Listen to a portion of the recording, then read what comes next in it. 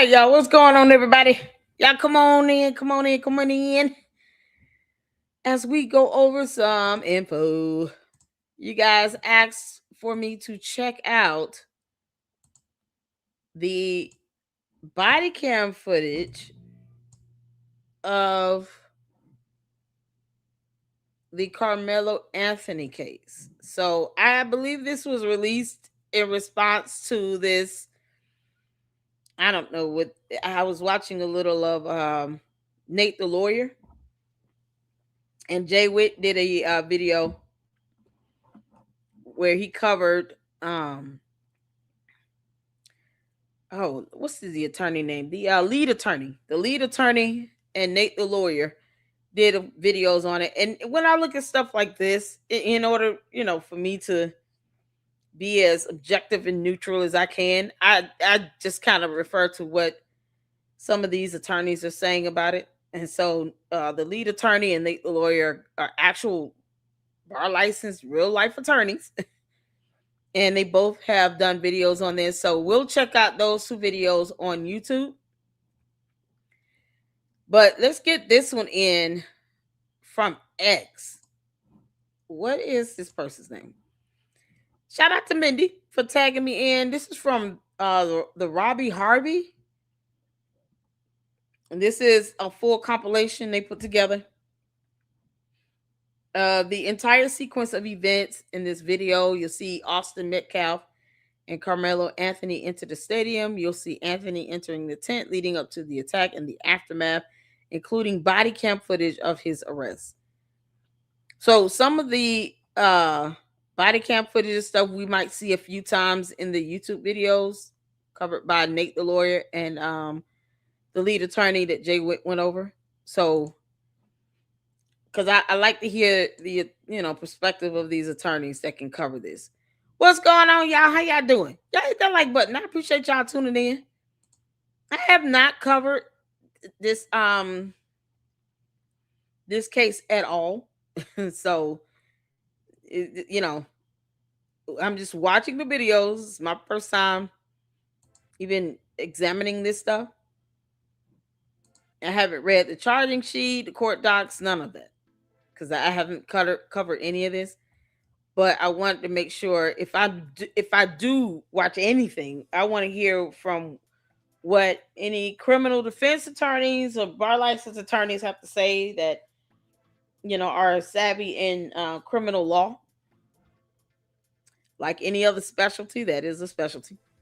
And so we got two videos and stuff, and I didn't want to be long with you. I just wanted to check out these videos you guys sent me. So what's going on, Bella? How you doing? Jeep Lady, how you doing? What's going on? Shout out to Mindy. Shout out to the mods, you all. CC up in here again. And how you doing, honey? Francisca back with us. Shout out to my mods. I appreciate you all so much. JP6. Let's see. I did tag you in a compilation piece. Yes, that's what we're going to check out now. I saw it. Nikki said, we are back. Hi, Tanya. How you doing? Good evening from Florence, Kentucky. Shout out to you, honey. How you doing? I hope the weather is up there treating you nicely. What's going on, Jim? Welcome back. Welcome back. I broke this to you. Did you the storyline here? Fit Lawyer ATL did one as well. Fit Lawyer? I never heard of him. Fit Lawyer. Fit Lawyer ATL. Depending on how long that video is, I'll check it out. If it's super long, then we'll just check out the two from the one Jay Witt covered with the lead attorney and the hers is 5 hours. Good Lord.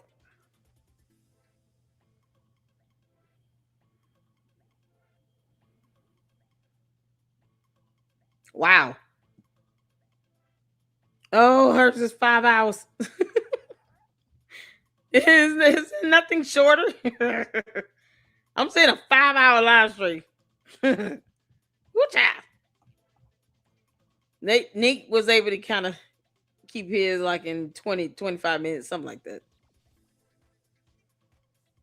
Jay Witt been everywhere. Jay Witt had Fit Lawyer over there on Jay Witt podcast. Oh, big bro. Let's see here. I'm just trying to see how long is her video. Oh, she did a live stream. Yeah, it was 5. Okay, we got one for 5 hours, and then one for 2 hours. Woo-cha! So y'all have to watch that in your own time. That one, those are long. Yeah, those are pretty long. All good. We got a couple. We got enough to get us, until the next live on at 9. Y'all ready to get to this? Lord have mercy. Katie, what's going on? Caught alive. Shout out to you. Hey, Saint. Just popped in to say hi. I can't watch this stuff. It's too dang heartbreaking for me to see two young lives forever change. Yeah, it's unfortunate. Because, I mean, these kids from high school, right? Carmelo Anthony wasn't even, 18 years old? Neither one of them? Both of them were high school kids. I have a kid, that's going on 18.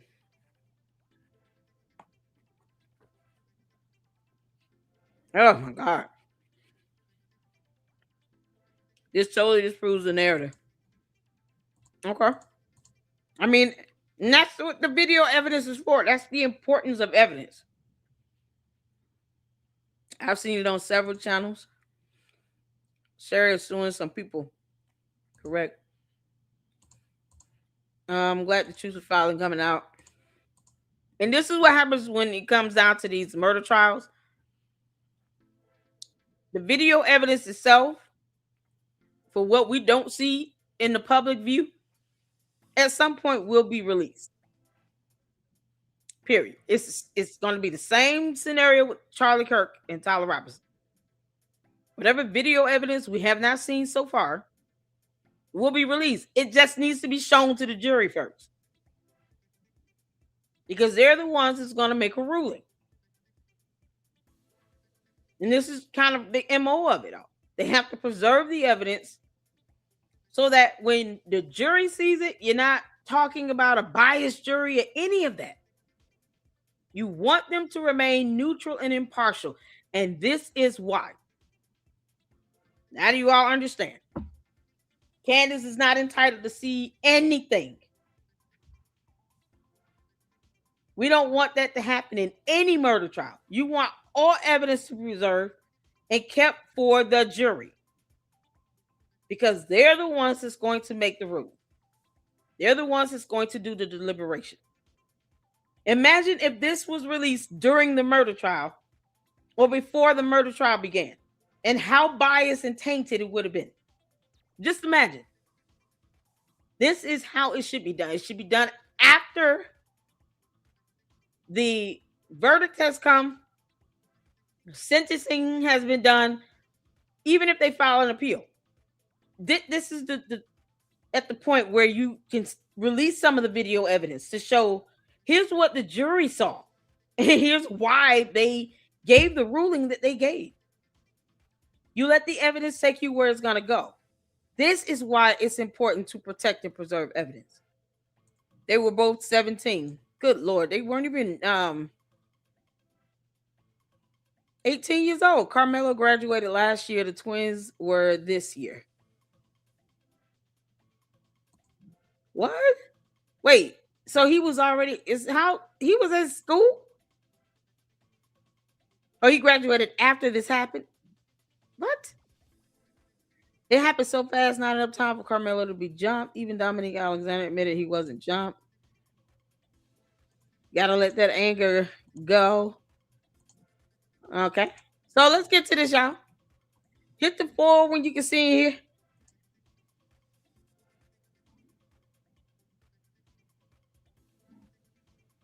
The sound is on. It's just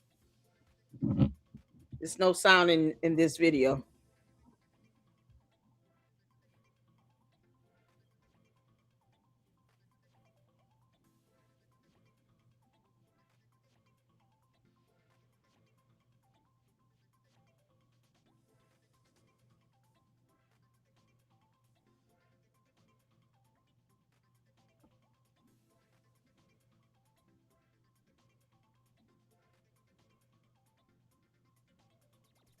Oh man, it was raining.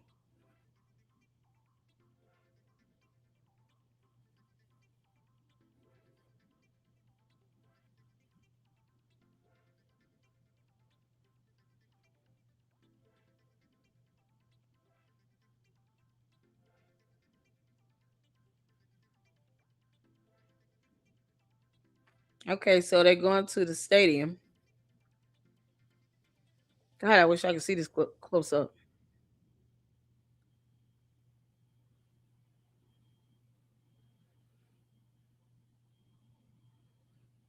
Okay, Carmelo enters the stadium there.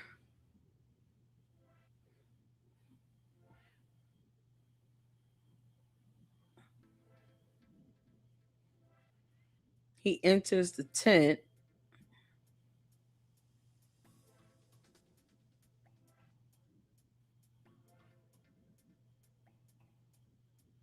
Austin Metcalf appears to move next to Carmelo Anthony.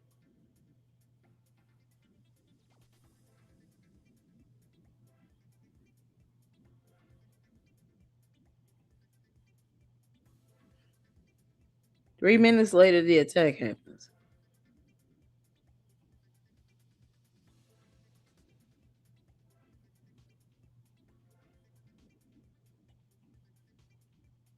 This him leaving? What was this over? What was the issue again? What was this over? How did we get here? He attacked him for what?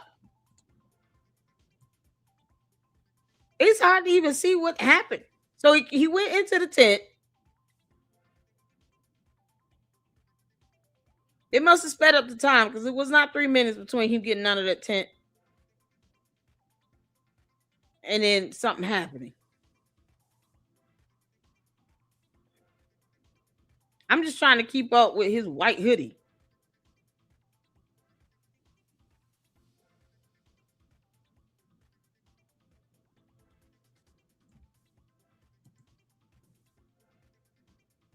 So he gets up, move next to him.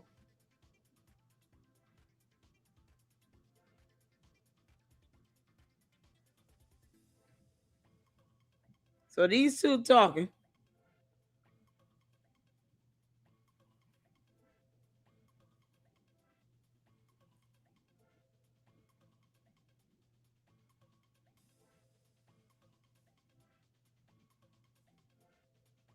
That happened so quick.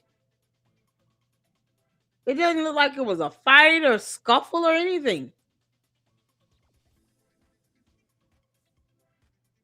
If he was able to, let me tell y'all something. Self defense means that you having to defend yourself for being attacked first. He was able to run away. He didn't have 3 or 4 dudes pinning him down.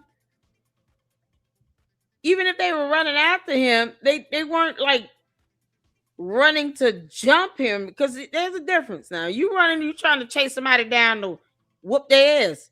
You running with some tenacity. You're not running with no phones, no bags. You running with a purpose. It looked like they were filming while they were running. That didn't seem like a lone scuffle.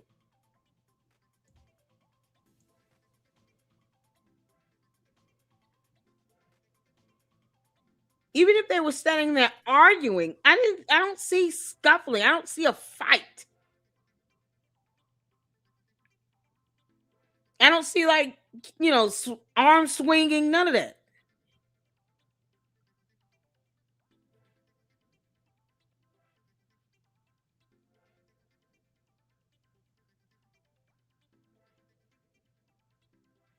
I saw what looks like a push, and that's it. Now he's running scot free. Look at this. If you're being jumped, you're not able to get away from all them kids that was under that tent. He was able to keep running.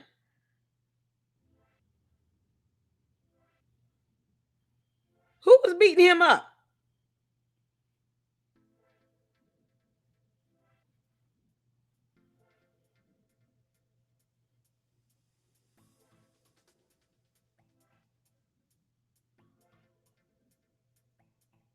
The boys that were chasing him, they went back.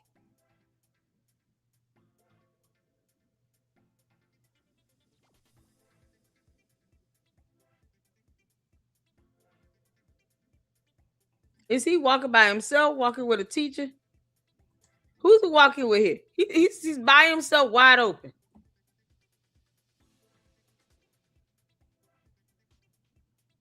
Who is he walking with? Who's around him? Right now, he's by himself out there on the field.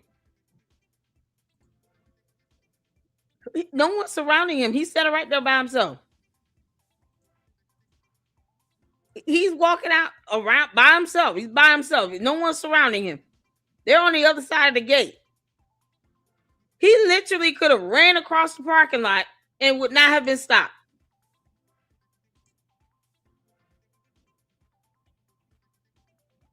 It's like somebody came up to him, but it's one person.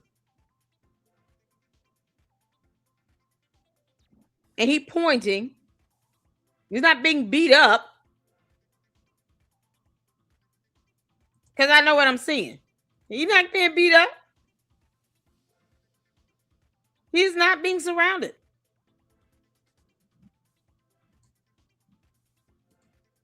He's standing there next to one human being. Look at this. So far, this bubble around him, there's no other person with him or near him. He walks across the track by himself halfway through. This whole time here, he's walking, he's by himself. They're not beating him up, dragging him or anything. Because when we think about somebody jumping and surrounding somebody, that's exactly what you're thinking about. You have a group of kids around him where he's barely able to walk around. He's walking solo by himself. No one is around him right now. We're talking about right now in this moment. You see anybody around him? Y'all see anybody around him? Is anyone near him? Right now, in this portion of the video, do you see anyone around him? Because if you go and do something like this, you go stab somebody. Why you sit there? If you're being beat up, you would have left, right? He would have left. He would have kept running. Because that's your fight or flight response. You're not going to linger around while you're getting your ass whooped unless you're incapacitated and unable to move. He's walking around freely right now. He don't look beat up at all. Because honestly, let me tell you something.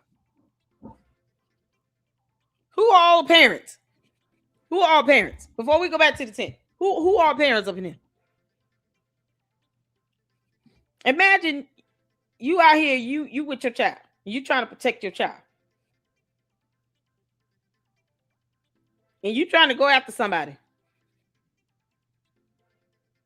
Okay? You trying to go after somebody. You with your kid. Because I'm giving the worst case scenario because I want you all to understand the severity of the situation. Worst case scenario, you are with your child. And somebody does this to your child right in front of you.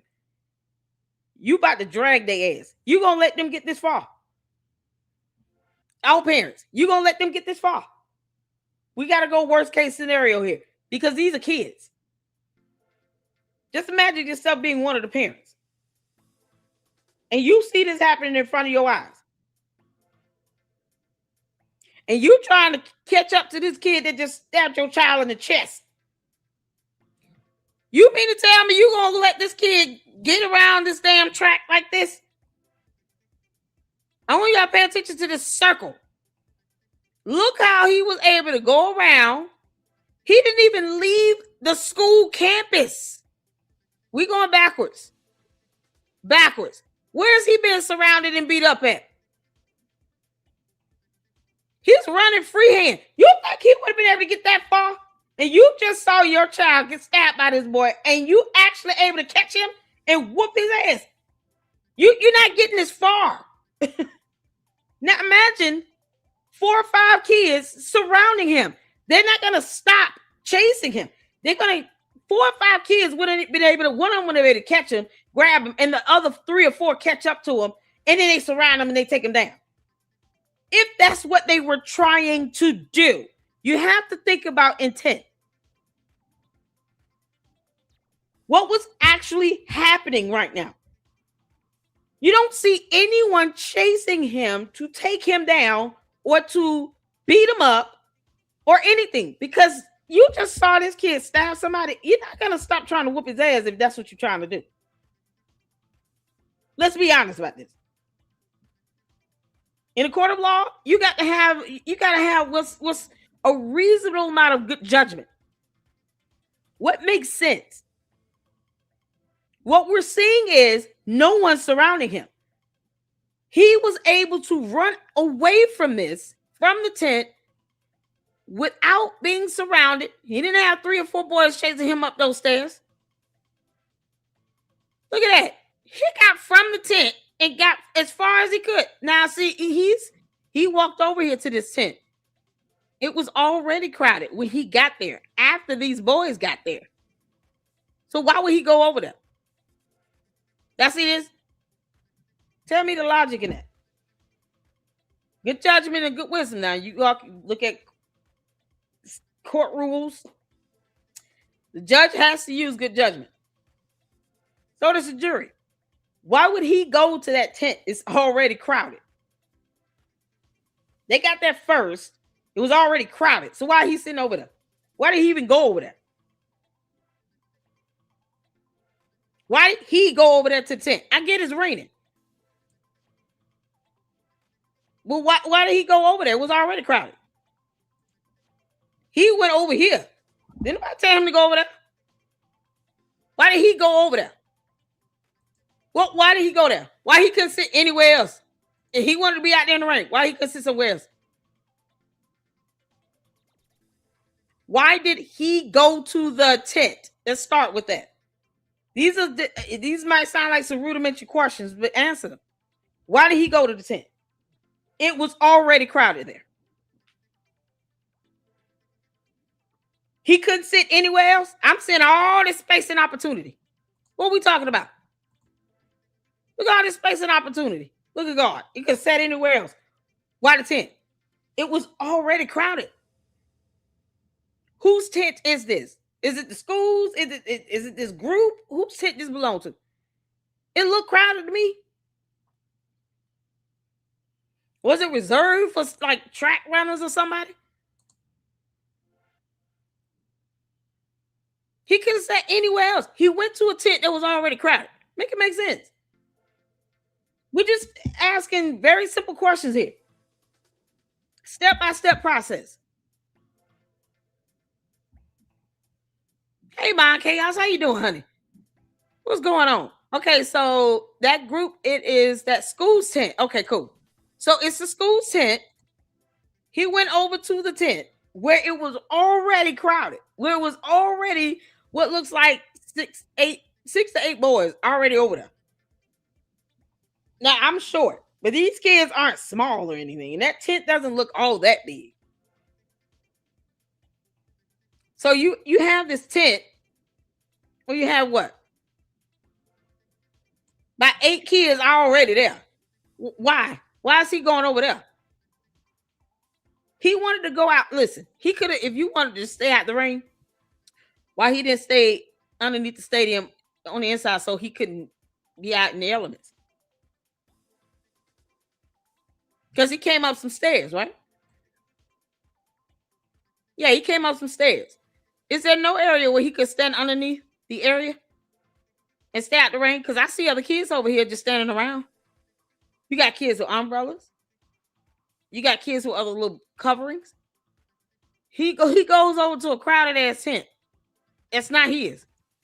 They were there first. He could just stayed over there.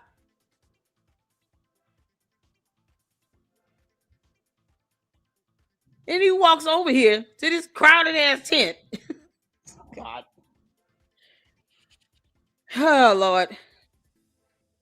Like he just sat down.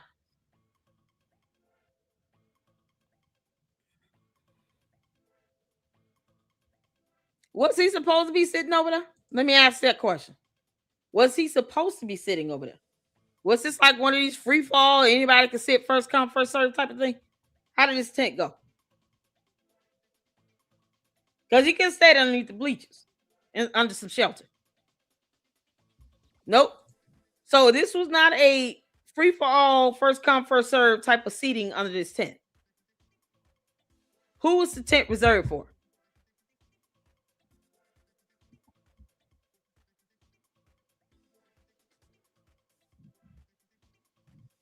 Is this tent reserved for a certain group of students?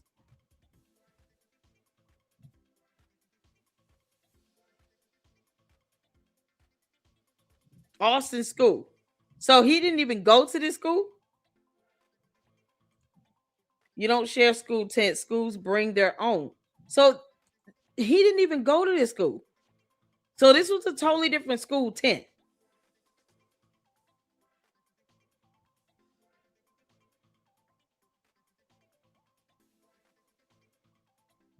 So this was Austin school. Carmelo Anthony does not attend the school. The tent did not belong to him or any group he is with. So he walked up to this tent and he's not a student, and this tent was not reserved for him or any group he's with. Correct me if I'm wrong. Because I'm just trying to make sure I understand this whole tent business. Correct? Right? Okay. I'm speaking about this particular tent where the incident occurred. Forget the other tents. It's irrelevant. For this particular tent, Carmelo Anthony did not attend that school. He came, looked like he's solo, but he's not entitled to sit underneath the tent, basically. It's not his school's tent. It wasn't his tent. It wasn't reserved for him in any other group.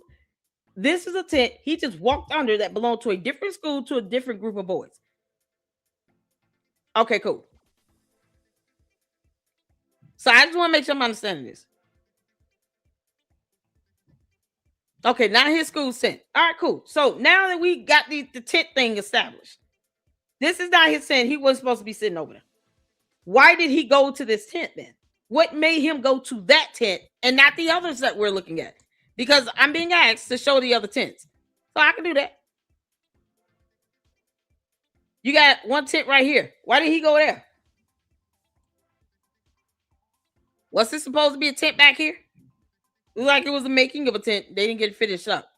It was like the covering of another tent that was supposed to be put up.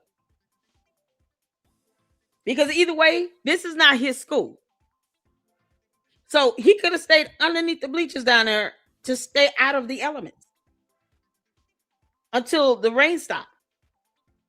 Because that's an option, correct? I see other students standing right here on the side under the bleachers. Why couldn't he just stand back here? He did not have a tent up himself. His school's tent was not up. So why did he just stand there underneath the bleachers out of the elements if he's staying out the rain? Why not go to this tent?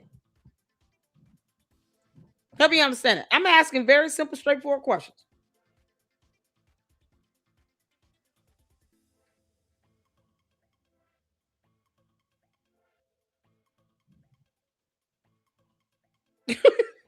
My chaos.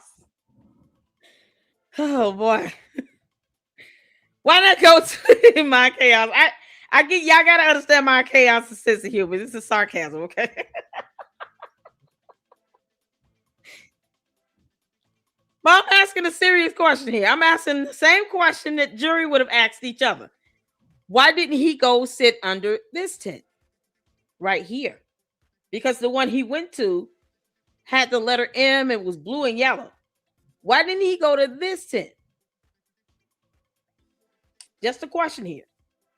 How does this tent seating arrangement work?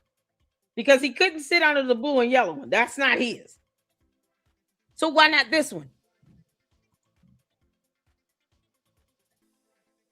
Why not this one? Can someone tell me? Why not that one?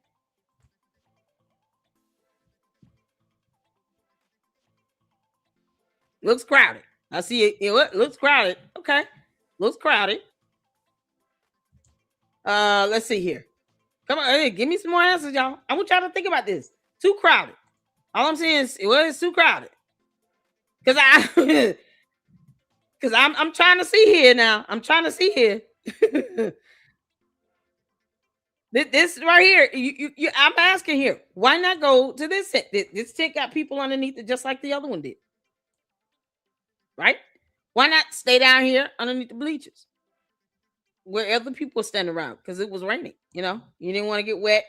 Maybe he melts upon contact with water. Who knows, right? So why not just stand there? You got on a hood. He a boy. You ain't got to worry about my hair get wet and my curls gonna fall flat. Like he ain't gotta worry about stuff like that. Do 17-year-old boys worry about rain that bad?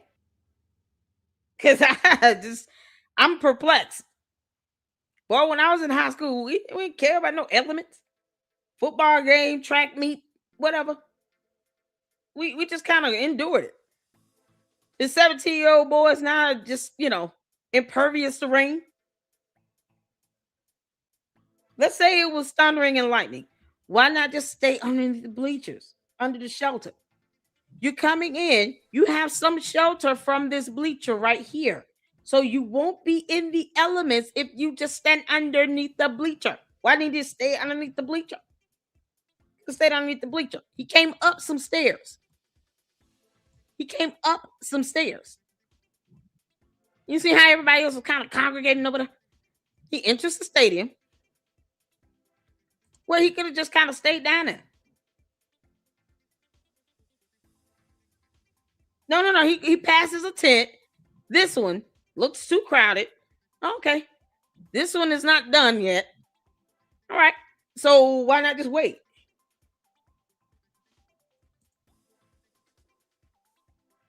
Why not just wait? Or go help put this tent up? Because people were putting up a tent. Look at God. People were putting up this tent. Why don't you just help put this one up and then get underneath this one? Am I correct in assuming that these standard ones here maybe would have been for Karmelo school? Or no? Help me understand this. Were these tents reserved for Karmelo school?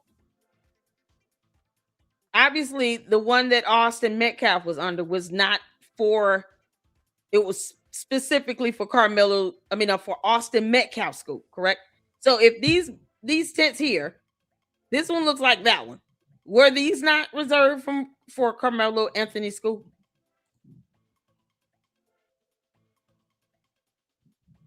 Honestly, don't know. JP said, yep.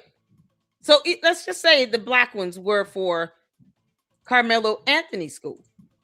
Why didn't he go help put this one up and then he would have had like a first come, first serve type seating thing? I'm just, you got to think now all the alternative ways to skin a cat. If the idea is I'm trying to get out of the elements, then get out of the elements. Don't go into the elements and then force your way into a tent that's not yours. It doesn't belong to you or your school. And you pass by one because, it's too crowded and all. Okay, we'll go help put this one up. And you go walk to the visitor school's tent that's not yours or the school's and just sit your happy ass down. And they're like, who are you?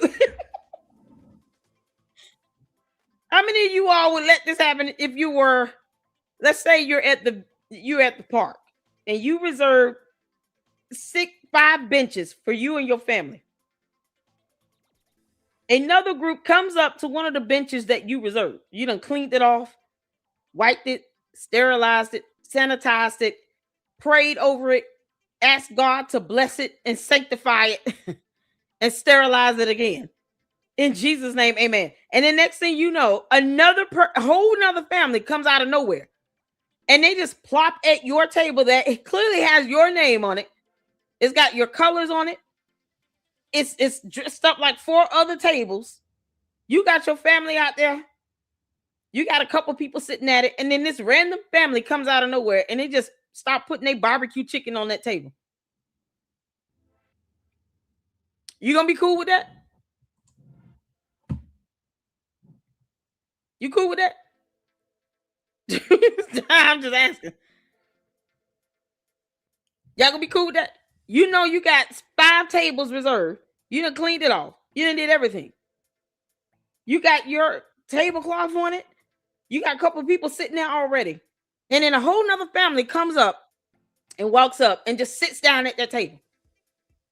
You're not gonna go to them and say, "Hey, we reserved this table. This is our table." You see the Michigan State blue yellow M on it. You see all the we got people sitting here. Like you can't sit here. These are ours. We reserved it. And then they looking at you like, do something about it. I'm not getting into a shoving match with them. But you're not gonna. You mean to tell me you're not gonna say anything to this family at all? Just came and just took your table. Somehow that's supposed to warrant someone being stabbed.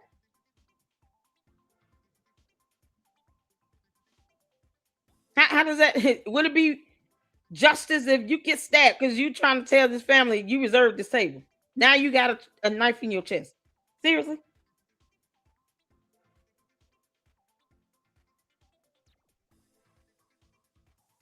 Like this makes no sense. Y'all, you understand how this is the same example of what occurred here.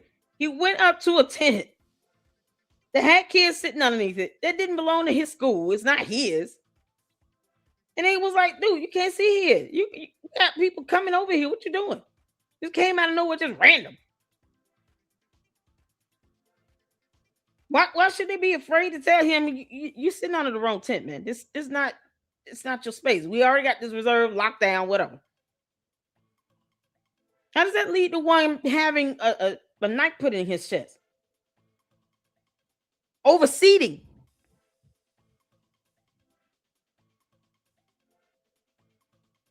This is crazy.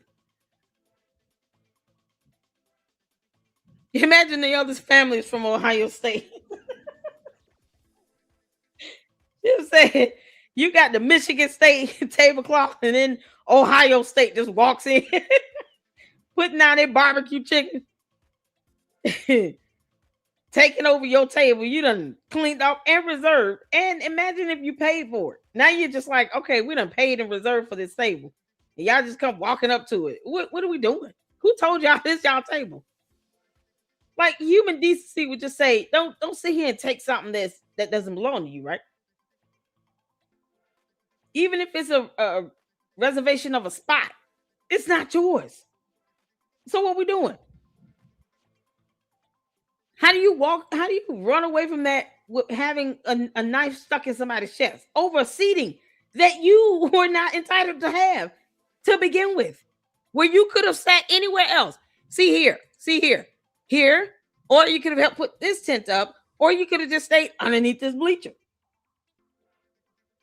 Because somehow these boys nowadays are impervious to rain and they melt upon contact with water. So they can't handle a little rain. So don't go out into the elements. Go under this tent, help put this one up, or just stand underneath the bleachers.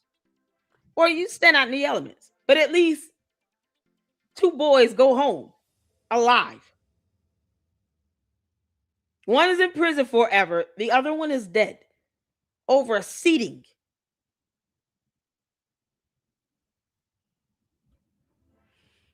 He couldn't sit nowhere else. Seriously? He just walked over here. They don't know who he is. So these kids did not know him at all. These kids go to two different schools. Austin Metcalf and Karmelo Anthony went to two different schools. They had no idea who he was. And he just walked up to this tent and everybody like, what the fuck? Who is he? Hey, this your cousin? Your brother? Something? Who are you? Wouldn't you ask that? You got a reserved spot, you got a tent and everything, and you see this random person to walk up to it. When you say, who are you? How does that warrant a knife in the chest?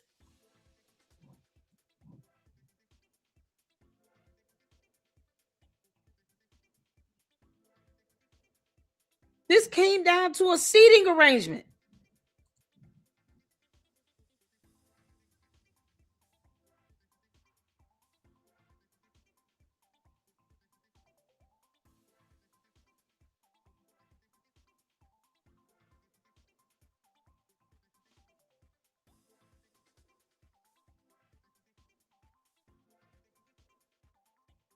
I don't see where he's surrounded right here. He run away, but then he goes around the fence and onto the field as opposed to through the parking lot to go home, wherever that is, or to his car or whatever. He stayed around. So if they really wanted to just whoop his ass, they would have just kept running after him, saying that he was running into the field. He didn't go into the parking lot. He didn't go hop in no car. None of that. He didn't go back into the school building. He just ran onto the field freely. No one's trying to pin him down. You don't see 3 or 4 boys trying to pin him down. I want to stop running after if I really want to whoop his ass. He said he was being beat up. Where? What was he being beat up over here? I don't see any commotion except between him and that young man. And I think the rest jumped up because they figured, like, what just happened? This boy just fell. And he is running. From a tent seating position, he didn't have to sit in. Come on now.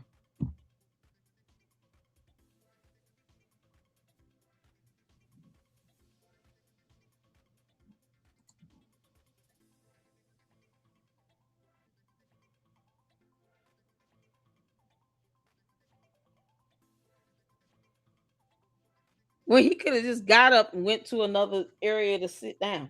Or if he would have said, "Hey, do you all mind if I sit here? I'm just trying to stay out the elements and I gotta go out to the field in 5 minutes." No. You just sat there, didn't move.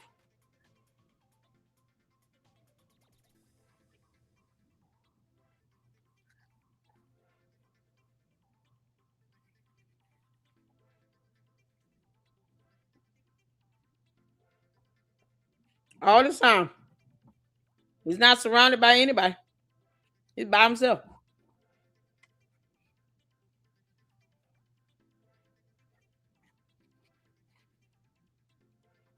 If they really want to beat him up, they would have jumped that gate. Forget trying to run around. They would have just jumped over the gate and just came all at him at once.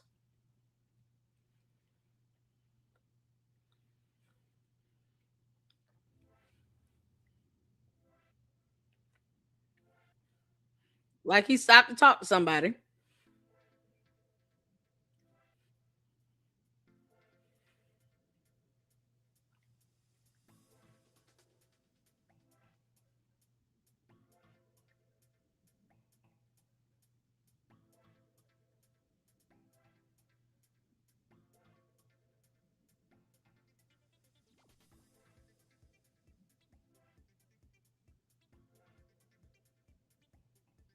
I just saw a kid jump the gate. So if they really wanted to beat him up, wouldn't this be the time to do it? Wouldn't this be the opportune time to do it? This man, he's not surrounded at all. If they really wanted to jump him, wouldn't they do it right now? By himself. He's been walking around for at least 2 good minutes. Wouldn't they just jump him right now? If these 3 or 4 boys, whoever these kids are that he said he was surrounded by, if they really wanted to jump him and beat him up, wouldn't they have done this by now? Seeing that he has been walking around this field by himself, no one has pushed him, pulled him, nothing. Wouldn't they do that now? Because now they would be acting out of defense. They'd be mad. They see their friend got something in his chest. And if they really wanted to just jump him, they had opportunity to do this for the last good minute. This whole time. They could have just all ran, 3, 4 dudes could have just ran up on him and beat him up right now. This whole time. Amazing how he's just kind of freelancing.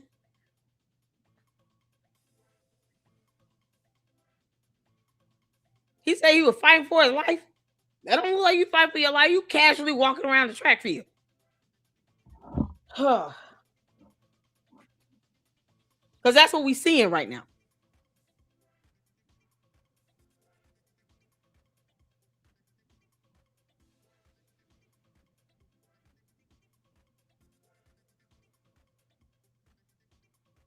You can't make this up.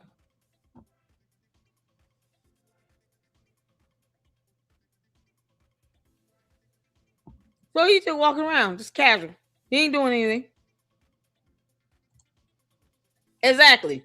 If JP6, wouldn't that be the prime opportunity for 3 or 4 boys to go jump him and beat him up after they see what he has actually done? If they wanted to, they could have already jumped him right now.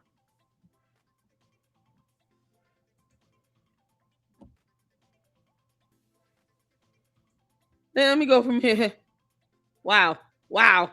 This is 2 good minutes from the time he ran out here. I want y'all to pay attention to the time frame. We're at 2 minutes, 1 second.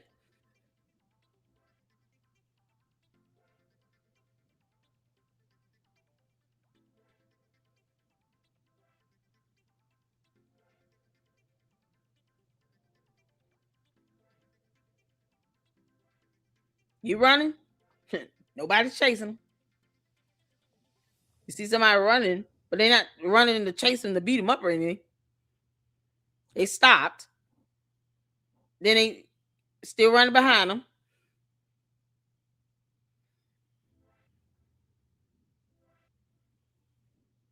But you see how they stopped? All the space in between him and these boys. Nobody jumped anybody.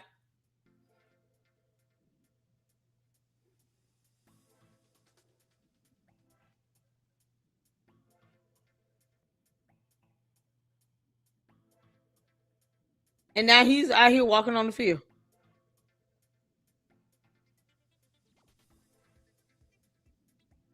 You can't make this up.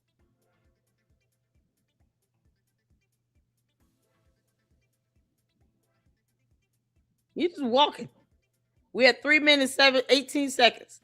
So it's been a minute, 18 seconds. If 3, 4 boys wanted to jump him, they would have done it. Boy, this is something else.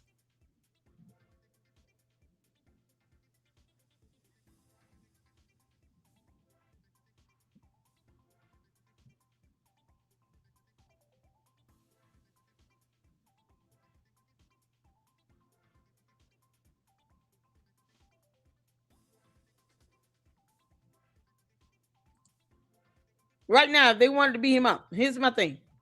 If they wanted to jump him right now, they can. We're at 4 minutes. It's been 2 full minutes since the incident. They could have just jumped the fence and did it right now. These kids nowadays, let me tell you something. You think these kids would have hesitated right now if they wanted to just jump them, to hop over that fence and do it right now? It's been 2 whole minutes. They've had 2 whole minutes to jump him and beat him up. He's been walking freely. You see him walking freely. Who's blocking him?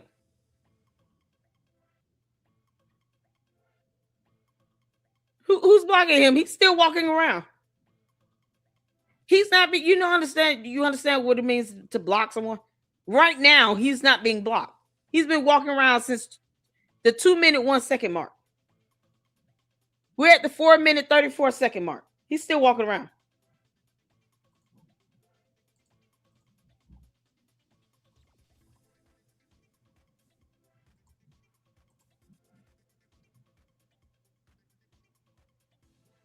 Right now, he still could. They still could have jumped him right now.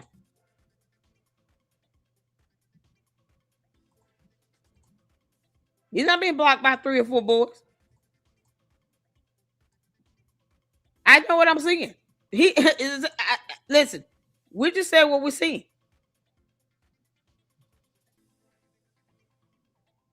What are these boys that was jumping him and beat him up?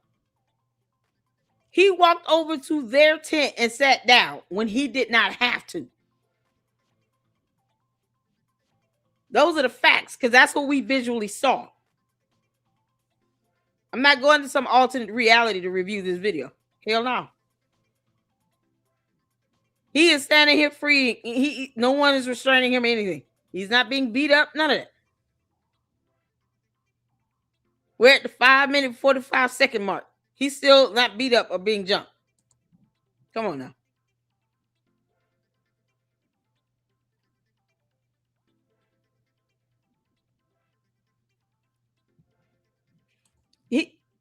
I could say for somebody to not let somebody leave, but he's saying that he was being jumped. When you claim self-defense, it's like the old adage: the punishment has to fit the crime. In order for you to try to justify defending yourself with a knife being plunged into somebody's chest, the assault itself needs to be on a level of severity that would warrant such a consequence. A shove, or even just a confrontation from somebody, because you walked up to their tent that did not belong to your school at all. They didn't invite you over there. You just went over there and sat down. They told you you can't sit over here. You're going to have to sit somewhere else. And he just chose to not move. How does that justify a knife in a chest? It would be different if he just punched the boy punched him, and then they both got a lick in. They would have just broke that up, and then they both would have went on, and they still would both be alive and free with their liberty. You're talking about a knife into the chest. It is unreasonable in the eyes of the law to say I'm defending myself to the point where I had to pull out a knife and put it in someone's chest to defend myself based on what we just saw with our own eyes. That looked like a shove. And he didn't even have to go over there. He could have just stayed away from that damn tent altogether. He was not coerced into that situation. There was no scenario that warranted him to go to that tent. It did not belong to his school. So there is no justification you can provide to excuse him going to a tent that did not belong to him or his school. And when they tell him you can't sit here, then he decides to be defiant and doesn't get up when he didn't have to go over there in the first place.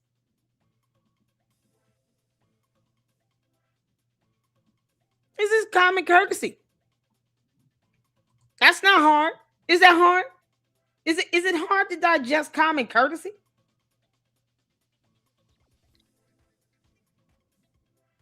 You gonna do something like that and you see a kid on the ground, I wouldn't let him leave either.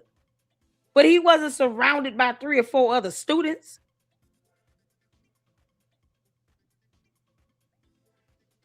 This whole time, if these kids, they not studying what these teachers saying nowadays. If they really wanted to beat him up, they would have just jumped that gate. 3 or 4 would have jumped him and been done with it. But they didn't do that. I saw this boy able to run up, run down, and run around, go around into the field. Even if he was told he can't leave, you can't go nowhere because you just put a knife in someone's chest. Of course you can't go anywhere. You think you're supposed to be able to go home after that? What the hell? Can't make this stuff up. Unreasonable reaction to someone shoving you because you went to their tent that did not belong to you or your school. That's unreasonable for your response to be, I'm just going to pull out a knife and put it in your chest. Are you? So you saw your kid get stabbed in the chest. You going to be cool with that, Melvin? I'm just trying to get your thought process here. On something that could have been avoided altogether had he just either gotten up. Let's say he was confused. He gets up and then he goes to another tent. Oh, my bad. This is my first time here. I didn't know. He chose to not even get his ass up. What you mean?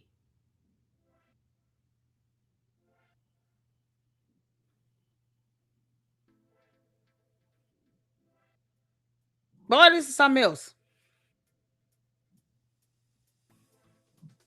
He could have just got up and went to another tent. What does he do? Keep sitting there. He was there for all of 3 minutes.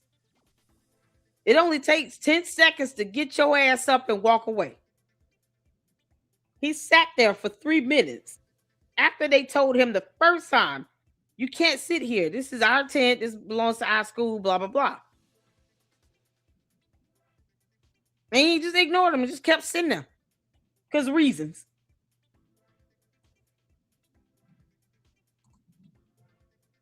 Child.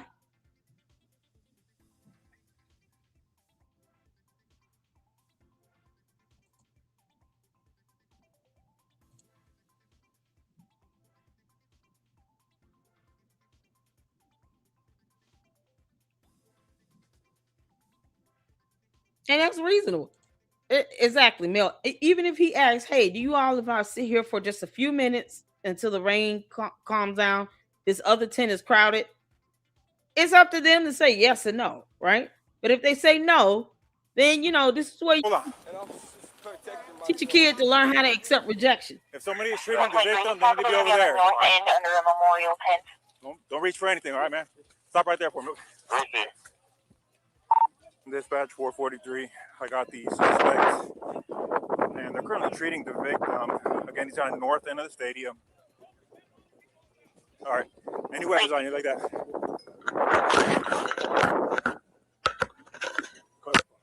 Oh, look here. How long? I know I'm not. 4-4, copy. I'll be in route. Help me, y'all back up a little bit. Come over here for me. Come over here. I'm gonna put your handcuffs for now, okay, bud?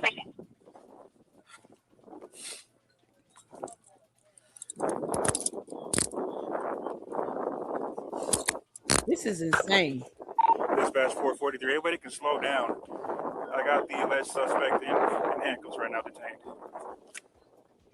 Everyone else can slow down. Suspects detained in handcuffs. Hold on. You can open up the channel, and medics are clear to come in. Have them come to the northeast entrance. That's gonna be a gate that's wide open there, and then you come to the victim from there. He could have just got up. My God. This is the alleged suspect.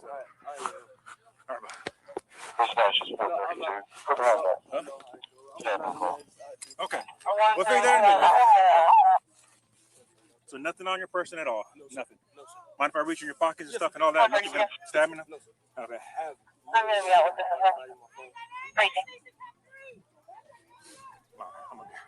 A little personal there, okay? Just... And I did notice that, Melvin. That's why I don't understand why he just couldn't leave. That's why it's even more of a reason why he should have got up and just left. So it's no longer raining. I mean, I don't know why 17-year-old boys would sit here and be scared of rain, but whatever. But now, at the moment the incident occurred, because he was sitting there for 3 minutes. From the moment he got there to the moment the incident occurred, it was 3 minutes.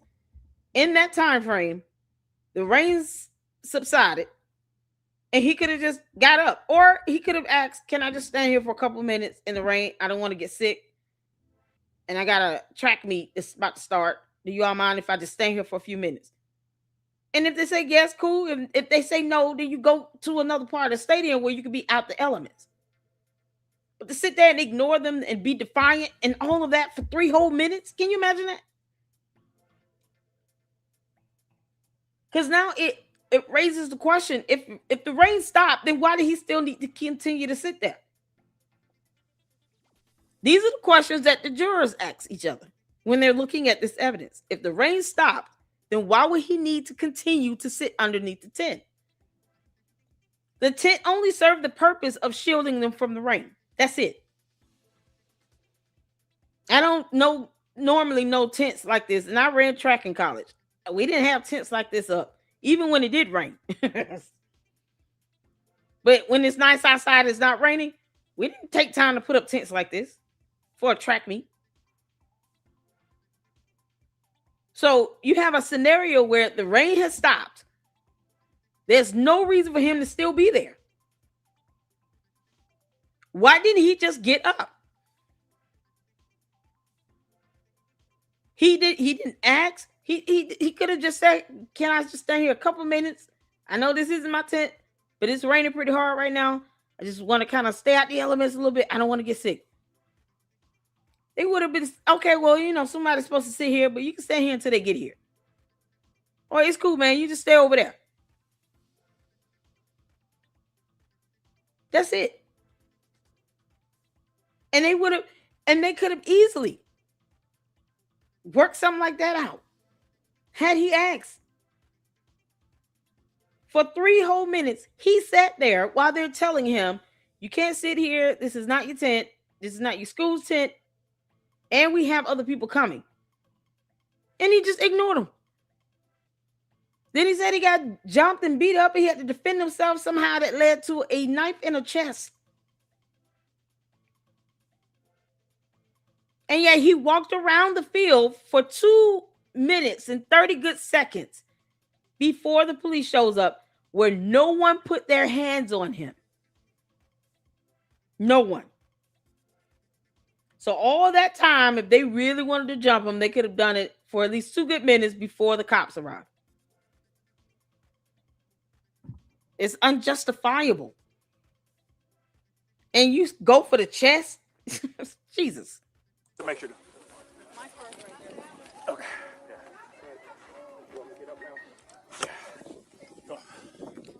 All right. The victim's going to be underneath that tent over there, so I'll get medics. And it's not even raining right now. Memorial tent over there, guys. All right. Yo, this is crazy. I told him not to. He put his hands on me. What's happening right now? Victim is over here on the north end. They got staff standing to him right now. This is the latest suspect. Already? No. We searched them. Got nothing on. I don't know what happened. 423. Checkers everything about CPR progress for a witness. Freezing. You know the wrong thing. Freezing.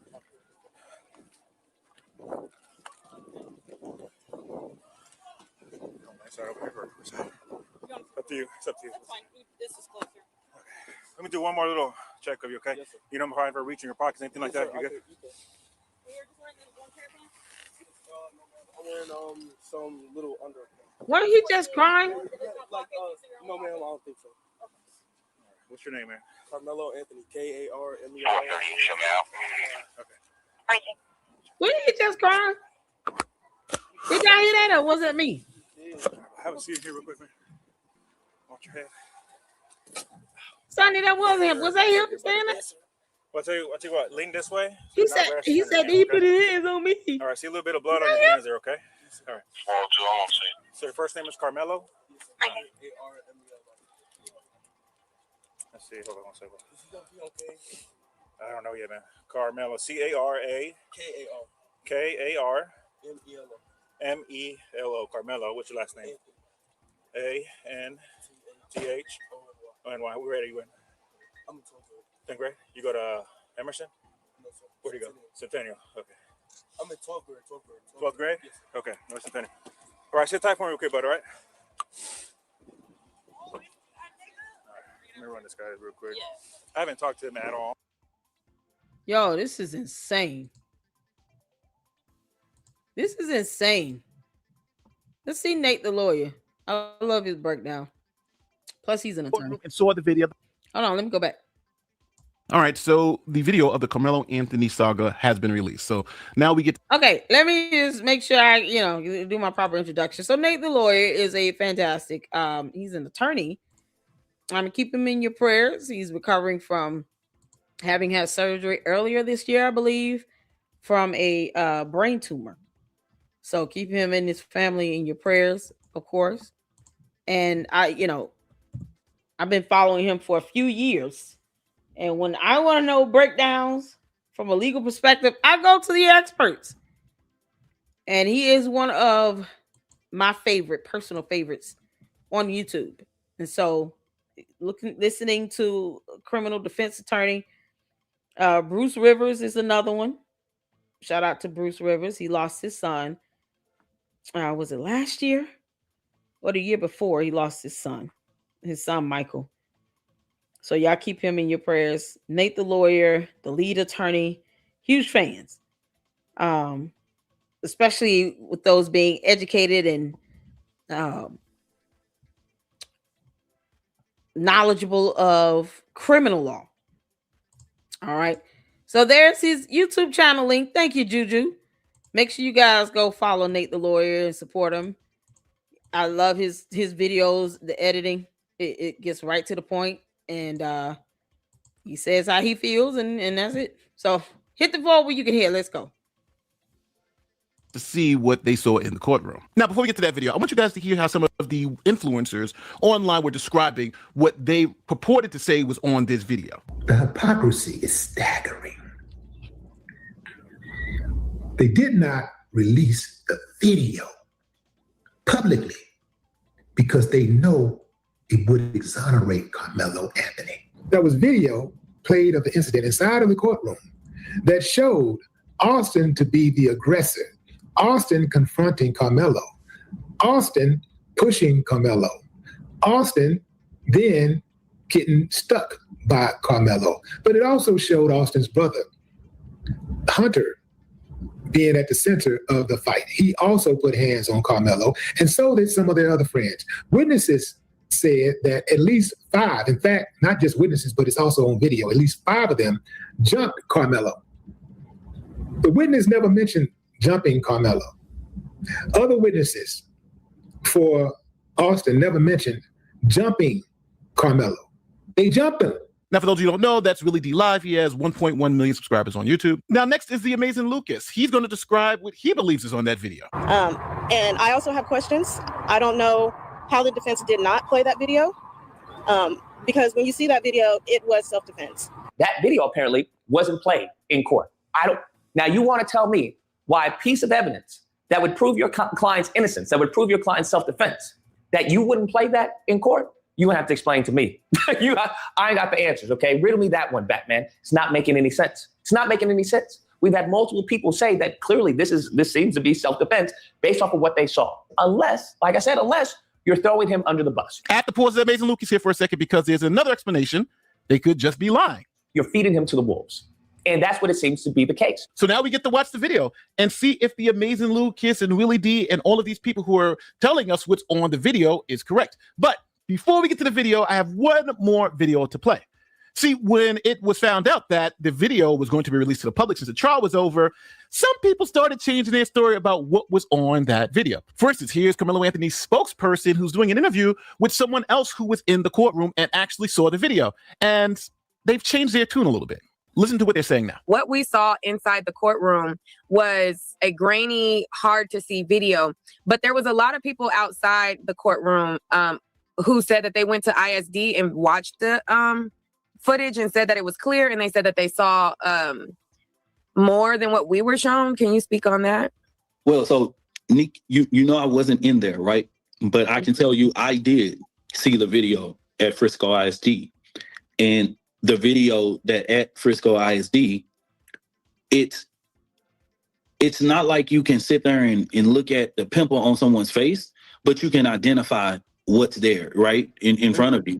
And so what has been described to me, you know, is like, no, you could at least kind of know and count how many people right there. You know, well, you can count how many bodies, but we can't see like faces. You know what I mean? Like we could see like, okay, somebody sitting right there, somebody sitting right there, but we couldn't see like Karmelo in Austin's face, or you know what I mean? It just was like kids there. Mm-hmm. Some people were saying that they were able to see him getting jumped. I couldn't see that. So I was wondering if you guys saw something different. No. It's not. I didn't see that with that video. No.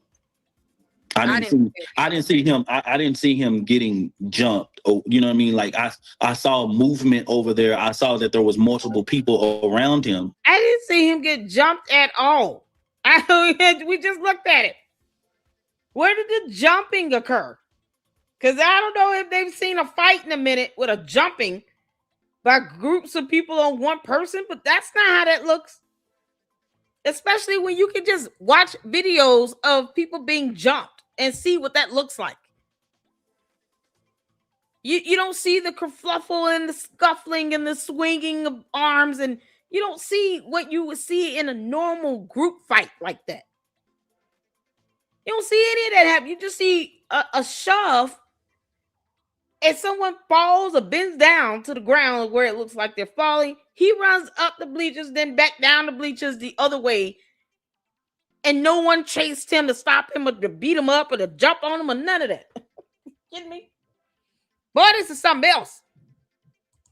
Sometimes it's that's why I said in the court of law, you still have to use good judgment and wisdom. If you don't know what a jumping looks like from like 4 guys versus 1, then watch examples of what that fight would look like and what you probably should expect to see. Some of the aspects of a group fight are going to be consistent. You're going to see some arm swinging. You're going to, see people pushing, shoving, and it'll be multiple kind of happening simultaneously at once. You didn't see that. You didn't see the aspects of what we expect to see in a group fight. Something people can just Google. You don't know what a group fight looks like? Look it up. It's that simple. That way you can get an idea of what should I expect to see. It's like somebody saying, it looked like to me somebody was changing a tire. Well, what does it look like when you see someone changing a tire? If you don't know what it looks like to see someone change a tire, then you don't know what to expect. I'm not saying every group fight is going to be the same, but there's just certain things, foundationally speaking, that are going to be consistent. Does that make sense? Hit the 4. Someone changing a tire, foundationally, you expect to see them bend down towards the car and take some knobs off of a rim and remove a wheel or the tire itself. Like certain aspects of somebody changing a tire is going to be pretty much consistent. You don't know what that looks like at all. You can't say, well, I saw someone bend down and change a tire. Do you know what a person looks like changing a tire? You know what to expect when you see someone changing a tire? What do you expect to visually see? That's kind of the same concept you have to have when it comes to certain stuff like this with this video evidence. What do you expect to normally see when you see a group fight? It's not what we saw. And sometimes that group fight will carry you away from the bleachers. You might just get a couple people chase after you. Because they caught up in this, all this testosterone and adrenaline flying all over the place. You got 17, 18-year-old boys out there. A fight is a fight. If they fighting, they fighting. It would have taken several people to break that up. You talking about 4 or 5 boys fighting each other. It would have taken at least 10 people to break that up. Because you got to imagine now, either people going to get caught up in it or they're going to be able to be strong enough and big enough to break it up. So if 5 people fighting, imagine 10 people trying to break it up. Because you don't know how big and strong and heavy some of these kids are. But that's if you know what to expect when you see a group fighting. Then you know, okay, well, I should expect at least double the amount of people to break this stuff up. We didn't see that type of crowd or anything going on.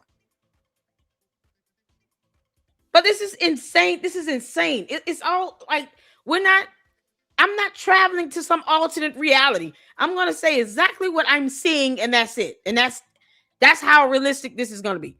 I'm not going into La La Land for a video where it's very obvious he didn't even have to go over there to the tent in the first place.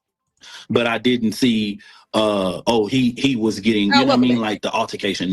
No, it's pretty incredible because this is Carmelo Anthony's spokesperson, and he's saying the exact opposite of what all these advocates are outside saying, that the video is clear, he was getting jumped, how much detail they can see.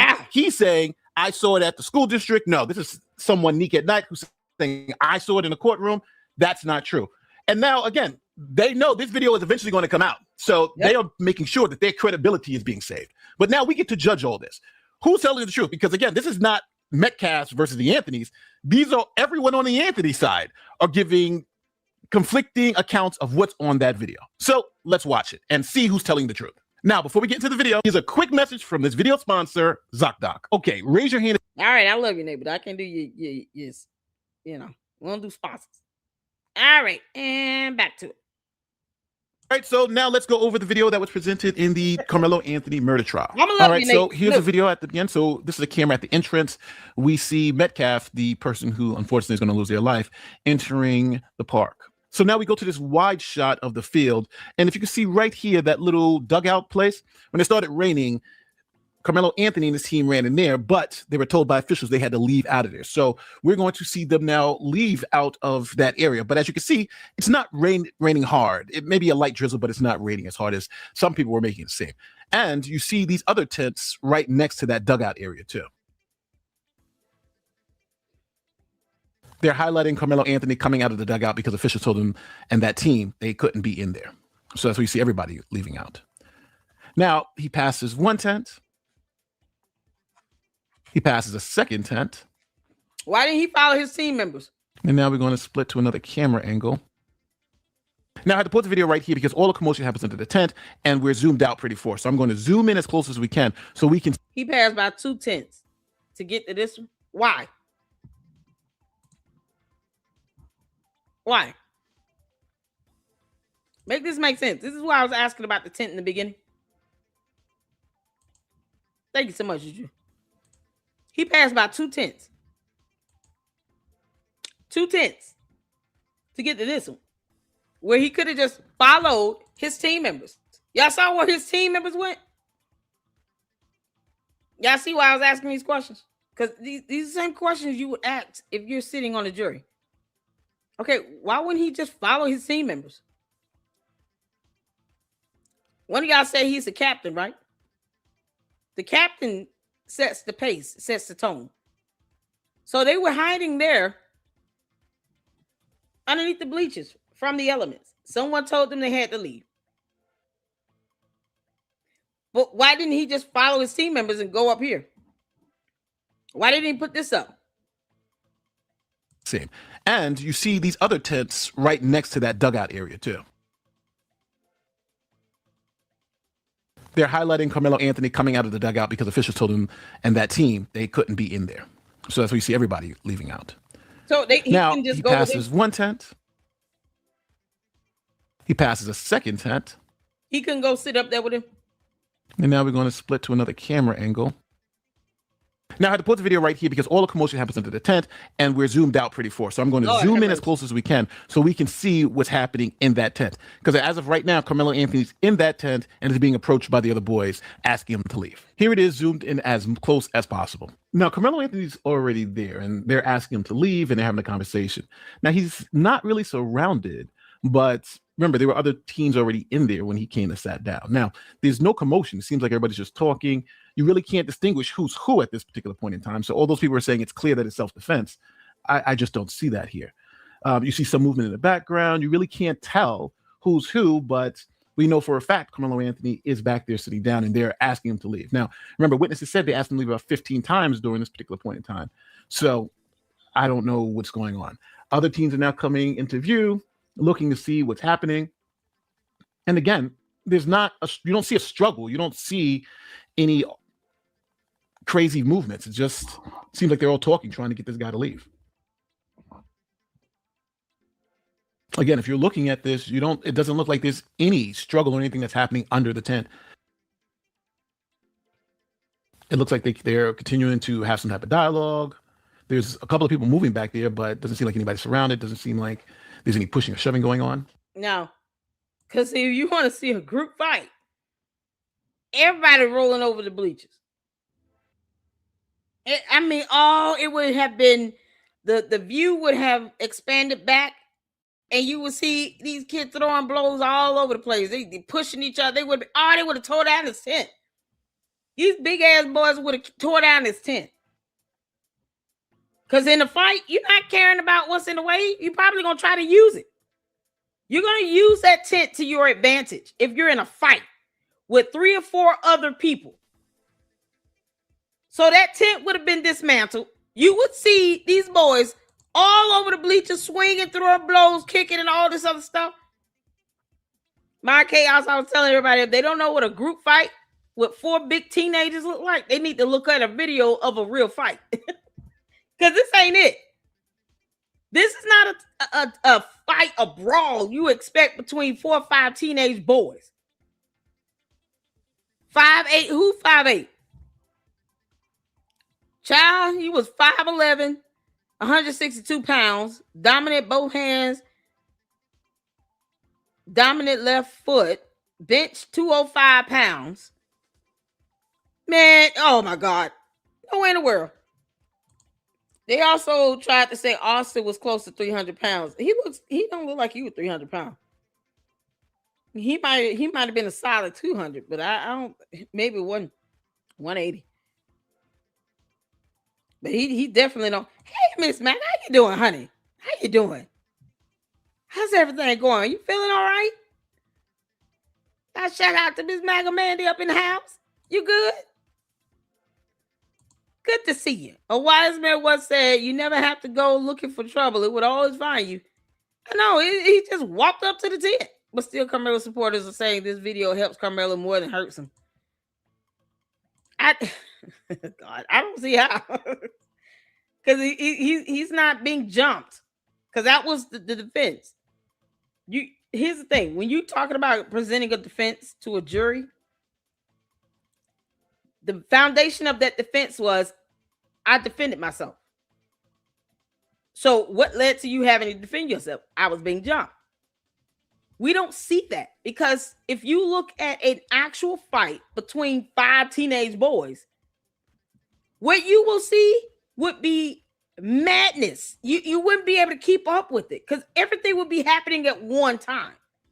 You see like a couple boys fighting here, a couple boys fighting here, 2, 3 fighting here. It would be all over the place.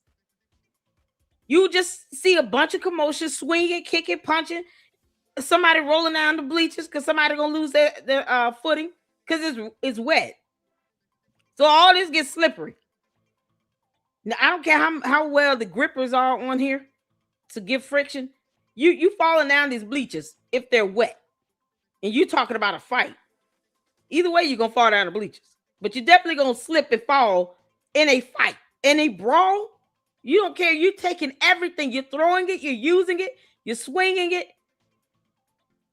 Because now you're fighting everybody. If it was 4 against 1, he would have just been swinging erratically just to keep 4 guys at bay away from him. And they could have gotten him while he was sitting down. So if they really wanted to attack him, wouldn't they just start punching at him while he's sitting down? I mean, if they really wanted to do that. You're not going to wait till he get up, run up the bleachers and stuff. He got a knife in his hand. And then now you want to try to jump him. We would have seen him on the ground. 4 guys jumping him. They would have been punching on him, hitting in his head. He would have got knocked out at least once. This is not what you see in a fight or a brawl with someone getting jumped. If you want to know what that looks like, you got to look it up. So you can see what to expect. This is not it. This is not real life at all. This is on an alternate planet in the alternate universe. But not here on Earth amongst humanity. No. This is not a fight. Child. Ooh, child. Now, at this moment, you can see a push. You can literally see a push, and you can see Karmelo Anthony, what looks like a push, but actually stabs the kid, and then he exits the tent. Now, they're going to highlight him here, and he's going to run away.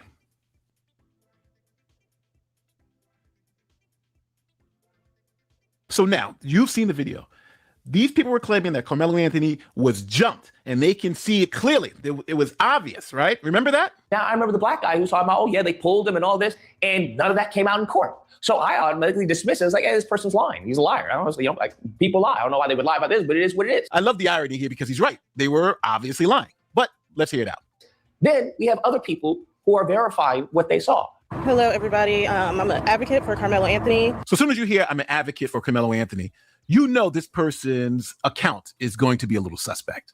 But She could be telling the truth. So let's hear her full account, because again, you just watched the video, and let's see if what she says aligns with the video. My name is T, and when I went to see the video, they asked if you want to see it from either 2 minutes before the stabbing or 11 minutes before. So I chose 11 minutes.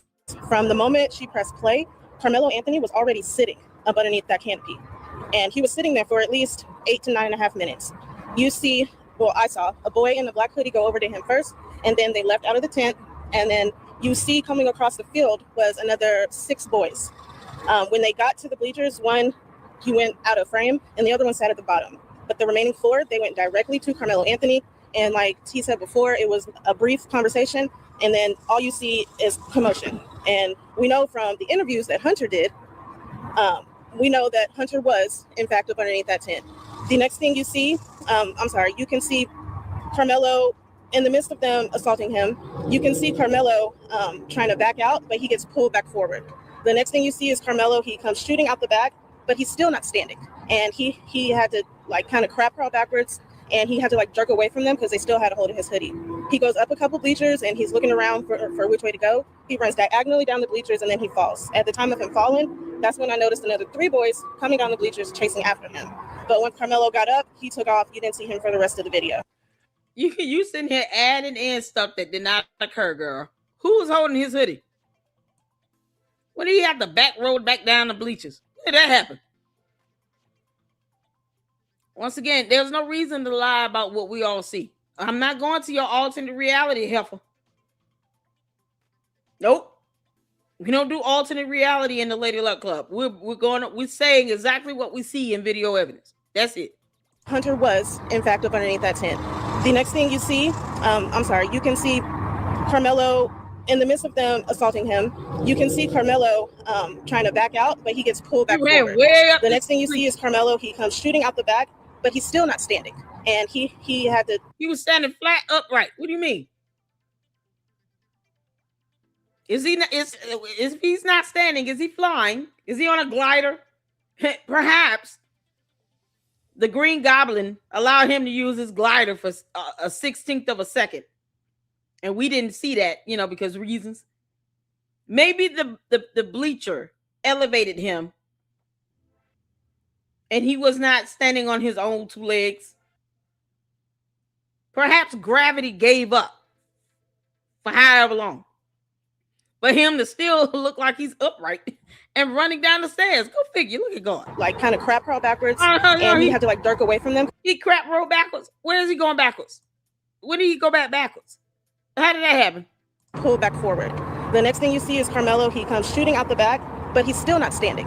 And he had to like kind of crap crawl backwards, and he had to like jerk away.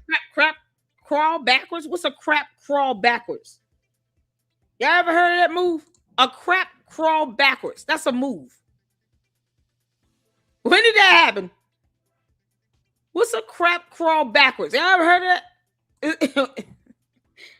Maybe that's some turtles do or something. Girl, a child lost his life. Let me tell y'all something. I'm apolitical here, and I'm not looking at race. I'm looking at 2 17-year-olds. One is dead, and one is in jail forever.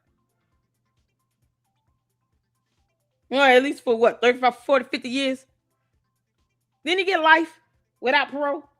How did this go? 2 kids that will not be going home. And you sit here talking about a crap crawl backwards. I speak as a mama. I would never want to see this amongst children, period. They 17 years old, both set to graduate. What you mean? What is a crap crawl backwards?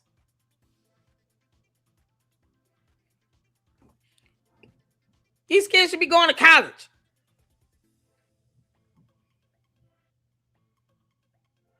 I have 15 to 18 years. He got 35 years, 17 and a half years to parole. Oh, Lord. What's a crap crawl backwards? Anybody heard of that move? I'm looking at the words here. Y'all see that? Crap crawl backwards. What does that mean? What the hell is going on? Why is she making stuff up? We don't even know what that is. What type of move is that? This was so unnecessary. What is clown back here? From them because they still had a hold of his hoodie. He goes up a couple bleachers and he's looking around for which way to go. He runs diagonally down the bleachers and then he falls. At the time of him falling, that's when I noticed another 3 boys coming down the bleachers chasing after him. But once Karmelo got up, he took off. You didn't see him for the rest of the video. Now, this is a master class in lying because what you do is you sprinkle your lies in with the truth. So it's harder to dissect because as soon as you say she's lying about what she observed, other people will say, well, no, he did run diagonally down the bleachers, which just happens to be true. But the lies that she wove into it makes her account totally fraudulent. Now, compare what she just said to other Karmelo Anthony advocates who were in the courtroom and saw the video themselves. What we saw inside the courtroom was a grainy, hard to see video, but there was a lot of people outside the courtroom. It's not like you can sit there and look at the pimple on someone's face, but you can identify what's there, right, in front of you. And so what has been described to me, you know, is like, no, you could at least kind of know and count how many people right there. You know, well, we can count how many bodies, but we can't see like faces. You know what I mean? Like we could see like. I'm gonna tell y'all right now, I couldn't count bodies. I was just keeping up with what was circled around and highlighted. This whole time right here, I see what looks like 1, 2, 3 bodies, maybe 4 right there on that row. I'm really not concerned with anyone else because the kerfluffle occurred between these 2. That's it. So I'm more so just concerned on who's on that back row because we can see in the front. No one moved until that was a shove, and then he ran up. That's when these people in the front got up. So otherwise, they were no threat. They sat there the whole time. Funny how, you know, they think that he was jumped, and these kids are not even moving. So now you can jump people in your mind. Perhaps that jumping someone does not physically occur until he ran off. Then that's when they jumped him. When did the jumping occur? Because they're not moving. Y'all see them moving? I don't see them moving. Can't make this up. Okay, somebody sitting right there, somebody sitting right there, but we couldn't see like Karmelo 1, 2, in 3 Austin's bodies. face. That's all I Or, see. you know what I mean? It just was Nothing like blurry. kids there. Mm-hmm. Some people were saying that they were able to see him getting jumped. I couldn't see that. So I was wondering if you guys saw something different. No. It's not. I didn't see that with that video. No. So Karmelo Anthony supporters on both sides telling very different stories. And I'll say this, now you know who you can trust. Now you know whose story lines up with the evidence. And it also exposes how these rage baiters work. They take pieces of the truth and then splash it with these extra details that are obviously not there. And remember, Karmelo Anthony's camp was saying, we can't believe he was convicted because the video clearly shows it was self-defense. It clearly shows he was being jumped. It clearly shows that he was being pulled back in even when he was trying to escape. And now that you've seen the video, you know all of that are lies. They were just lying to you. And no matter what I present in this video, there's going to be a contingent of people who are going to believe the lies over the absolute truth. Why? Because they want to believe the lies. Karmelo Anthony is a convicted murderer. And he's a convicted murderer because he killed someone in cold blood for touching his shoulder, for the push you saw on this video. Period. End of story. Now watching it, I think 35 years was justified. I think you can justify this 35-year sentence. Then eventually somebody said, hey, it's time to go, and pushed him to say, get out of here. And he stabbed them to death. That gets 35 years in prison. Now, I will say, earlier I was advocating that this could be manslaughter because it could be a heat of passion. But now after physically seeing the video, no. This kid's a murderer, and he got what he deserved. Tell me where I'm wrong in the comment section. As always, my name is Nate the Lawyer. I'll see you on the next one. Peace. Oh, Nate, we love you, honey. All right, so for those of you... Okay, what is he doing this again?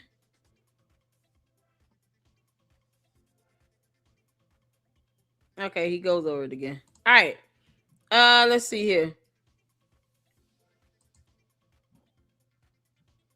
Word of the parents. Notice every little movement, every...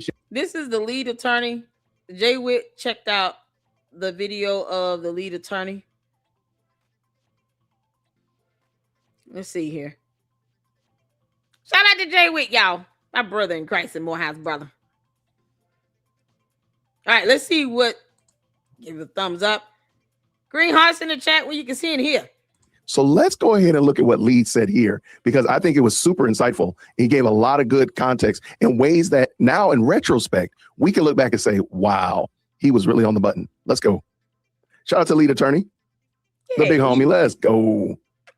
Many of you were surprised at a point that I made in my last video on how Karmelo Anthony's family has actually costed Karmelo extra years in prison. So many extra years. You wanted me to expound on that further because you had not heard anyone make that point. Well, that's why I'm here. I'm giving you the perspective, not of a YouTuber reacting to news, but of an attorney who's practiced for more than 20 years. This is behind the scenes info. So let's get to it. Now, let me explain on how Karmelo's mother basically sentenced her own son Karmelo to an extra 10 to 30 more years in prison, and what she can do about it now to try to fix it.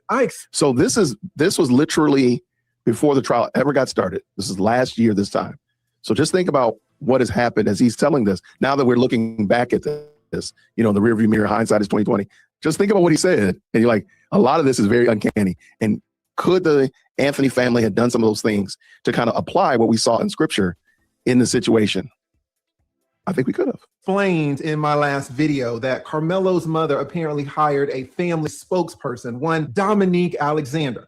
This Dominique calls himself a minister of justice, whatever that is. Dominique is a convicted felon. He's alleged to have beaten his girlfriend. Then he got a new girlfriend. And when that girlfriend left out of the apartment, the good minister grabbed that woman's 2-year-old baby and shook him until that baby got brain damage. The good minister pled guilty. Wait a minute. Why is he not in prison? Oh, he need his ass whooped. Nope. He should be in prison getting beat up. Prison justice is something else. He shook a 2-month-old. Did I see that correct? 2-year-old. A 2-year-old toddler. Until he got brain damage. Because a woman is leaving you like you can't get another one.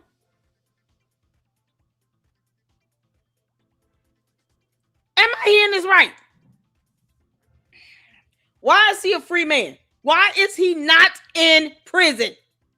I didn't know, Tavares. I told you I haven't kept up with this case. Oh my God.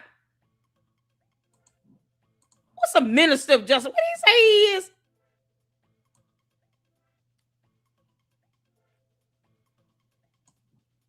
Calls himself a minister of justice, whatever that is. What the hell is a minister of justice? It's an insult to the rule of law. For the real justices that get appointed to the court as a judge. A minister of justice. The devil is a liar. You shook up a 2-year-old and you're not in prison forever. And they, God, they went and got this bummy ass dude that did that to a baby, to an innocent 2-year-old baby. And that mother somehow allowed him to live. Child, let me tell you something. I would have broke his trachea. I'm not even lying. I'm not playing. That would have happened then. You shake up my 2-year-old baby. I'm breaking something in your throat.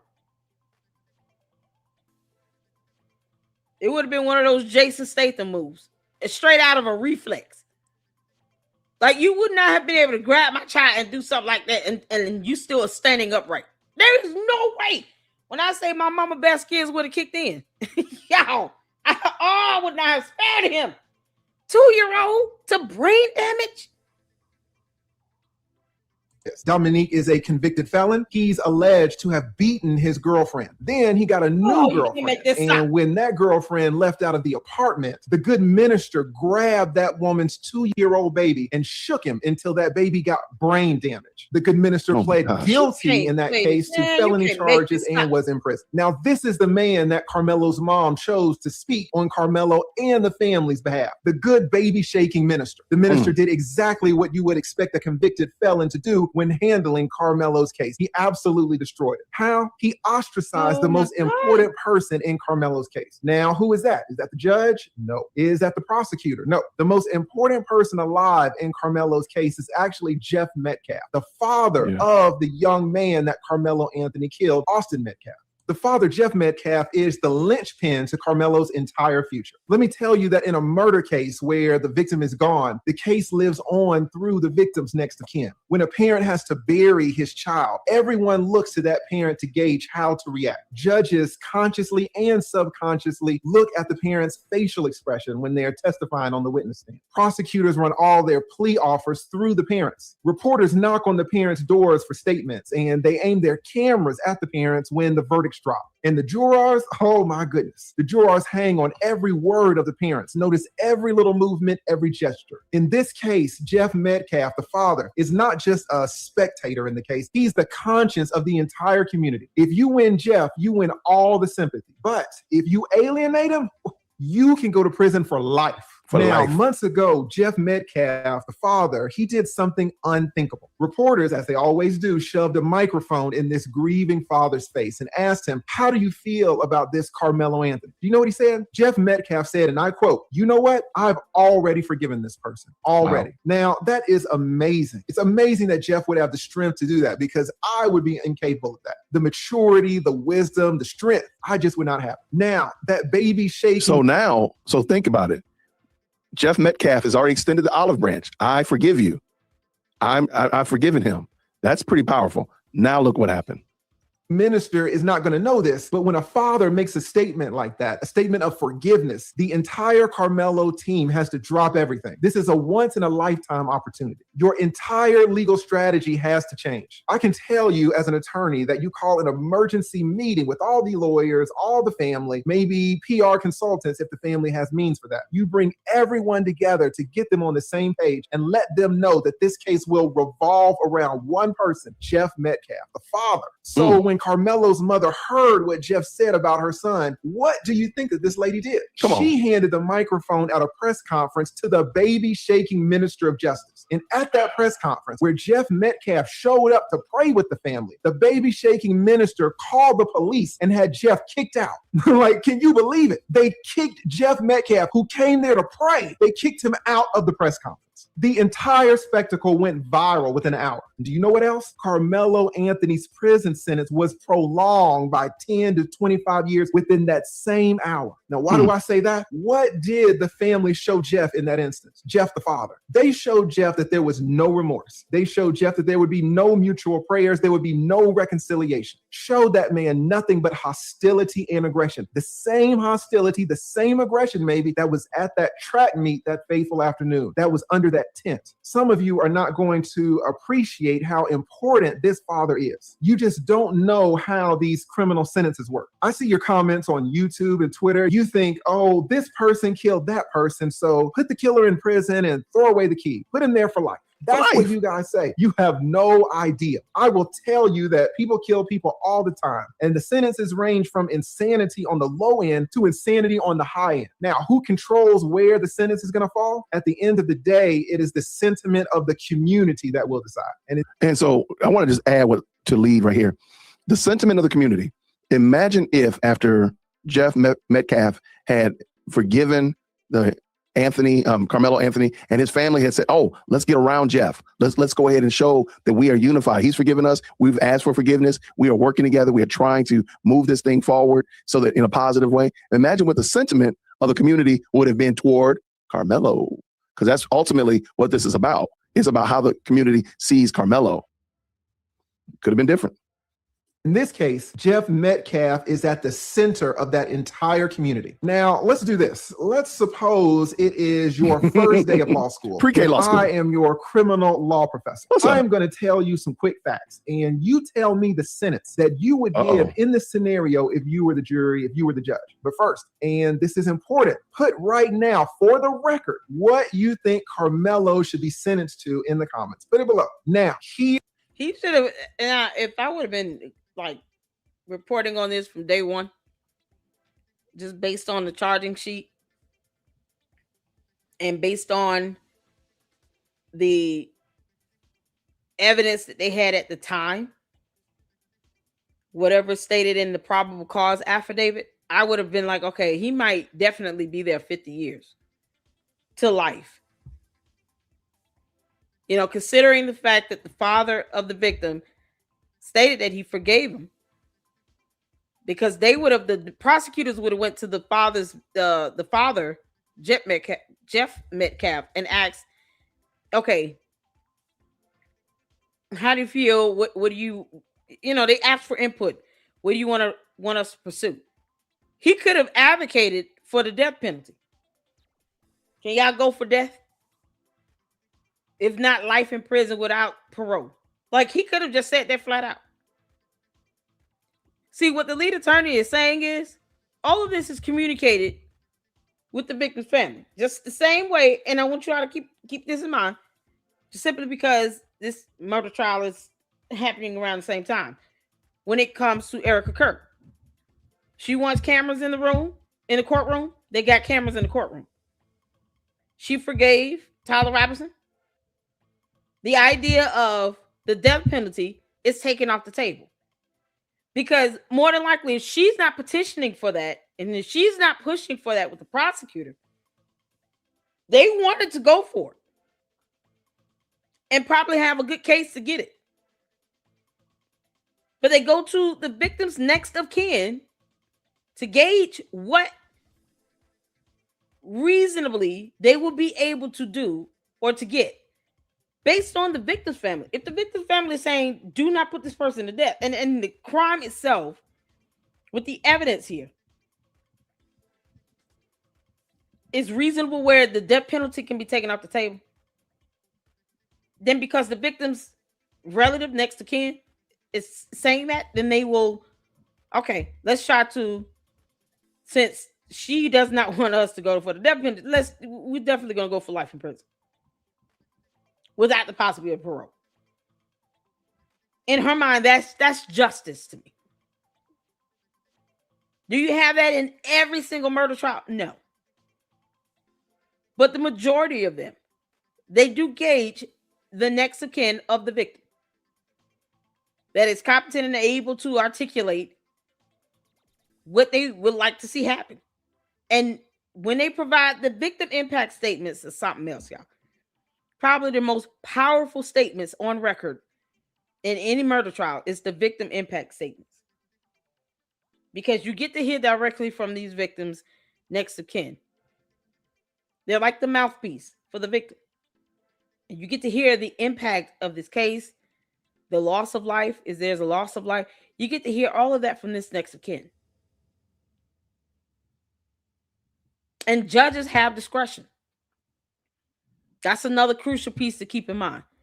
So let's say the state is seeking, 50 to life, but the sentencing guide allows the judge to use discretion to say, you know what, I'm going to sentence you to life without the possibility of parole. If that is still within the guidance of the sentencing guide, and that judge uses discretion, even if the prosecutor is seeking 50 to life, the judge decides, I'm going to use discretion and sentence you to life without the possibility of parole, the judge could have did it. As long as the judge is not violating the law by rendering that sentence, they could have. Very possible. And that's, man, all of that is, it starts with the victim's next of kin. The influence that this father has over this case is powerful. And they called the police on him when he went to pray with the family whose son took his son's life. They called the police on him and had him removed. Were they on private property? What was the justification? What did they tell the police? We don't want him here trespassing? What do you mean? He came down here, he took our time out of his day to come down here and pray with us. The parents could have told that little fake ass minister, whatever he claims to be, no, we're not kicking him out of here. What's wrong with you? No, we're not doing that. So the dad, the father of Karmelo Anthony could not intervene to say, no, bro, don't do that. Don't do that. No. We're not calling the police on him. Why would you want to do that? We're not calling the police on him. He lost his son. No remorse. So his little punk ass just stood there and let that happen as well. The father stood there and let Karmelo Anthony's father stood there and let this so-called fake attorney, minister, whatever he is, minister of justice, call the police on the victim's father and get removed. Boy, this is disgusting. So Karmelo Anthony's daddy is a punk ass. I just, want to know how to gauge this. You can't make this up, man. Here is the quiz. I want everybody to take it. Here's the first case, 4 cases. A 16-year-old in Texas, basically the same age and state of Karmelo. He gets hammered, consuming alcohol, consuming drugs. He does the whole thing. He gets behind the wheel of a vehicle. Of course, he gets into an accident. Now, here's the thing. He kills 4 people. He intentionally gets hammered and gets cooked, and then he takes 4 lives. Now, little law student of mine, I'm going to give you 5 seconds to determine how many years in prison you would give it. Ready? Go. And while you are considering your sentence, for life.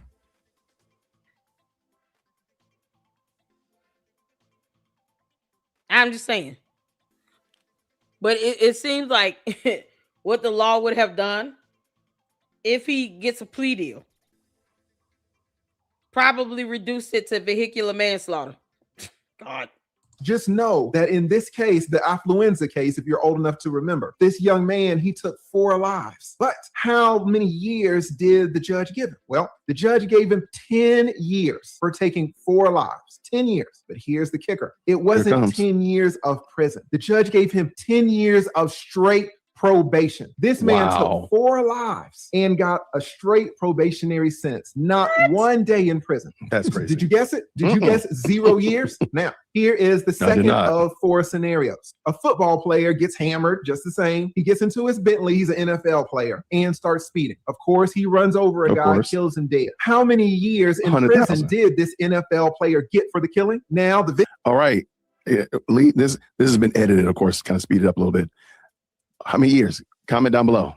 Victim is gone forever. You got 5 seconds to guess. How many years? And while you are considering how many years, all you football fans know that Mike Vick, the quarterback of the great Atlanta Falcons, got 2 years in prison for dog fighting. That's 2 years in prison for dogs. How many years did this NFL player get for actually killing a man? That's right. Dante Stallworth gets hammered, gets in his car, and kills a man in the street. He gets 30 days in the county jail. No prison at all. Just 30 days in jail. Mike Vick gets 2 years in prison for dogs. Now, my little law student, you ask, well, how can that be? What happened in that case? Well, I'll tell you. Dante Stallworth showed extreme remorse. He apologized. And most importantly, he reached a financial settlement with the family. Dante went into his pocket and got the family on his side. Now, let me ask you, did Karmelo Anthony's family do that? Dante slid the victim's family some money. Karmelo Anthony's family got over $500,000. Did Carmelo's mom do any of that? Did the mom even offer to pay for the funeral? Guys, I'm going to tell you, you do not know there are so many levels to criminal law. Now, 2 more quizzes. This is something powerful. What if they had done it? Just think about it. In the theater of your mind, what if the Anthonys had done that? What if they said, look, we're going to take care of the funeral for Austin. Our child is involved in this. We're going to take care of it.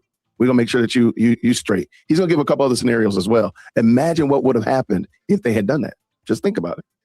This was a year ago, y'all. Go. You're my law student, and you are guessing these sentences. But there are a few of you that are listening, maybe 4 to 6, that are going to get an A in my class. You're going to be the A students. You're going to say, well, Professor Lead, I can distinguish those cases. In both of those cases, yes, the defendants did kill their victims, but it really wasn't intentional because they were under the influence and they were driving. The Karmelo Anthony case is different. It was not vehicular. It was with a knife. There was direct violence. Now, if you thought of that, then you would get an A in my class. That's a great point. So let me give you a case that is a little closer to home. Now, let's take a pause from this Karmelo Anthony insanity for a second to have a quick word from our sponsor, Chapter Medicare. If someone you...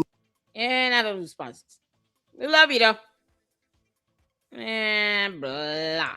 Guy gets mad at his wife, and rightly so, he thinks that she's cheating on him. He goes and loads up his shotgun. He goes outside where she's standing. Now, she's unarmed, and she's recording him on her phone. He cocks the shotgun and points it directly at her teeth. He says, all right, goodbye. You are going to meet Jesus. And then he blows her away. She was unarmed and in Texas. Do you know who else was unarmed? Do you know who else was in Texas? That's right, Anthony Metcalf, Karmelo's victim. Now, the jury in the case with the husband gave that man just 10 years in prison. And he is eligible for parole after only 5 years. Think about it. 5 years in prison for a straight up killing. I am positive that every single one of you would have said, lock him up for life, lock him up forever. She's a woman. She was unarmed. She didn't even hit him. And he only got 10 years with maybe 5 years to serve. Now you ask, well, Professor Lee, why so little time? Well, the defense team in that case did a great job of humanizing the husband, humanizing the killer, and getting the jury on his side. The jury didn't hate the killer. In Karmelo's case, do you think the jury would hate Karmelo if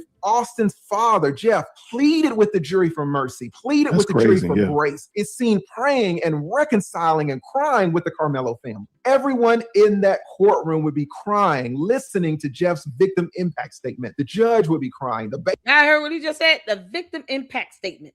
One of the most powerful statements that will go on record in any murder trial. The victim impact statement has the power to sway that jury. Victim impact statement. And they pushed this man away and had him removed from a gathering for a presser, for prayer. Where is that video at? Anyone, can somebody email me that link to that video? You can't make this up. I'm just like, my mind is blown. They removed him from prayer, so he can't be a part of prayer. Somehow, you know, he was able to forgive your son for taking his son's life, but he can't be given the opportunity to come and pray with you. He came out his way to do that. You had him removed from a presser, from what looked like public property. Make it make sense to me. Dear Lord. Thank you, my chaos. I got your email, girl. Thank you so much, honey.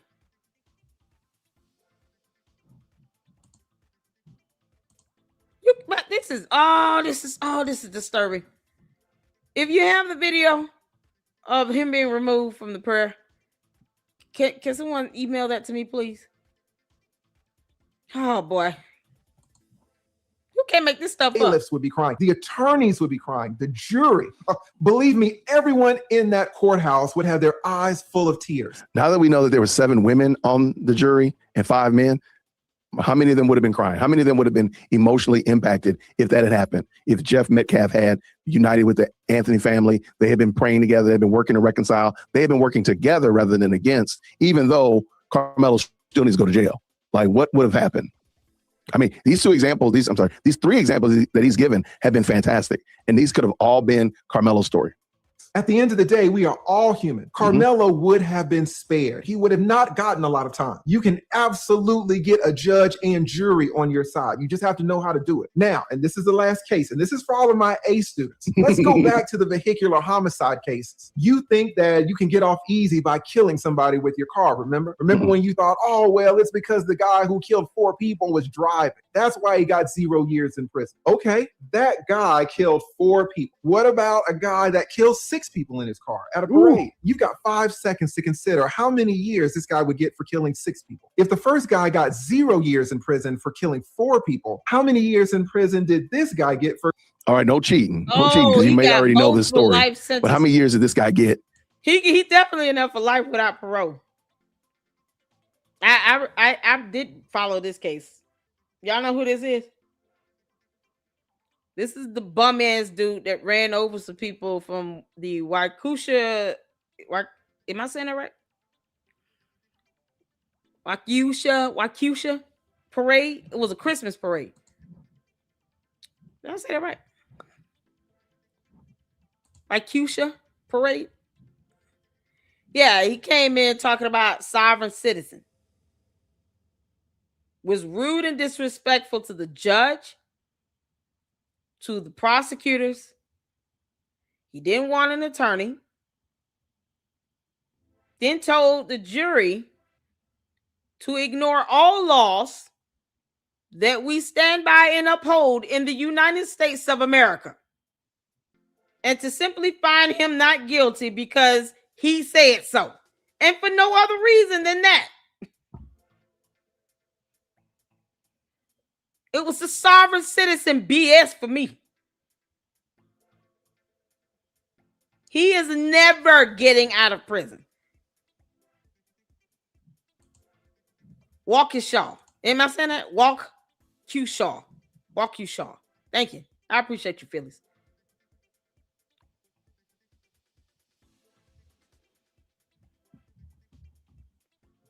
So Daryl Brooks. There you go. AKA the Saw idiot that thought he could just represent himself because, you know, he thinks he knows laws. He was so disruptive to where they had to remove him from the courtroom and put him in a separate room where he could just see the hearing through a video and camera. And then had the audacity to take his shirt off, stand up, and turn backwards, facing away from the camera. He gave that judge a hard time.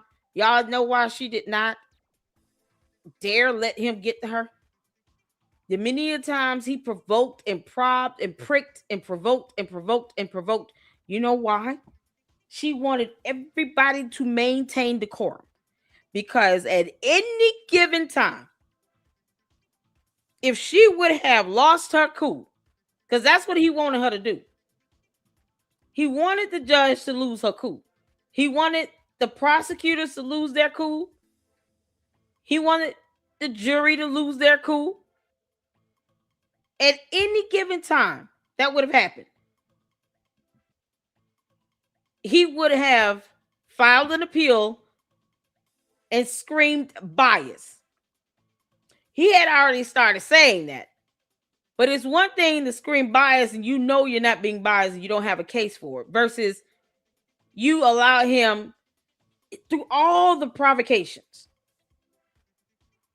You slip up one time and then he tries to take that one time you slip up and weaponize it. And now he's using that as the whole basis for his appeal. Don't give him a reason to win an appeal. It should be laughable and inconceivable when he files an appeal. He should feel defeated as he tries to draft it. Now he wants to pretend like he's so sick and halfway dead. Daryl Brooks. The dumbass in prison forever where he belonged. One of the people he took, whose lives he took, was a child. That's what had me looking at that. Because I was like, you took a child's life? And that was brutal. If y'all saw that video footage, it is hard to watch that. Bodies just flying in the air. Oh my God, it's hard to see that. In jail for deleting 6 people, not 4. Okay, let's go. For killing 6 people. All right, you got your answer? Don't you know that this guy got 1,000 years? 1,000 years. They Just calculated crazy. it out to like 1,067 years. He got 6 life sentences and an additional 760 years for the people that he hurt with his car. Now, how do you go from 0 to 1,000? Well, this guy got every single person in the community to hate him. Daryl Brooks never apologized to any of the family members and was hostile to everyone in the courthouse during his court case. The judge ended up... Look at this dumb crap. Because he a Saul sick. He gave that judge such a hard time. I was praying for this judge, y'all. Because I was like, man, can you imagine him having some fanatics out here that might try to do something stupid? Now you got to pray for, because one of my godmothers is a retired federal judge. And that's what I see. When I see some of these judges, I think about, my godmother. Now that she's retired, I'm a lot more calm. But beforehand, it's like, man, this could be my godmother. And I can imagine like someone being a fanatic, trying to follow her home or do something crazy because she's doing her job. And my godmother is a retired federal magistrate judge. So, you know, her cases is federal cases. You had a federal complaint that came from a federal government agency. 3-letter alphabet boys, they don't play around. And she served on the bench for 25 years. And all I could think about was my godmom right here. And I'm like, this idiot talking about a soft sit, and then had the audacity to tell the jury, forget all laws. Just render me innocent. Who is you? Yeah. Yeah, he deserves 1,000 years just for getting on everybody's nerve, because that's exactly what he did. And was threatening to the judge. This is the stuff the judges have to go through. There's so many judges out here that are good judges, that are good at what they do, that know the law. And they do their job. You got some that are corrupt. I've reported on a couple that should have been removed from the bench. One more that's still here in Fulton County that's halfway out the door. We got to do a video on her. Getting it on with the police chief in the office, in her chambers. Nah, she got to go. We're not doing that. Can't nobody get away with that. So I believe in the judges being, the court being fair and balanced and impartial. So you get a judge that acts up and behaves unethically and should be removed, remove him. You got this judge here where her life was threatened by this idiot. And all I can think is, what if he got fanatics out here crazy enough to go and do something to this judge because she's just doing her job? Yeah, he in there for 1,000 years. They should have gave him 2,000 years. I was like, hey, make it 1,500. Keep going. Blasting him. So now, my law student, you can see the importance of getting the families, getting the community on your side. It can be the difference between 0 years and 1,000 years. Is the Karmelo family doing that? Is the Karmelo family getting the Austin Metcalf family on their side by kicking out Austin's father at the press conference? It's insanity how they are handling the Karmelo case, and Karmelo will pay the price. Now, people have asked, they said, well, Lee, if you represented the Karmelo family, how would you have handled it if Jeff Metcalf showed up at the press conference? Guys, there are so many ways that this press conference could have been used to benefit not only Karmelo, but both families' entire well-being. I would have already talked to Karmelo's family about how important Jeff is to the entire case. Hopefully, the Karmelo family would have already communicated with Jeff numerous times, expressing remorse, expressing sorrow, offering apologies for the incident. And if Jeff shows up at that press conference, guess what? We are not having a Karmelo press conference anymore. We are having a joint press conference. And guess what else? Jeff Metcalf gets the microphone first. He gets the spotlight. We stand behind him while he talks. He gets the first words, and he can talk for as long as he wants. Now, a few of you might say, well, what happens if he goes off the rails? What happens if he starts saying bad things about Karmelo? Well, good.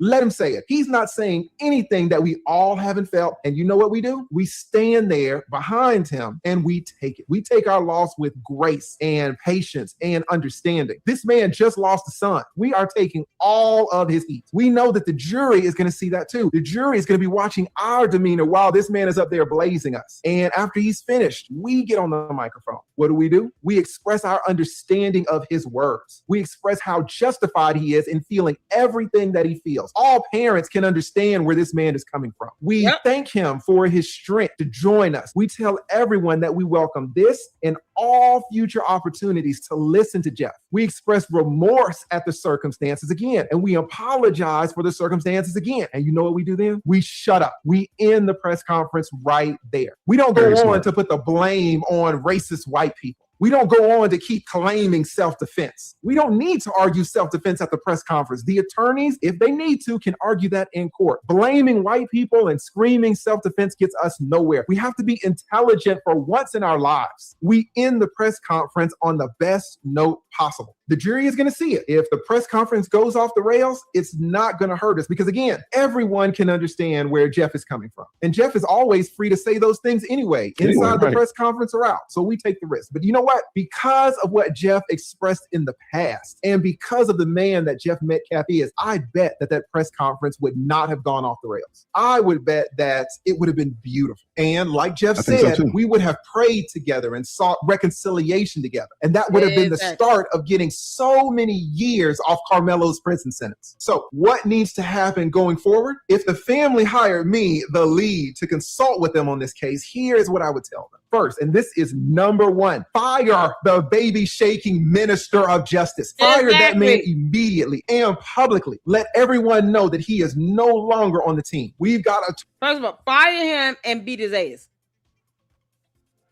Just, because you shook up a 2-year-old baby. That baby is not your enemy. It's not a threat to you. You're just a punk ass and you got this ass whooping coming. The end. And then have his ass locked up and charged. This time, he ain't getting off. Now, you going to prison. And then we're going to make sure all Debo and them in jail know that you shook up a 2-year-old baby. Good luck to that. Go to jail and shake up one of them grown men and see what happens. Especially one that's like on death row or something. I dare you. Go to jail and think you're going to shake up one of them grown men. Shake up Debo and them. See what happens to you. Nah, he need to get his ass whooped. You shook up a 2-year-old baby? To the point where the baby got brain damage? No, we beating your ass. First and foremost. Attorneys now. We've got the lead consulting now. We definitely don't need baby shaking convicted felons representing us. Second, I would appoint Jeff, the father, to choose a new spokesman. I tell him to think of someone like a retired pastor, a real pastor, or a retired judge with impeccable standing. We are giving Jeff the control of this because Jeff is the person who can do the most to help Karmelo and to heal the community. Third, I would tell the family, Karmelo Anthony's family, to cut a check to Jeff immediately for restitution. This is very powerful. Again, Lead is trying to tell them how they could have not been looking down the barrel of 35 years. Like, check this out. Karmelo Anthony's family to cut a check to Jeff immediately for restitution of the funeral. Then give him some more money for counseling, maybe some more money for a memorial. I'm thinking at least $50,000. And here's the thing, we do it quietly. We don't tell a soul. It'll show Jeff our commitment, and maybe Jeff will mention it to the community later on. But even if he doesn't, fine. We still give him the money privately. And we give it to him right now, 24 hours. Then I would also set up a new GoFundMe, and I would add Jeff as a co-trustee to that. The new GoFundMe would be for a scholarship fund in Austin's name. And we, the Karmelo family, make the first contribution. I'm thinking maybe another $50,000. Now, the Karmelo family has already collected $500,000, and some of that's going to be used on the lawyers, even though apparently Karmelo applied for $500,000. Where are these people at now? I want these same people to donate to me. I want to take my kids to Universal Studios for 2 weeks. Can they send me 20 grand? $500,000? At least I'm telling people up front what I'm doing with it. And I'll vlog it and you will see receipts. Are you kidding? He raised $500,000? Boy, I am. Wow. What? Y'all make sure y'all hit the like button on this video. Deacon got 85,000 views on this video. Oh, my good Lord, Deacon, I'm so proud of you. He got 85,000 views on this video. Y'all make sure y'all hit that like button. I'm not playing. Hit that like button. Make it happen. And subscribe if you have not, because we're here for it. Oh, my goodness. He raised $500,000.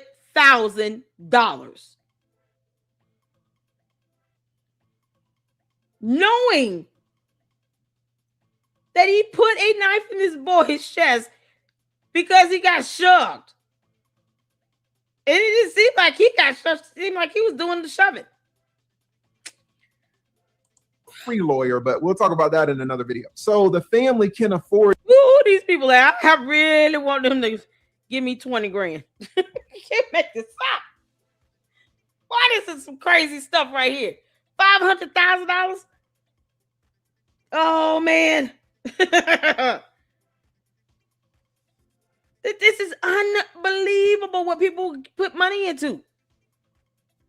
Even if they needed money for attorney's fees, we giving half of this to the father of Austin Metcalf. What you mean? $500,000. And now he's got a court-appointed attorney? To give $100,000 to the man who can help their son the most. It's an investment in Karmelo and towards communal reconciliation. Guys, as you can see, there is so much that goes into a criminal case. And Karmelo's mother is so ignorant in hiring a baby-shaking minister of justice, than hiring someone with true knowledge and experience and wisdom. Do you think that it's possible for Karmelo's mom to turn this around and get Jeff on her side, on Karmelo's side? Or do you think that it's just too late? Let me know in the comments below. You know, shout out to Lee. Shout out. Woo, lead attorney. Mama love you, honey. That's why he broke this whole thing down. Hold on. Let's go over here. Thank you for sending this link to me. Mindy, I appreciate it. This is real. This happened.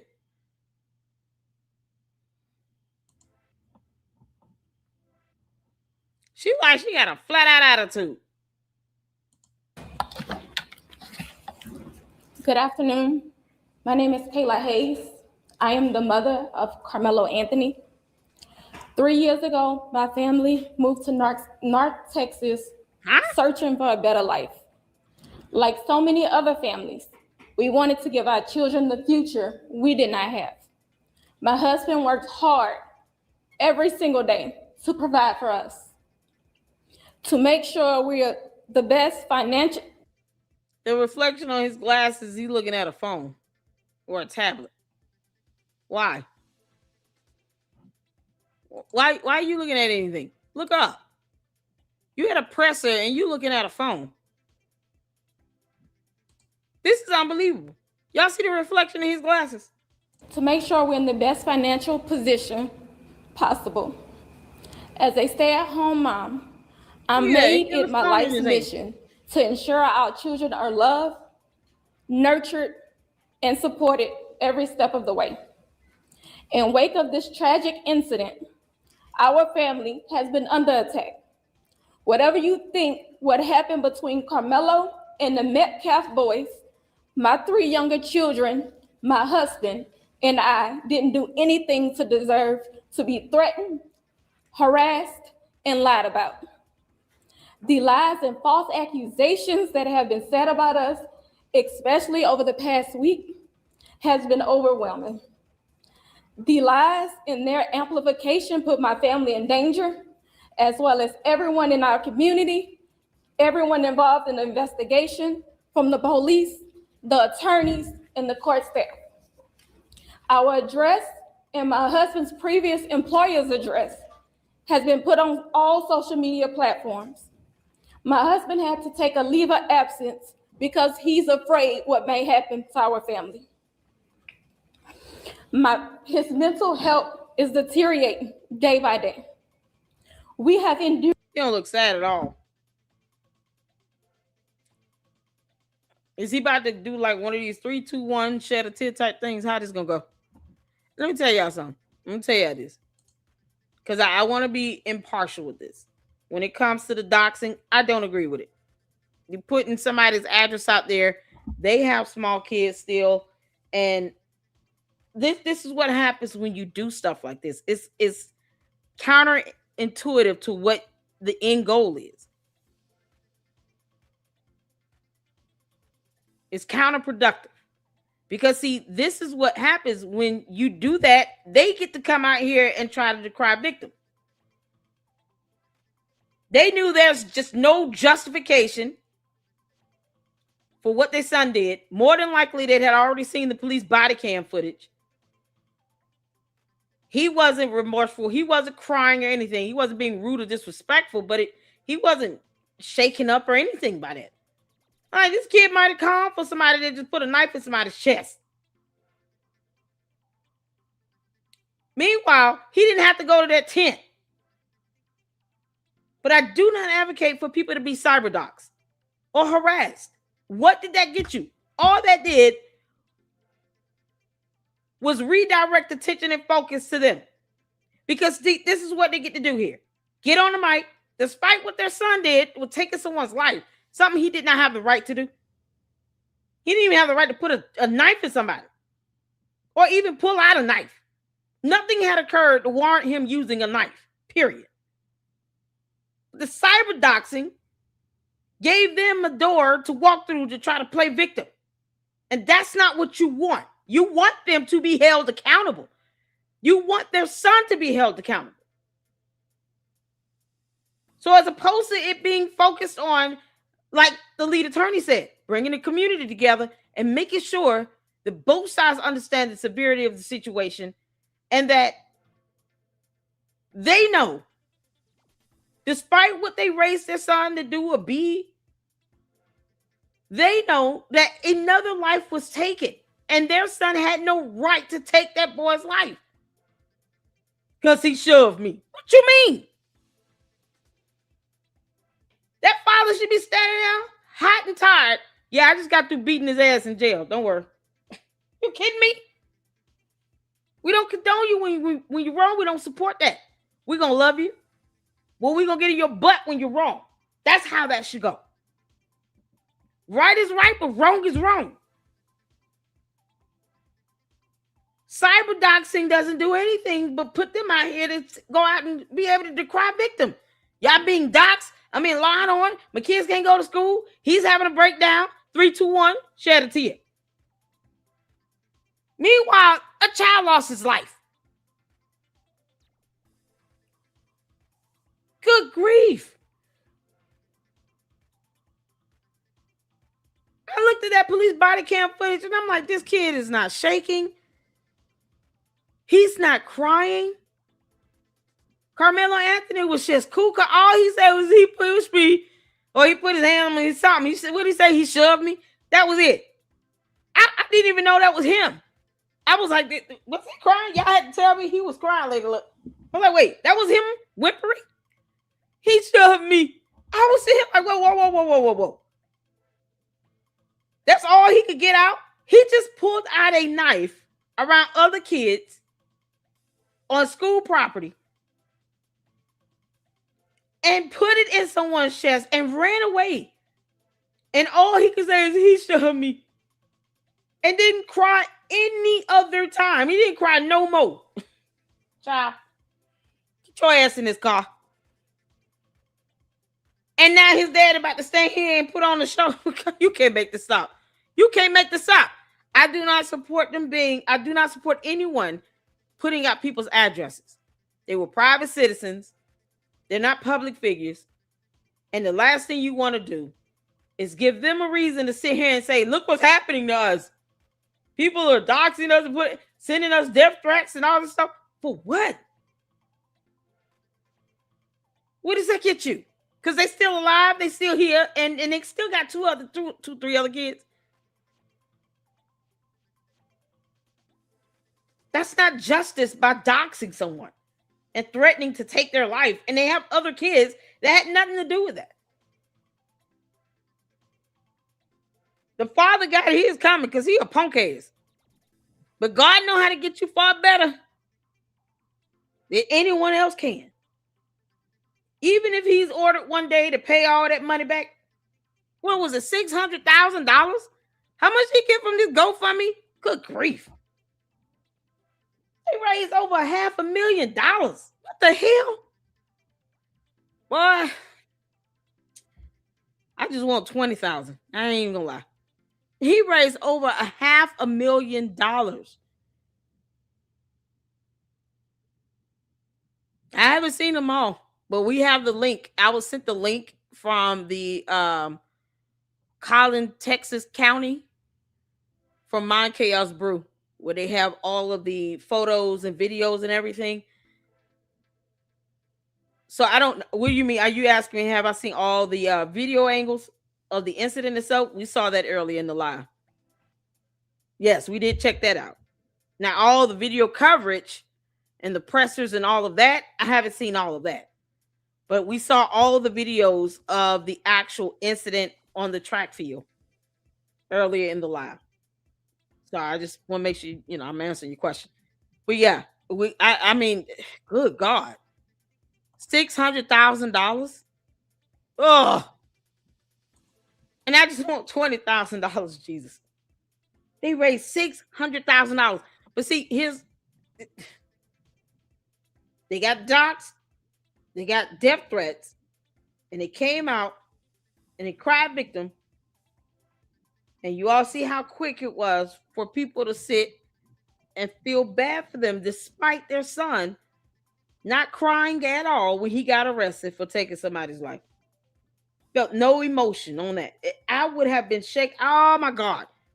You would expect the kid to be shaking up 17 years old? You don't know if you took someone's life or anything? You expect them to be shaking and crying and scared and just can't sit still or anything. Asking, is he okay? Repeatedly. I only heard him say that, ask that once. Man, this is ridiculous. Death threats. Yeah, right. My 13-year-old daughter is afraid to sleep in her own bedroom because she's fearful of what might happen to her. And let me be clear, the claims that were used about the public donation to buy a home or anything else are completely false. We have not received a single dime. Why are you taking time to address that, girl? I see how people mess up. No reason to even address this. No one's asking right now. This is your opportunity to just come out and say, listen, we don't condone the cyber doxing, harassment, and the death threats. We are completely remorseful on behalf of our son. And we never thought a day like this would come. Well, we have to stand here and apologize profusely for our son injuring anybody else's child and leading to the loss of life. So we're going to talk with the family, with the father, because she's talking about Metcalf boys. Don't say their names. I mean, what are you doing? No, we're going to talk to their father and we're going to sit down and try to keep the community together. We're afraid. I'm sure he's afraid, but we're not going to sit here and allow that to get in the way of accountability and transparency. We're here to speak with the father of the victim that lost his life. That's it. But we can't do anything. We're catching death threats and being doxxed and all this other stuff. That solves nothing. That's all she had to say. All this other stuff, you standing up here talking about how the money's spent and all this other stuff, girl. If you bought a house and a car, don't you think that receipts can be presented on that? Did they buy a house? Why is she taking time to talk about that? No one asks about no house, no car, none of that. She's sitting here putting stuff out there that's unnecessary. Now you bring up questions and people gonna ask, did they buy a house and car? What the hell they got to do with anything? Somebody's dead. The Give Send Go fundraiser. And the co-founder has stated that clearly. In the reality, we were just notified yesterday that we could begin to withdraw funds. And it still takes several days to receive those funds once a request is made.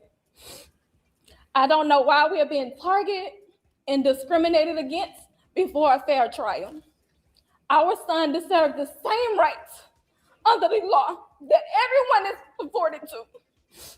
He's been raised in a 2-parent home with structure, stability, love, and we put God. I'm sorry, what'd she say? Stability?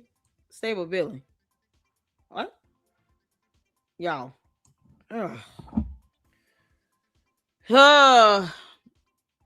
I do not wish anyone to be doxxed. They got kids. I just don't. But good God, stability. So they didn't read this at all. They're sitting here talking about a GoFundMe.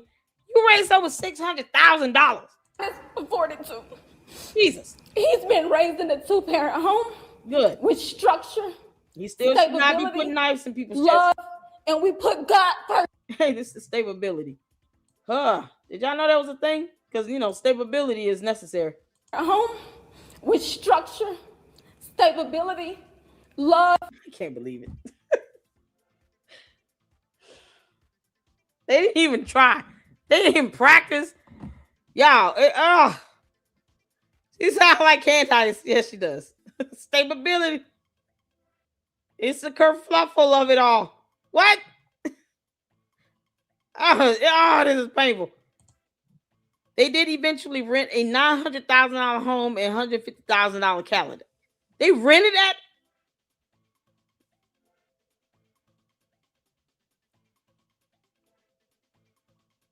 They rented that. What? Rented a $950,000 house? Is that not? Am I saying this right? $900,000 home and $150,000 Cadillac. Rented? Oh my God. The lawyer wrote it. Oh, it was that minister of justice that shook that baby up. That should have his ass beat. Oh, this is crazy. This is crazy. And we put God first in everything that we do. We believe in the Constitution.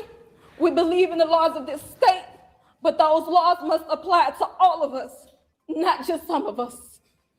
To be clear, we will not speak publicly about specific details of what happened under the tent on that rainy and awful day. There's an active investigation that everyone involved wants to be full and fair.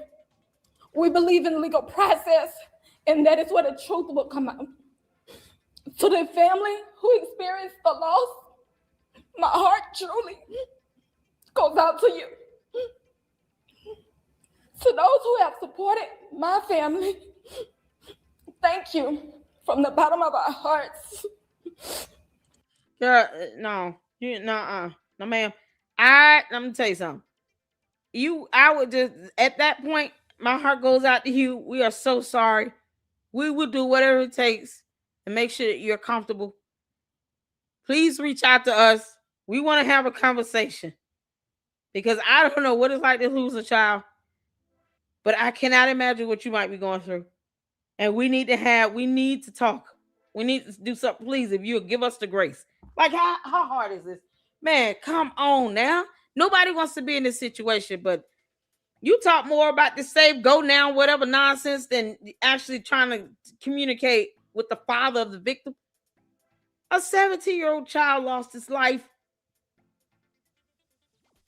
And you know why I keep saying this? Because I have a 17-year-old. I can't imagine. When I tell y'all the earth would cease to rotate around the sun, I'm messing up this planet. You're not going to be able to get up there and talk about some save, go send me. Oh, I'm suing your ass for all of that. If all you're going to sit here and talk about is that, and then say, my heart goes out to you. What you mean? Okay. My family, thank you from the bottom of our hearts. We ask for your continued support, patience, and prayers as we navigate this difficult process. Thank you. Where's the one where they removed the guy? Where's the video where they removed the guy from the thing? She was so angry. And it's okay to be upset about the doxing. Because you're a mom, you got kids and stuff. No, you're not trying to you don't want your other kids to be hurt or harmed or any of that.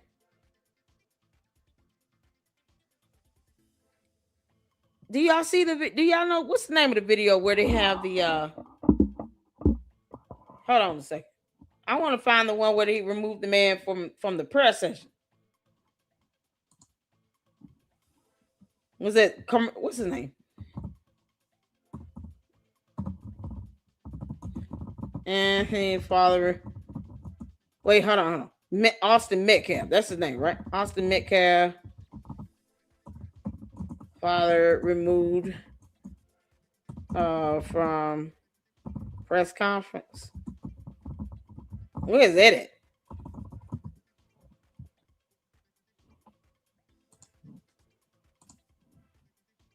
Look at it. Metcalf father escorted out of Carmelo Anthony's family news conference. What the heck? You can't make this stuff up. Well, now to the murder case that has so many people watching right now. A teen stabbed in the chest at a high school track meet. For the first time since the stabbing happened and the U.S., we heard from the family of the teen charged with murder and out of jail right now on bond. Our son deserves the same rights under the law that everyone is afforded to. He's been raised in a two-parent home with structure, stability, love, and we put God first in everything that we do. An emotional statement there from the... Okay, angry Christian. Is this the one? You said check my email. Oh, hold on. Okay, hold on. Thank you, Francisca. I appreciate it. Let's see.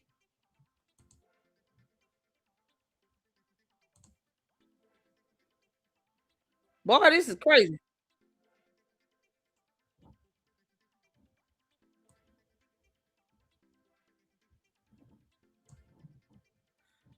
Hold on, that's one. I think we just saw that one. Let me see the other one.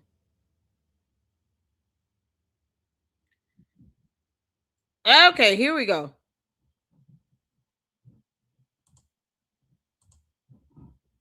Hold on, we got a couple shorts. Let me see what's going on. All right, let's start from right here.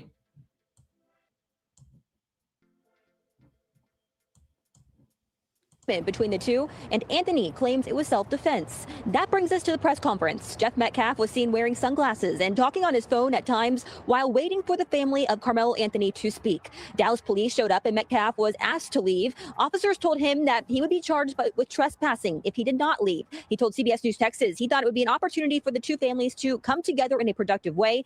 Wow! Wow! Wow! You can't make this stop. Oh, good grief, that minister of justice dude is an idiot. Oh, that's so evil. Oh, that's so evil. Why would they do that?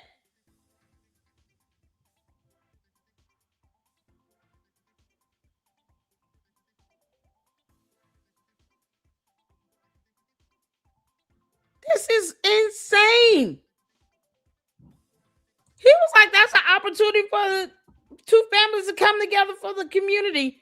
And they have him removed under the threat of trespass, a criminal trespass. So if he goes back, he will be arrested. Oh my God. Oh, that's so evil. That is so evil. And it's trifling. Here's Carmelo's mother once the press conference resumed. In wake of this tragic incident, you can't make this up. You can't make this up. Hold on. Here's another video. This press conference. The father being at this press conference. These are my words. Don't quote anybody. Is a disrespect to the dignity of his son. That was disrespectful and just shows you all. How is he being disrespectful? He's just standing there. What you mean? What? This is the moron that shook up a 2-year-old baby that should be getting his ass whooped, that did not go to law school. He did not go to law school. Boy, this is mind-numbing. And he can't even say the word disrespectful. The audacity, man. And this is who they want to sit here and take advice from. Someone who did not go to law school. So you mean to tell me you raised over $600,000 And you did not have an actual bar licensed attorney out here. You got this idiot that shook up a baby, a 2-year-old child, and you have no quarrels with that. So you let him around your kids? He shouldn't be around children, not even representing one. I'm sure he has been court ordered to stay away from kids. And yet you let him speak on behalf of you and your 17-year-old minor son? What you mean? Why this got to be the dumbest they ever did? Character who is not invited. So what? He knows that it's inappropriate to be near this family. No, it's not inappropriate. This happens all the time. This is coming from the idiot that did not go to law school. Just like the lead attorney said. This is coming from a moron that does not know how these cases operate, even behind the scenes. The prosecutor is going to call the father of the victim first before Karmelo Anthony's parents know what the hell is going on. He's already going to know. They're going to call him first. What you mean? Boy, this is some arrogant nonsense right here. This buffoon.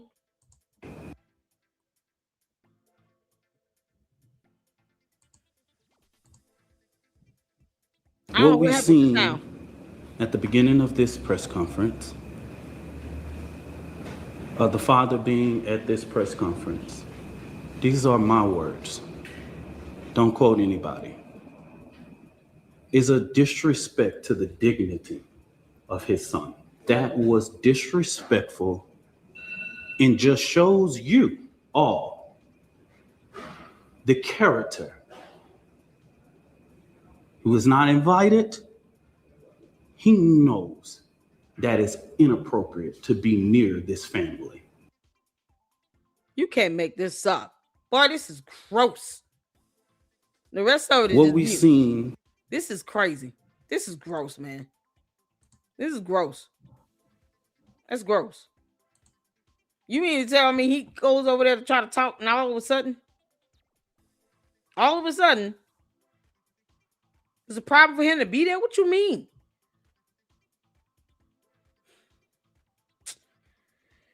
Oh, Lord have mercy. I don't even know what else to say. This was crazy. I find this boy. Law and Crime got some stuff out. I miss all this. Yeah, this is crazy. I want to see this Law and Crime. I know we got another live schedule. We'll push it back. We'll probably do it tomorrow. Conference saying they've become the victim of threats. This video per KDFW. And at that news conference, a shocking moment. The victim's father, there in person, he was escorted out by police. The suspect in this case is no longer in custody. He's out on bond after a decision that some have called controversial by the judge to lower it by $750,000. It's a move that's now made that judge the target of internet hate, raising security concerns. And we'll also talk about the suspect's family and what they said about accusations they've used money from a crowdfunding website to boost their lifestyle, including the accusation they moved into a $900,000 home. We're on the case presented by Law and Crime. I'm Chris Stewart. A $900,000 We have a lot house to update you on in a case that we've been following. I know. Case was a fellow athlete at this track meet competing for another high school. His name's Karmelo Anthony. He's charged with murder. This is video of him leaving jail this week after he posted bond. This video from WFAA TV. Now, the reason that Karmelo was able to post bond was it was significantly lowered after a court appearance this week. Judge Angela Tucker lowered it from $1 million to $250,000. Tucker did not allow cameras in the courtroom, but according to KDFW TV, Anthony's attorney said $1 million bond was too high and it wasn't necessary to keep Anthony from fleeing the charges. The attorney also argued, quote, this family needs to be able to survive. Prosecutors argued that bond should be kept at $1 million because they say That is the standard bond amount for murder cases in Collin County, Texas. In the wake of the decision, the backlash against Judge Tucker has been fierce. You can see her account on X is now private. Collin County, Texas also put this out on social media saying, quote, "We are aware of a social media post on this platform that appears to dox a sitting judge, sharing a judge's private information." Y'all, all that is so dangerous. That solves nothing. Your anger and your frustration out on her using discretion to dox her, and then what? And then what? What is this supposed to do? You understand they're going to actually try to protect the judge? So the attention gets diverted on everything but the child that lost his life. It is unnecessary to do all this with the doxing. It's still a cybercrime. So you go to jail for doxing a judge. Why? Goodness. Is a crime and will be prosecuted to the fullest extent of the law. Tucker is a Republican, and she's the first black judge in Collin County, which is near Dallas. She reportedly said in court during Anthony's most recent bond hearing that the security surrounding this case is already the most she has seen in her career. The backlash that Judge Tucker is receiving is so strong that, according to TMZ, the FBI is now involved and she's getting extra security. Another big development in this case this week was the news conference that Karmelo Anthony's family held. Before we get into what took place there, I have to tell you about how we got to this point. We have police documents that say the track meet that Metcalf and Anthony were at, competing for different high schools, got delayed because of weather. Metcalf's team was under a tent waiting out the weather when Anthony went under that tent as well. This is what police say happened next. They say that Anthony was told to move, and then he reached into his bag and said, quote, "Touch me and see what happens." Metcalf then touched Anthony to tell him to move, and Anthony then, according to a witness, says, quote, "Punch me and see what happens." Metcalf then grabbed Anthony again, and that is when witness... Wait a minute. So you gonna provoke somebody to touch me and see what happens? All right, punch me and see what happens. What do you mean? How about you just get up? Why did you go there? Here's the question that I asked in the very beginning of this live stream. Why did he go to that tent? He passed by two tents that were up. One that was higher up that could have been put up by him and the other teammates. It was like 4 of them. They could have got that tent up. Why go to that one? And they tell you to move. This is not your tent. This doesn't even belong to your school. Get up and go sit down somewhere else. Touch me, see what happens. Punch me, see what happens. What you talking about? We ain't got time for that. We graduating next year. Get your bum ass up and walk away. Can't make this up. This is say that Anthony took a knife out of that backpack and stabbed Austin Metcalf in the chest. Austin then grabbed his chest and called for help. He would die in his twin brother's arms. Here is what his twin brother told WFAA TV. He's like, "Make me move." Austin grabbed his backpack.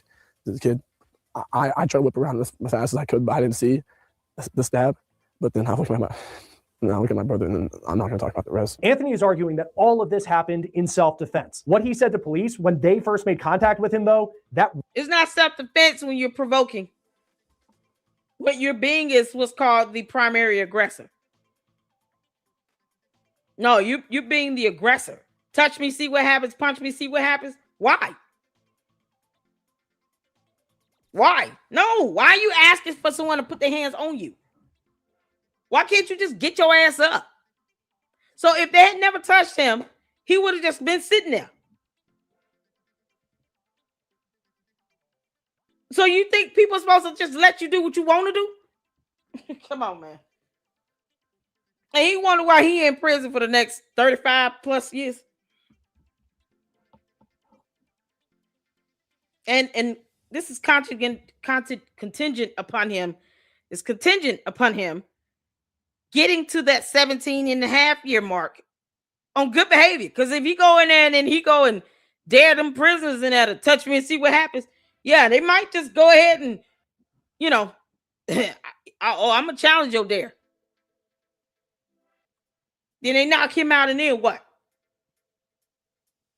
Well, that jail is about to be a rude awakening for his legs. Really could come into play in this trial. One officer wrote that when they first made contact with Anthony, they told him to put his hands in the air, and Anthony allegedly said, quote, "I was protecting myself." The officer also said Anthony told him, quote, "He put his hands on me." But then an officer says when he radioed in that he had the alleged suspect, Anthony said, quote, "I'm not alleged, I did it." Police say Anthony ditched the knife and ran before he was arrested by officers who note in their reports that Anthony was hysterically crying when arrested and asked if Metcalf would be okay. Anthony was charged with murder. Anthony initially was held on $1 million bond. That is until Judge Tucker's decision this week. So much of this case already is being tried in the court of public opinion. And a major example of that is the amount of crowdfunding money that has been raised, especially for Anthony's defense. Roughly $460,000 has been given to a fund on the site Give, Send, Go to raise money for Karmelo Anthony's defense. Now,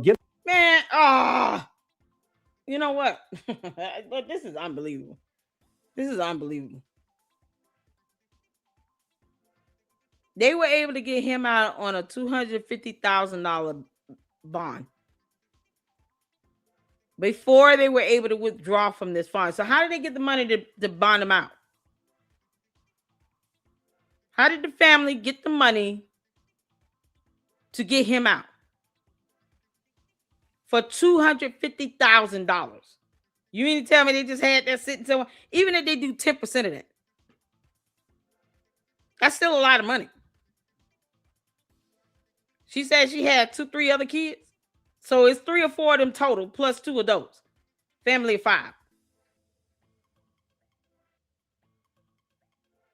And he got out on a $250,000 bail.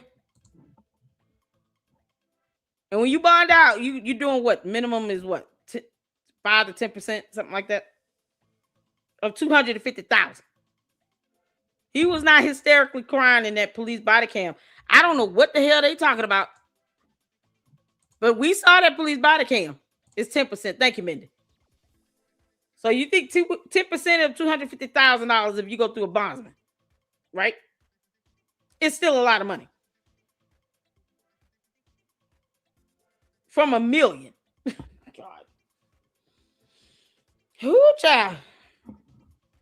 And they say he was hysterically crying. Do y'all remember that? Do you all recall him hysterically crying in the police body cam? Because I didn't. I heard he shoved me in something. That was it. That one time. I didn't hear crying. I didn't even hear sniffling. Did y'all hear him crying more than that? Maybe I missed something. Maybe I missed something. He say they say he was hysterically crying. The hell you say? What? Okay, no, he wasn't hysterically doing anything. Hysterically crying, you say? Let me go back. Maybe I missed something. I could be wrong. Maybe I missed something because I didn't hear hysterics and none of that. I didn't hear none of it. None of that. Hold on.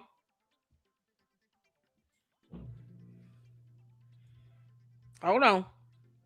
Because, we going, boy, you can't make this up. Let me go to where the police body cam. Come on. If someone is over there. Under a memorial tent. Don't reach for anything, all right, man? Stop right there for me. Dispatch 443. I don't hear him cry. And they're currently treating the victim. Again, he's on the north end of the stadium. I hear him crying. Any weapons on you like that? Oh, look here. I don't hear no crying. 4-4, copy, I'll be in route. Help me, y'all back up a little bit. Come over here for me. Come over here. I'm gonna put your handcuffs for now, okay, bud? Somebody pointed out what was on his sweatshirt. Essentials. Fear of God. Yeah, you would wear a hoodie with fear of God on the back. And you put a knife in somebody's chest and dish the weapon. The only thing he did not do was literally leave the school. Because he could have. He could have left the complete property of that school and found somewhere in another state in the hotel room somewhere. Like he could have literally left the school grounds completely. But see, him not leaving was just more proof he was not jumped. He was not put in a situation. You think they would have jumped him after seeing that he put a knife in somebody's chest? You think the brother would have jumped the fence and beat him up after his brother died in his arms? I think that's enough of a righteous anger right there. My brother just died in my arms, God forbid. Oh, I'm jumping this fence and I'm wailing on you until I pass out. That burst of energy is going to come out of somewhere. So him lingering around was just more proof that he was not under any imminent threat at all. Because that threat would not have went away. It would have become stronger the moment this young man died in his brother's arms. Because the brother could have went ham on him.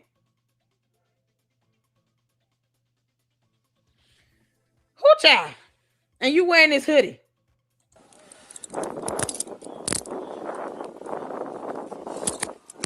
I don't hear no crying. Dispatch 443. Everybody can slow down. I got the alleged suspect in handcuffs right now detained. I don't hear no crying. Hold on. You can open up the channel, and medics are clear to come in. Have them come to the northeast entrance. That's gonna be a gate that's wide open there, and then you come to the victim from there.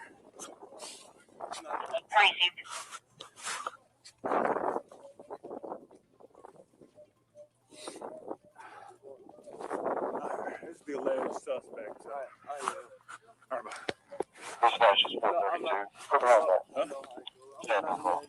okay. We'll figure that out.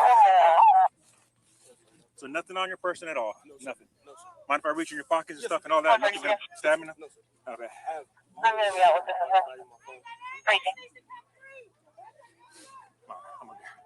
A little personal there, okay? Just to make sure. Okay.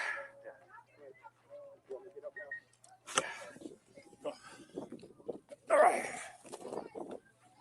The victim's going to be underneath that tent over there, so I'll get medics.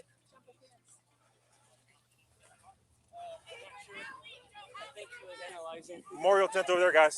All right. He put his hands on me. What is that? He put his hands on me. He put his hands on me. But you sit here talking about touch me, see what happens, punch me, see what happens. So you dared him to do it, and he doesn't. That's intent. That's intent. What do you mean? What do you mean? This boy's 5'8", 5'9". You're too big and too tall to be crying like this. And then he only cries this one time. It's the only time I hear the change in the voice. Hey, you ain't cried this whole time. Now you want to sit here and pretend like you're crying? Memorial tent over there, guys. All right. He put his hands on me. I told him not to. He put his hands on me. You can't make this up. Huh. He put his hands on me. I told him not to. He put his hands on me. But in the charging documents, you said to him, touch me, see what happens. Punch me, see what happens.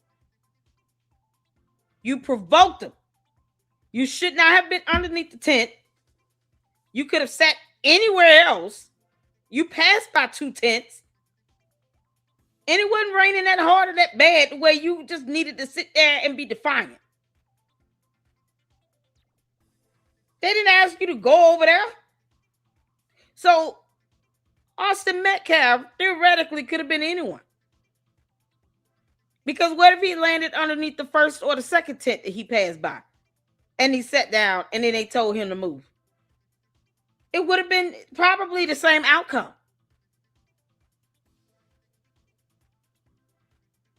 Because, I mean, what made him go to that tent? It's drizzling outside. You're a 17-year-old boy. You can't handle a little rain? So if he would have went to the second tent and sat down, or at least stood up, and they told him to move, then he would have said the same things. Touch me, see what happens. Punch me, see what happens. And it would have been the same result. So his reaction would have been the same regardless of who it is. Which means he didn't care. There was no threat. Whether it's 4 people under the tent or 6 people under the tent, it wouldn't have mattered. Because he decided to become the aggressor. The moment he said, touch me, see what happens, punch me, see what happens. That's it. You've shown motive and intent right there. Because you could have gotten up, made a totally different decision to just walk away. It's not your tent. Not your school. And it's that simple. And I'm sure this is what the jury had to be thinking watching this stuff. What if he would have went to the first tent or the second tent? He would have taken somebody else's child's life. All because he wanted to do what he wanted to do and wanted to be defiant. And then thought he was big, bad, and bold, sitting here talking about touch me, see what happens, punch me, see what happens. Yeah, go to jail and say that, boy. Debo and them waiting. Victim, and make this up. We're in the north end. They got staff standing to him right now. This is the alleged suspect. Already? No. We searched them. Got nothing on him. I don't know what happened. Boy, this is crazy. Checkers everything about CPR progress for a witness. Boy, this is crazy. I don't hear him crying no more. So this is what he said when the police came up. He was crying hysterically, and I'm like, wait, what? Yeah, okay. Because, he wasn't crying hysterically. That Anthony was hysterically crying when arrested and asked if Metcalf would be okay. Anthony was charged with murder. Anthony initially was held on $1 million bond. That is until Judge Tucker's decision this week. So much of this case already is being tried in the court of public opinion. And a major example of that is the amount of crowdfunding money that has been raised, especially for Anthony's defense. Roughly $460,000 has been given to a fund on the site, Give, Send, Go, to raise money for Karmelo Anthony's defense. Now, Give, Send, Go, it's similar to a GoFundMe, but they have much looser community guidelines. GoFundMe does not allow pages for people to raise money for a legal defense if they're charged with a violent crime, which is why in cases like this one, you see the crowdfunding happening on Give, Send, Go. Anthony's Give, Send, Go page was launched by his family who write, quote, "We are grateful for your support during this incredibly difficult time for Karmelo Anthony and his family. The fundraiser has been established to provide comprehensive assistance to the Anthony family as they navigate the many challenges surrounding Karmelo's case." Prosecutors asked Anthony's father during the bond hearing why the family wasn't using the money to get Karmelo out of jail when his bond was at $1 million. To which the father reportedly replied that the site was not a, quote, bond fund. That was according to WFAA. This week, Anthony's family appeared at a news conference with a... What do you mean it's not a bond fund? It's for the overall legal defense. I mean, that would include the bail and bond. What you mean? But you can go move into a $900,000 house? Oh my God. Yeah. I'm telling y'all right now. If y'all see me raising funds, it's for me to take my kids to Universal Studios. It's that simple. I don't even have to make it up. I will post up hotel receipts, all meal receipts, ticket receipts, fast receipts, shopping, gas, all that, flight. Everything will be posted up. You wouldn't have to question how that money was spent. You'll see it. As a matter of fact, as I use the money, you will see the receipt automatically. You can't make this up. The money is for the legal defense, period. That includes bail or bond. Family spokesperson, Karmelo Anthony's mom spoke. She said that she, her husband, and Karmelo's 3 younger siblings have become the victims of threats. This is video per KDFW. Our son deserves the same rights under the law that everyone is afforded to. Anthony's mom also responded to a report that her family moved into a $900,000 house, according to Daily Mail. She says they have not received a dime of the money that has been crowdfunded for her son's defense. The public donation to buy. Yeah, defense. That includes bond. You need a separate bond fund? Who does that? When do you all see separate funds set up for bond, attorneys, court costs, Like, where do you see all of that? All of that is one fund. It's one crowdfunding group. That's it. Anything dealing with his defense, that includes bond. Where did daddy get this? This is not a bond fund. What you mean? So you know speak English? At home or anything else are completely false. We have not received a single dime.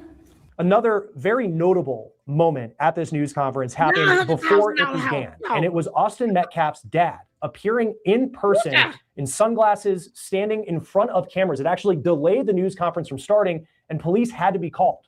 Take a look at this video from KTVT. That is Jeff Metcalf. You see him there in the sunglasses. The TV station says that he stood there for several minutes. It delayed the start of this news conference, and police were eventually called, who escorted him out of the building. Joining us now to talk about this case is retired Judge Fanon Rucker. It's always great to have you on Law and Crime, and especially in a situation where we have a judge in Texas who has been the victim of threats. She's been doxxed. She needs extra security after a decision related to the bond of...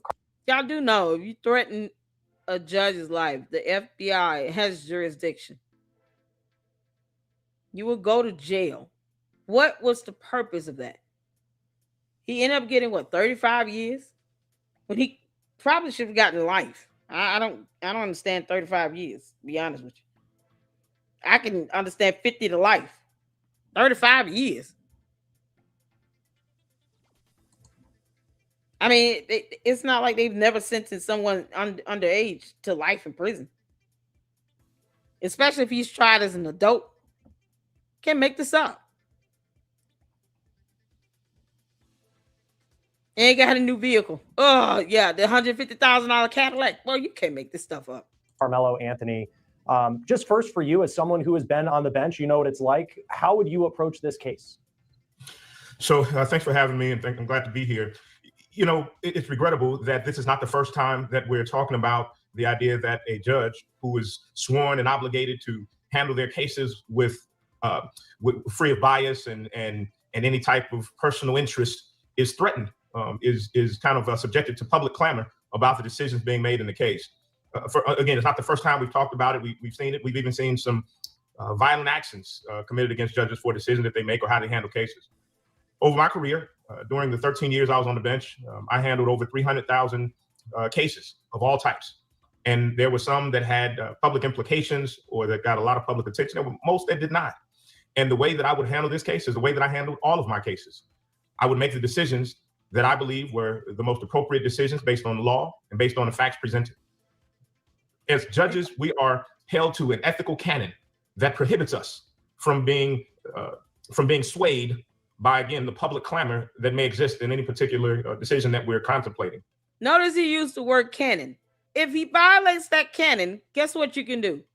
Report them to the Judicial Qualifications Commission. They're like the watchdogs for judges. So just like we reported on Shamila Williams, Christina Peterson being removed, this new judge that was getting it on with the police chief in her chambers, she should be impeached and removed. Those are situations where they clearly violated those canons and they need to be booted off the bench.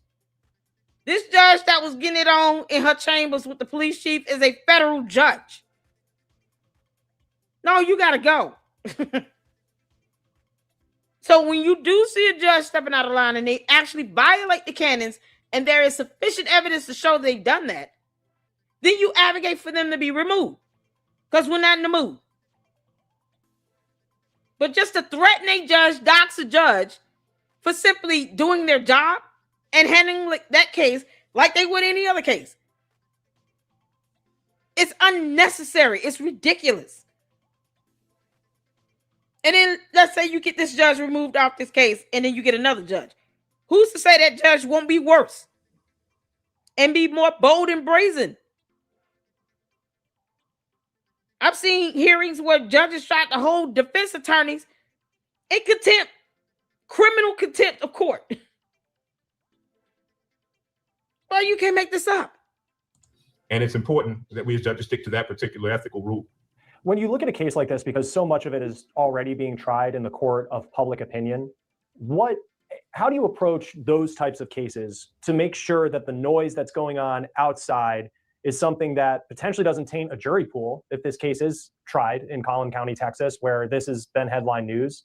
What is a judge's responsibility there in trying to maintain the order to make sure the defendant gets a fair trial and that potentially justice is served to the family of this young man who was killed? Yeah, and that is one of the biggest kind of hurdles when it comes to cases of high. Are you asking Nikki if that's grounds for an appeal for the judge to be threatened? No.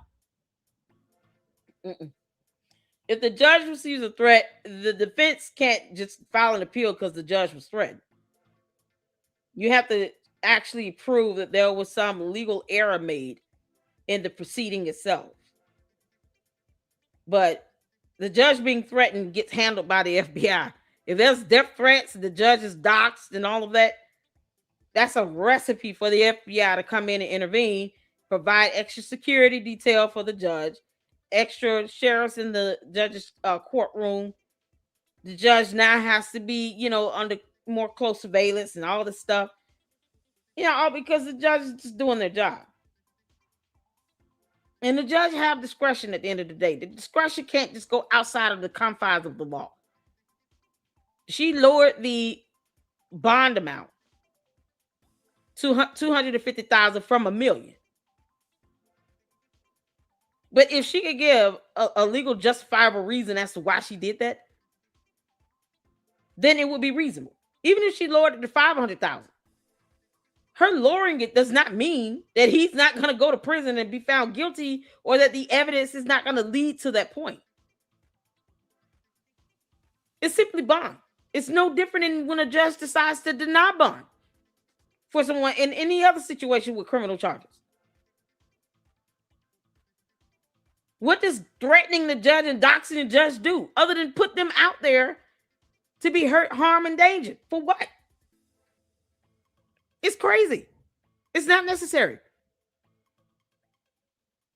I feel like if she felt like he would escape and get away, because that's what bond is. You're just out of jail until your hearing starts. So if she felt like he was just going to avoid going to court, then she would have kept him. But they have to look at, the financial situation of the defense. His parents in a $900,000 house, though. I'm like, no, she shouldn't have lowered. I don't know. Did they have the money by the time they had the bond hearing? Because if they could go get a $900,000 house, that's almost $1 million. That's way more than the 10% of $1 million bond. Because you're only putting down 10%. So if they had $900,000 to go get a house, then they could have paid 10% of $1 million. Now, maybe the judge did not know that. Perhaps. I don't know. But it's still not worth doxing and threatening her life. I mean, good Lord. You want to be mad? Take it out on the Save Go Now account and have that shit locked up. You can't make this up. Publicity. $900,000. Anytime a case, for whatever reason, garners public attention, there are going to be interviews. There are going to be news shows talking about it. There are going to be TV articles. And in our day of social media, my goodness, I've seen no fewer than 30 different versions of this incident just from scouring some parts of social media. It's not something that the courts, I think, have the capacity to contain. So the judges in those instances have a particular duty to ensure when it comes time to pick a jury, that those jurors can proceed to make decisions on the facts and not be tainted by the public information or bias that those public statements may have caused. The lawyers also have a particular duty. What I would suspect, considering, again, how much attention this case has gotten so far, is that by the time this goes to trial, the defense will very likely file for a motion to change venues or to move it to a different county where it may not have gotten as much attention in that particular place as it has. And it'll be up to the judge to hear those arguments and to consider exactly what the basis of that argument and the law in Texas is, and make a decision whether it needs to stay there or have the jurors in that particular county make the decision. Oh my God. Before we get to the decision that the judge in this case made related to Karmelo Anthony's bond, and that's been something that's been at the center of a lot of debate for people who are not in the legal profession, But just for you as a judge, it feels like now, especially in the age of social media, and look, here at Law and Crime, we cover court cases. It's what we do. And it's no longer just about the victim and the defendant or even the defense attorneys. Like, the judge has become a character in the story that is covered by the news media when you have high profile cases. Was that something you felt as a judge, that you and your decisions were part of that story, that almost you're a character? And I know it's not just this is real life, these are real people, but it seems like now the judges are criticized for their decisions more than maybe they were 10, 15 years ago. Yeah, there were some instances where, I knew going into the case that it was being watched and that there was a possibility that I would be criticized or celebrated depending on the nature of the decision that I made. But again, we have a specific ethical canon, and every state has different rules. But as a general proposition, judges are to put aside that noise. They're to disregard that when they're making their decisions. Now, the reality is, and I've said it on here before, and I reiterate it to friends of mine when I'm mentoring them on the bench, we are human. And because we are human, we have to take special care to ensure that we're not being swayed by what we personally experience or how we personally feel, and that we're sticking to those rules and the law when we're making our decisions. Did I feel in instances that my decisions were somehow impacted by my concern about how the public would be, would perceive it? I was very careful not to, and I think I built a strong reputation on that fact. But let me offer something to you. This judge, like many thousands of judges around the country, are elected officials. They are elected by their constituents. She is. That's the worst part, when they're elected.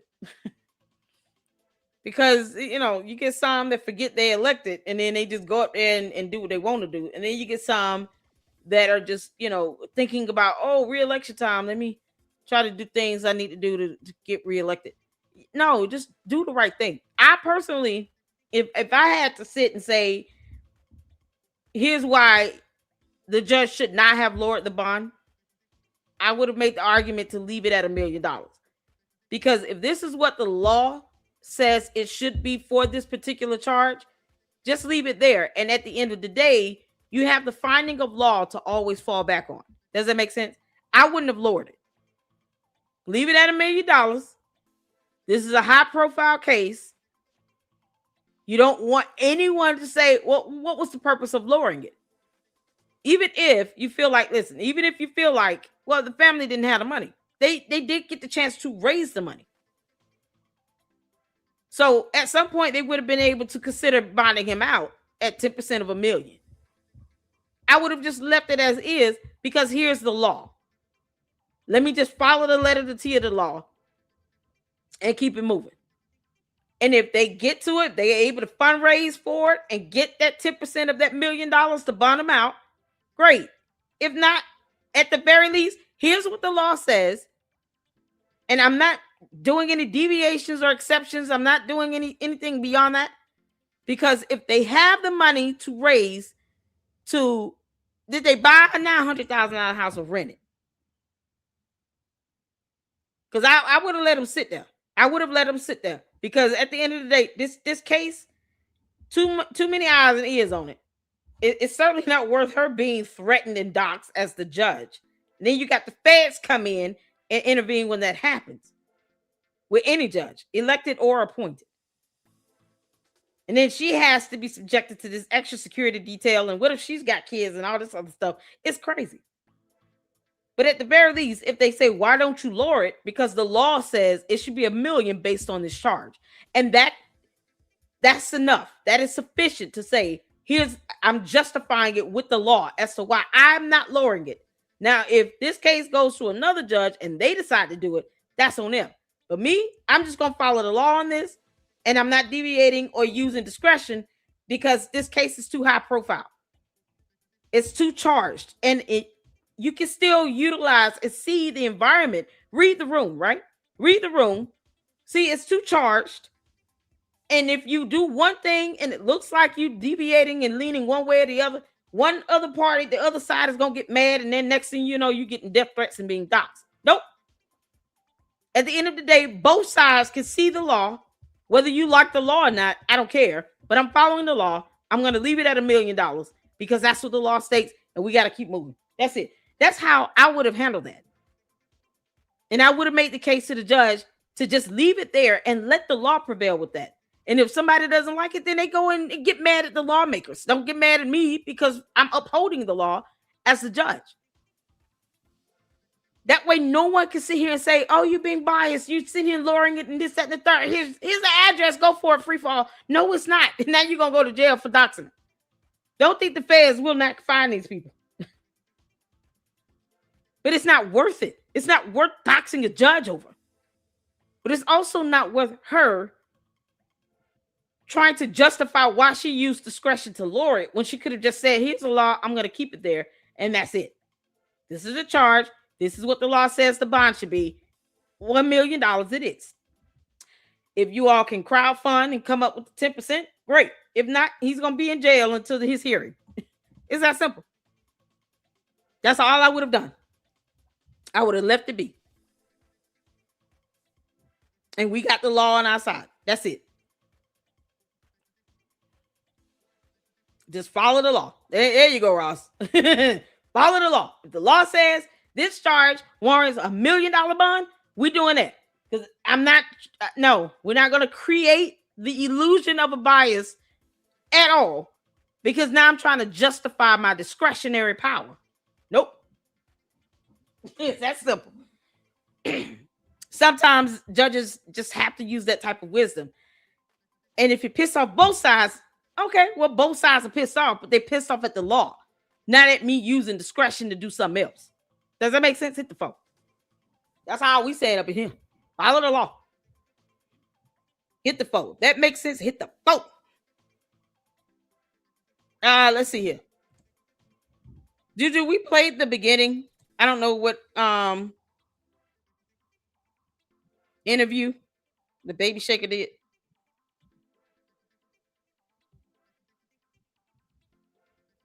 He interviews him this whole time.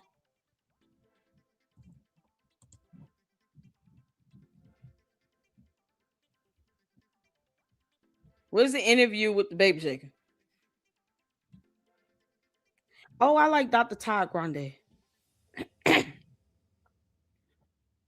Dr. Todd Grande. Hello, this is Dr. Grande. Oh, I like it. I like this guy. Where is the you asking me to show an interview? See CLR Bruce Rivers. He's a criminal defense attorney. Where's the interview of the baby shaker?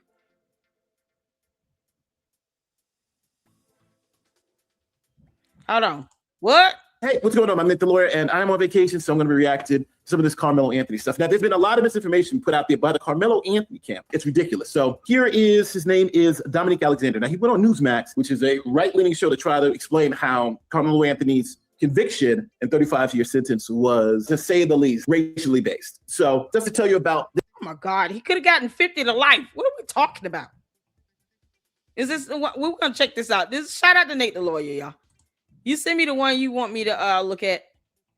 He got on Newsmax, tried to cry racism. This is the baby shaker dude? Oh, this is painful.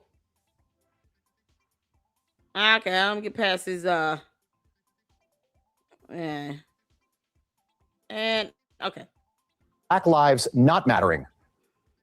Well, what this process did is shown that black lives do not matter in Collin County. This trial showed that it put emotions over the law. After Trayvon Martin and so many countless names. How did we get here? What do you mean? So you get the judge who received death threats and was doxxed that lowered the bond. He could have gotten 50 years to life or life without parole. He got 35 years. And the father of the victim showed up at a presser to try to reach across the aisle to Karmelo Anthony's parents, and he was removed by the police. You can't. Why? This is ridiculous. This is after he said, touch me, see what happens. Punch me, see what happens. Yeah, okay, cool. It has shown us that black life is not safe in Collin County.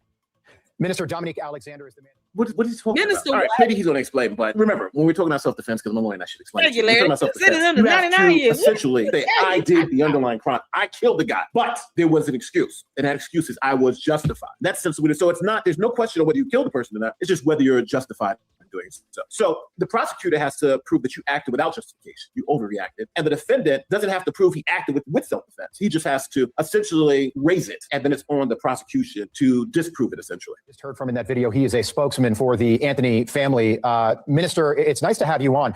You keep saying that Black lives don't matter. You keep saying he's a minister of justice. Can anyone tell me what the hell that title means?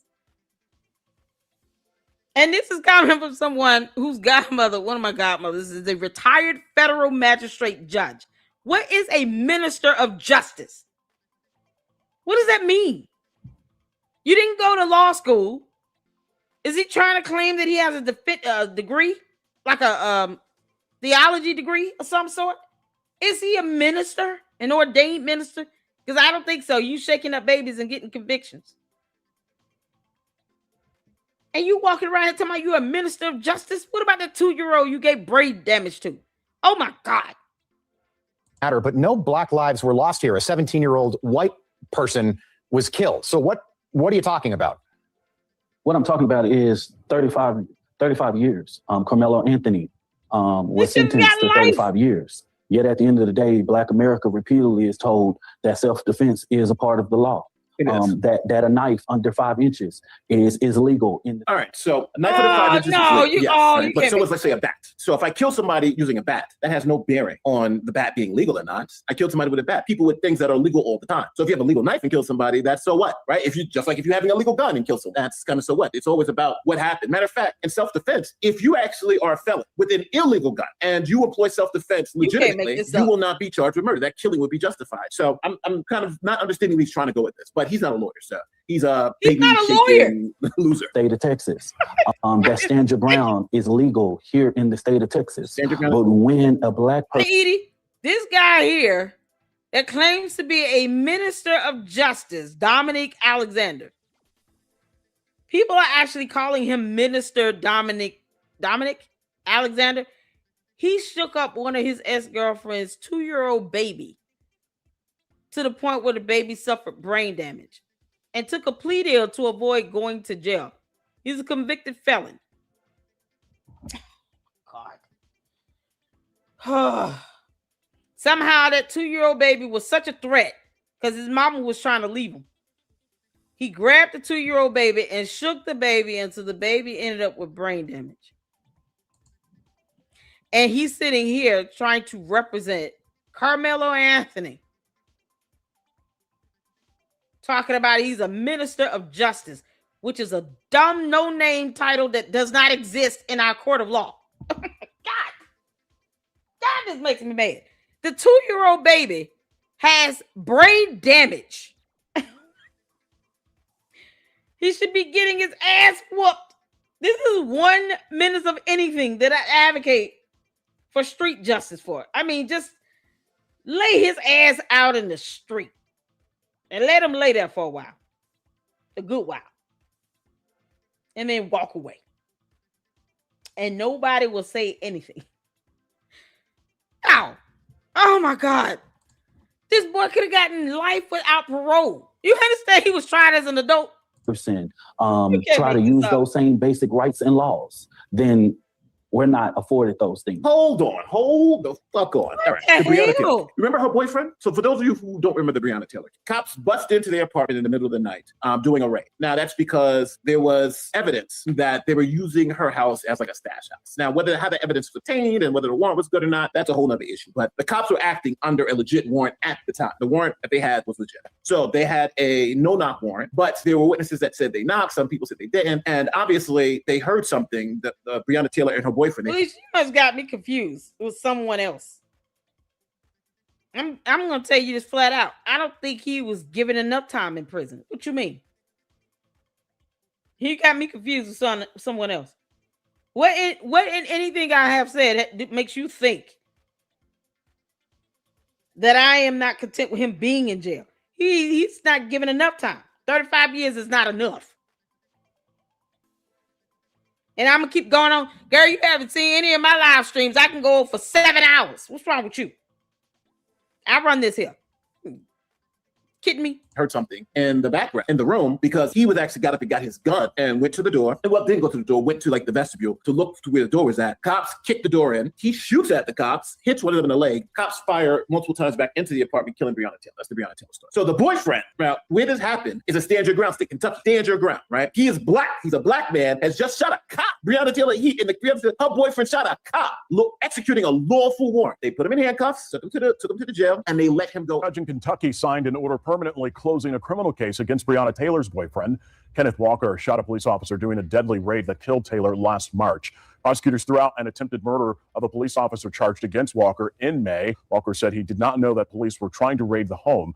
Yesterday's dismissal means the indictment against Walker cannot be reconsidered. Why? Because the law said he was justified in using self-defense. Because when they went and heard like the TV was loud and everything, he didn't hear that these were police officers coming through the door. So they said that he legitimately, or anybody reasonable in his position, who was in that position of being in your house with the TV on, you go to check who's at the door, they kick the door in, and you have a firearm and you respond with deadly physical force. They said he was totally justified, never charged. He's black. So what he's saying here on his face is not only ignorant, it doesn't hold water to even some of the newer cases that have been out here. And Breonna Taylor, I think, is the best example of a black person shooting a white cop and getting off without being charged at all because he's acting with self-defense. So everything he's saying is a lot. Sorry about the long rant, but I thought it was important. We're doing those things unjustifiably. Well, that's not what a jury found today. Can you tell me, I know you know Karmelo Anthony well, why did he bring a knife to a track meet?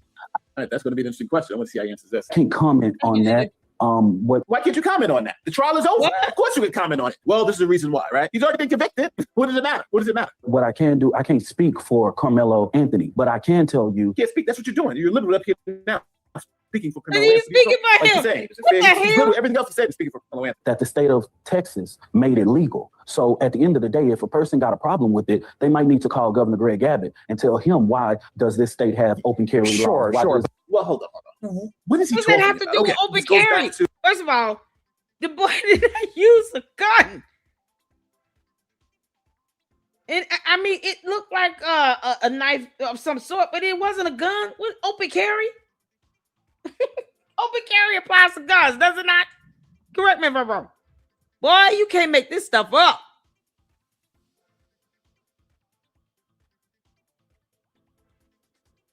You can't make this up. Randall said, if you watch that video and you honestly still think it was self-defense, you are a lying person and need Jesus all the way. I watched that video. We watched the video with the body cam, police body cam today. Here's the thing. He said he can't comment on this, but yet the body cam of the video evidence and the surveillance footage were released today to the public. And it was released because the trial is over. He's been sentenced.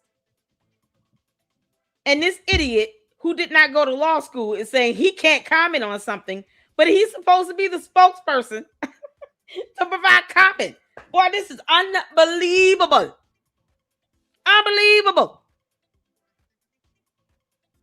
This was not self-defense. That boy said, touch me, see what happens. Punch me, see what happens. And then he pulled out a weapon and put it in somebody's chest. And nobody jumped him. And if he felt threatened, here's a question. If he felt threatened, why didn't he just get his little ass up and walk away? Because no one told him to walk to that tent.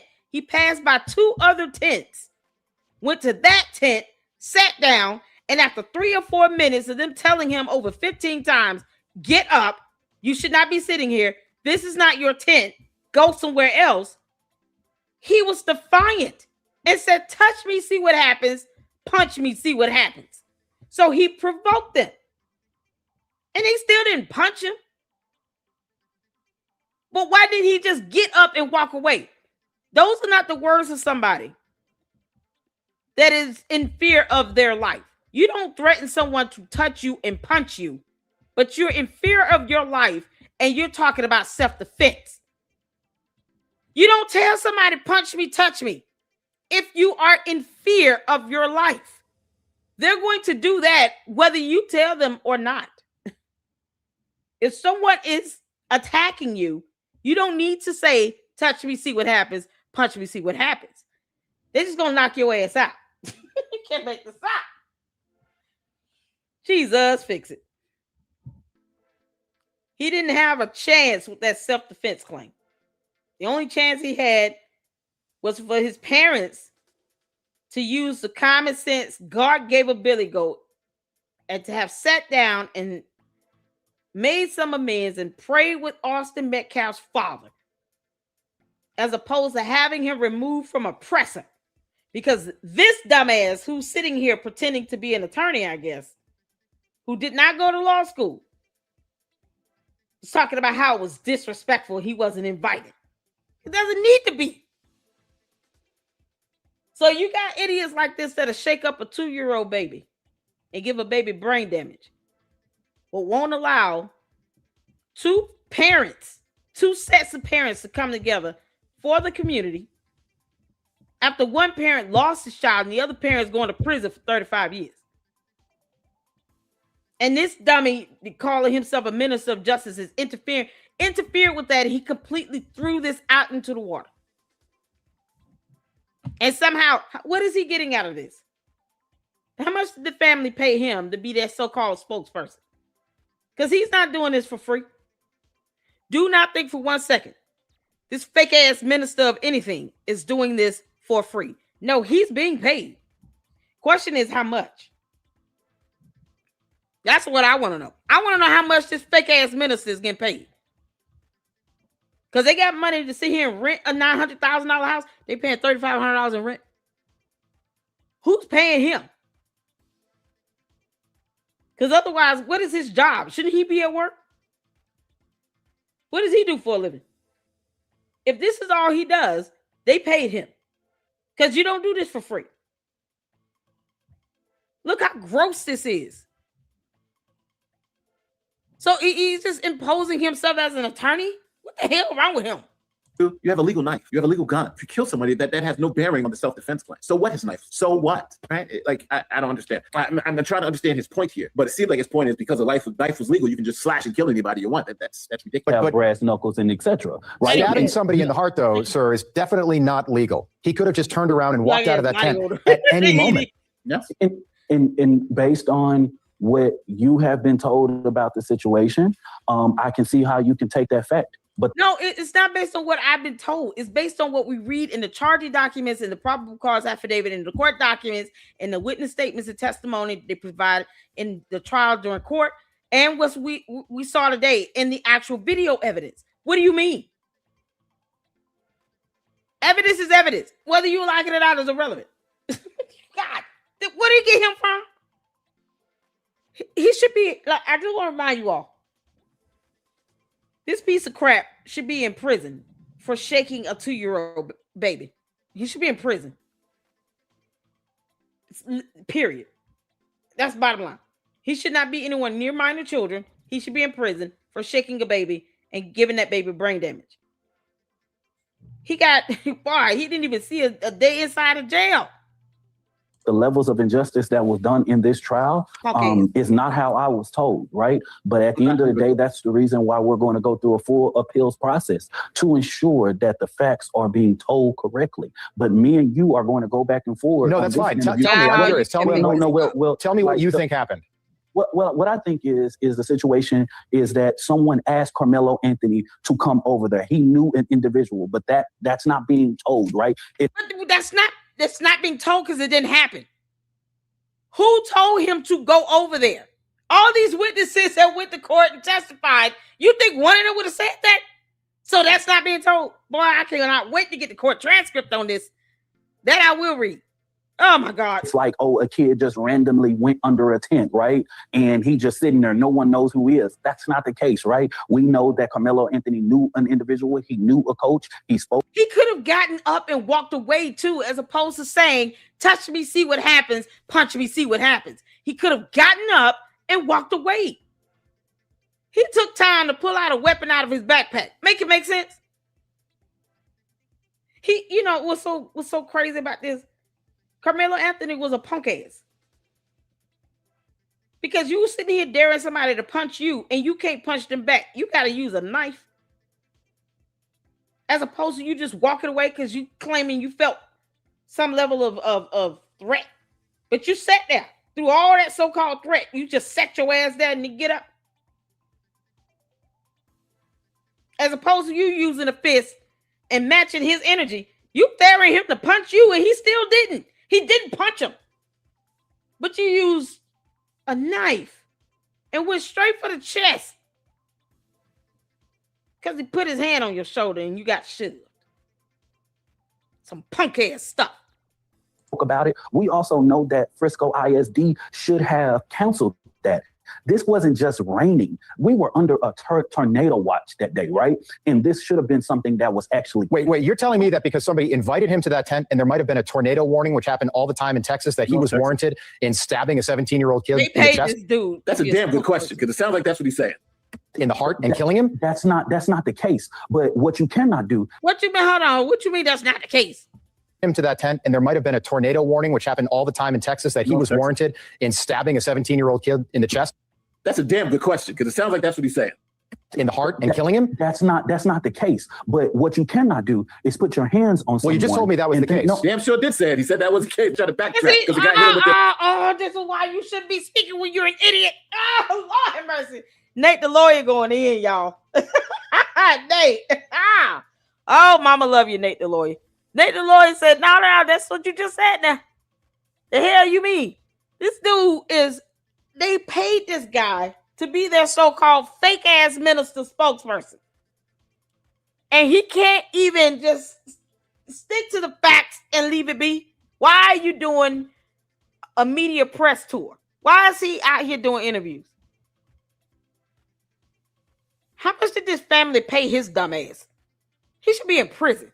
ultimate question. Okay, so you're saying you can kill him then? It's like, no, I'm not saying so. What's essentially saying stuff that it's literally making no sense. What the case is? I seriously. You're asking me the first time, why was he under the tent or close or whatever it may be, right? The reality is that the state of Texas says that I don't have to, when I'm assaulted, I don't have to return the same level of force, correct? No, that is not correct. No, that is absolutely not correct. You can only return the same level of force. So if someone's slapping you, you can slap them back. If someone pushes you, you can push them back. If someone puts, let's say physically assault you by poking you. Exactly. See, he said, touch me, see what happens. Punch me, see what happens. If he would have touched him and he touched him back, it's equal comeback. You're not sitting here, like, the punishment has to fit the crime. If he would have punched him, he could have punched him back. If they would have gotten into a fist fight, guess what? They just would have been separated. The coaches probably would have yelled at them or something like that and then kept living. No, one child lost his life. And he pulled out a knife and put it in his heart, in his chest. And didn't cry at all. Just because he raised his voice. He touched me. He told me not to talk. How do we know he was crying? Because he didn't sound like he was crying after that. When he got to the police unit vehicle and it was about to put him in, he said, hey, yes, sir. Yes, sir. Yes, sir. He didn't sound like he was crying at all. He felt no remorse. You see him walking out of jail after being bonded out. He got an attitude. Woo! Honey. These kids nowadays, boy, they act like somebody owed them something on a silver platter. That's ungrateful to me. And you took somebody's life over a seat under a tent that was not yours. And as opposed to you getting up and walking away, you went into your backpack, pulled out this weapon and put it in his chest. He should have got life without parole. What are we doing? Oh, they poke.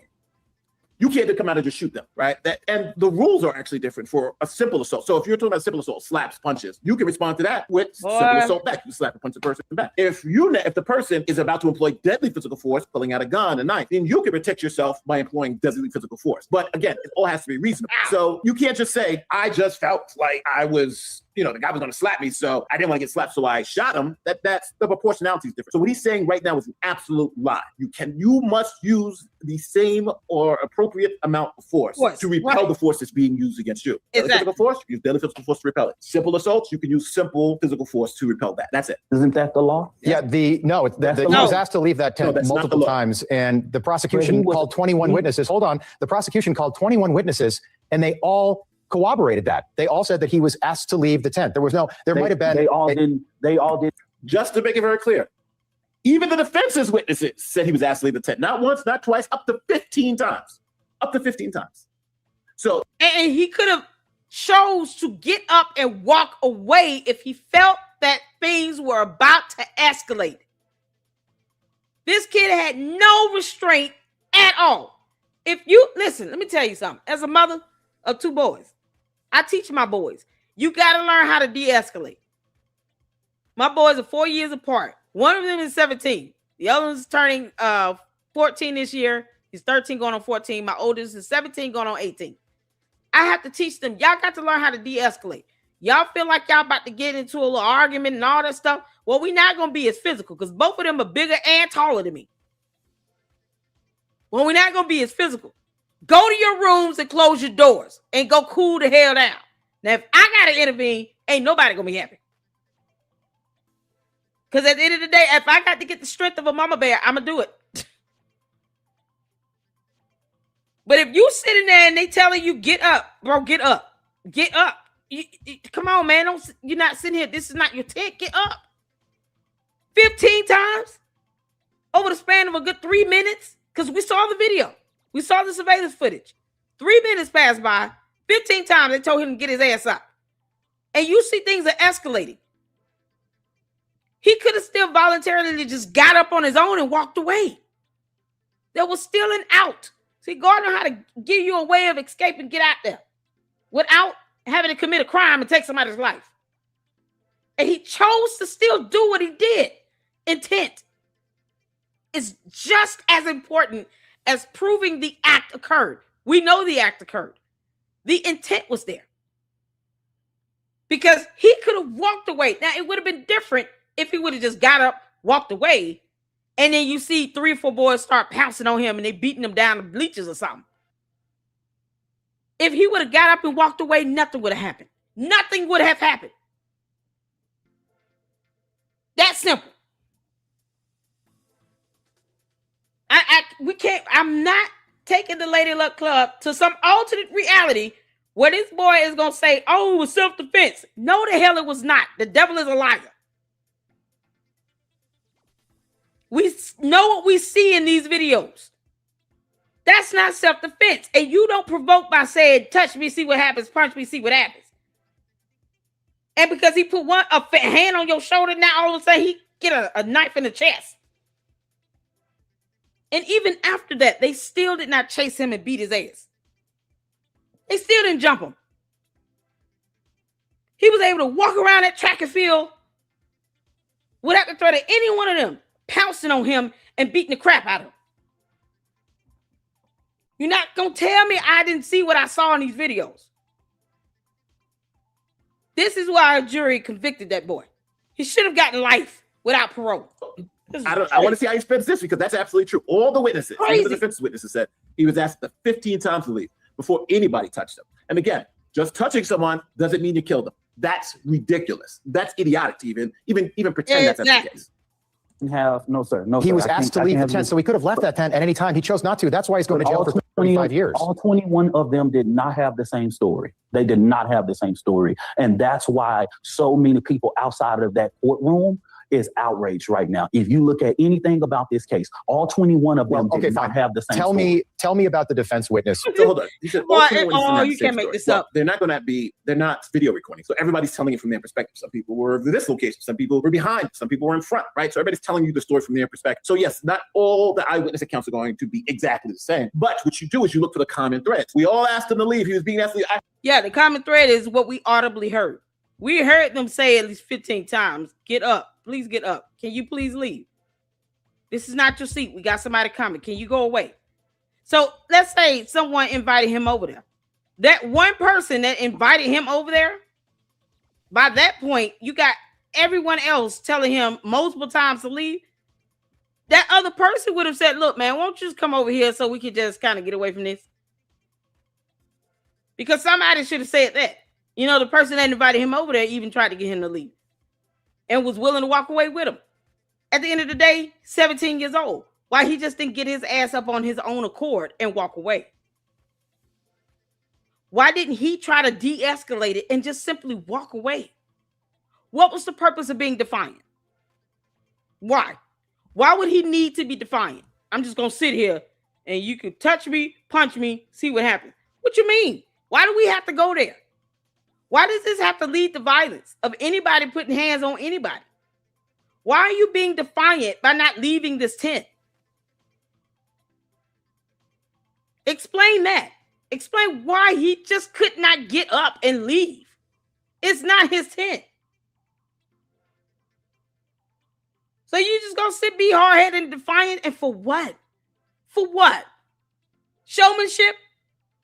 Heard that. I was looking the other way, but I heard them say, hey, get out of here, get out of here, get out of here, right? Everybody's going to tell. And then the jury judges the credibility of the witnesses. Hey, why would his fellow teammates, why would his coach, why would all the students who had nothing to do with this, why would they all lie about what happened? Why would every single one of them lie? What's their motivation for lying? What's the motivation for his teammates lying? What's the motivation for the black students lying? What's the motivation for the white students lying? What's the motivation for the coach to be lying? Because everybody is saying the same thing. He was asked to leave. Because the defense did not call Karmelo Anthony. If Karmelo Anthony truly thought he was innocent, he's 19 years old. He's not a kid. He's 19 years old. Why didn't he take the stand in his own defense? And why did the defense's only witness change their story on the witness stand? I want to see how he answers this. That's a hard question. Karmelo Anthony testifying in his own trial is his own right? And that's a decision that Karmelo Anthony and his parents has to make, right? And that was a decision that was made through the legal process. No, his parents don't make that decision. He's 19. In the eyes of the law, he makes that decision. He's an adult. His attorneys probably advised him not to do that. More than likely, it's because his attorneys did not want to put him on the stand. Why isn't that his answer? Because, you know, any other attorney would have said that, but he's not one. Oh, this clown. Y'all can leave these dumbass advocates alone. They're not helping anything. They don't go to law school. They don't read the law. Most of them walk around acting as if they're soft sits. Leave these people alone. They go out and make things worse. This right here is just, man, this dude is a clown. And he shook a baby, a 2-year-old baby, and the baby suffered brain damage. Right? And well, I just want to make it clear too. Generally, you would tell the defendant not to testify in his own defense because that leaves a moment of cross-examination. But in a self-defense claim, generally the defendant has to testify because the defendant has to tell the jury or have the jury understand how they experience the fear, right? Like Daniel Penny and all the other cases. We experienced this fear, this huge amount of fear, and when this huge amount of fear, when I experienced this huge amount of fear, I reacted this way. So that's generally why you would have that person testify in their own defense. So in this particular case, it was important for Karmelo Anthony to explain why everybody else is saying they have to leave 50 times. Everybody else is saying all this stuff. But essentially, why did he believe this was an appropriate level of force to use? Because, again, all the witnesses said what he did wasn't self-defense. It was an inappropriate use of force. So if that's the case across the board, then obviously you need him to come out and say something about that. Now, they have asked him about the witness who flipped. So let's continue. in this process, of course, there's going to have to be some major reviews, right? But as far as changing the witness changing what he changing his testimony. The witness for Karmelo Anthony, he went on the stand and he says that he saw that, he was surrounded and, he believed that Karmelo was about to be jumped. But then they played the video showing that witness was like facing the other way and actually never saw the confrontation until the confrontation happened. Then the witness turned around and was able to look. So when they confronted the person with the video and was like, hey, here's on video, you cut this off because you weren't even looking at it. Then the person changed the testimony and it was horrible. They unfortunately, said, and then that person was asked, do you believe he was acting in self-defense? And that witness, Karmelo Anthony's own witness, said no, he didn't believe Karmelo was justified. So it's, that's just what happened. So let's see how he tried to spin it. Because you got video evidence. Evidence is evidence. You're not going to lie against the evidence. Because then that witness is opening himself up to, perjuring himself. Because then you got to ask the question, okay, what would be the motive or intent of you sitting here on the bench and you seeing the video evidence? You were not looking at the full altercation at all. And you're trying to say that he was acting in self-defense. And you didn't see it. So, yeah. And you got to remember now, these 17, 18-year-old kids? His witnesses have to be another student, right? He's not trying to sit here and lie for Karmelo Anthony. Oh, never. Yeah, you're right. I did see it. His worst part is that you would think they would prep their own witness by showing the video. We need you to recall this accurately. Did you see the altercation that led up to him reaching in his backpack, pulling out a knife, and putting it in this boy in Austin Metcalf's chest? Be honest. It's a yes or no. Either you saw the full altercation or you didn't. They didn't even prep him properly. Because I would not have put that witness up there if you didn't even see the full altercation play out. And you're trying to say, yeah, he did act in self-defense. You don't even know what happened. And then you go to court and you get humiliated when they play the video. And then everyone can see, the jury now can see, the judge, the witness, both sides get to see now. He wasn't even watching.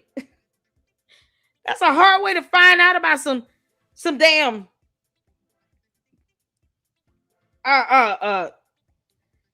lying against the evidence here. There's a hard way to find out, this one witness is no longer credible because they weren't even watching. It makes no sense. Makes no sense. Boy, that's a hard way to find out. Boy, this witness sucks. This witness, he wasn't even looking. And the defense thought that was going to work.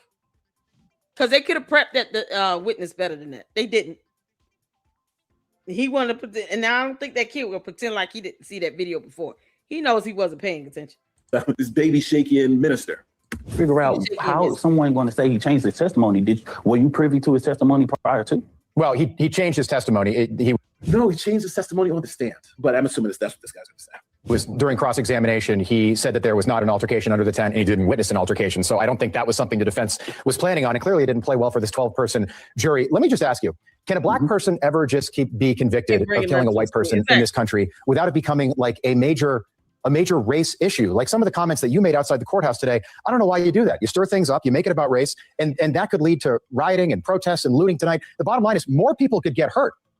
I'm glad that you will say that, why do we have to bring race in the situation? The reality is that if you know about this I didn't say we, I said you. Why do you, Dominic? Not the black race. No, let me make this very clear. As the president of the largest human and civil rights organization in North Texas, what I witnessed on April 3rd.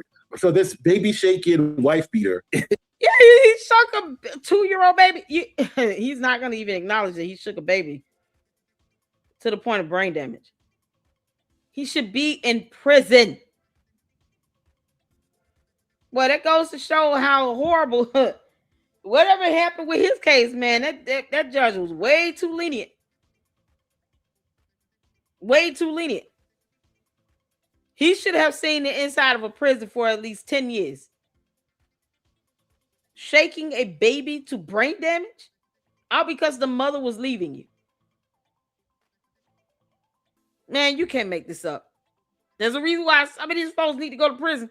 He should be one of them. Is the president of the largest civil rights. This is who you choose. This is crazy. White people going on posts and social media calling Karmelo Anthony a thug, not a 4.0 GPA, not a person that. Well, he's a convicted murderer tonight, so he's a thug. Let me finish. He's a thug. He's not a hero. He's not a hero. A black man. That's true. He's a convicted murderer. So just so we're clear too, I want to be clear. Karmelo Anthony was an outstanding student, and that's always been my issue with this case because. When I looked up Karmelo Anthony, standout student, he was captain of the football team, track team. He was on track team. He's doing all this, great grades, multiple college applications, multiple college scholarships. This guy, he had nothing but up. He was working too. And usually students who have, let's say, that type of resume, usually always think about the future because Karmelo Anthony had set himself up in his high school career to be something exceptional after high school, right? So usually students who have 3.7 GPAs or captain of the football team, they're always thinking about the consequences. Hey, let's not do that because, I got a lot riding on, I got a career, I got this, I have this great GPA,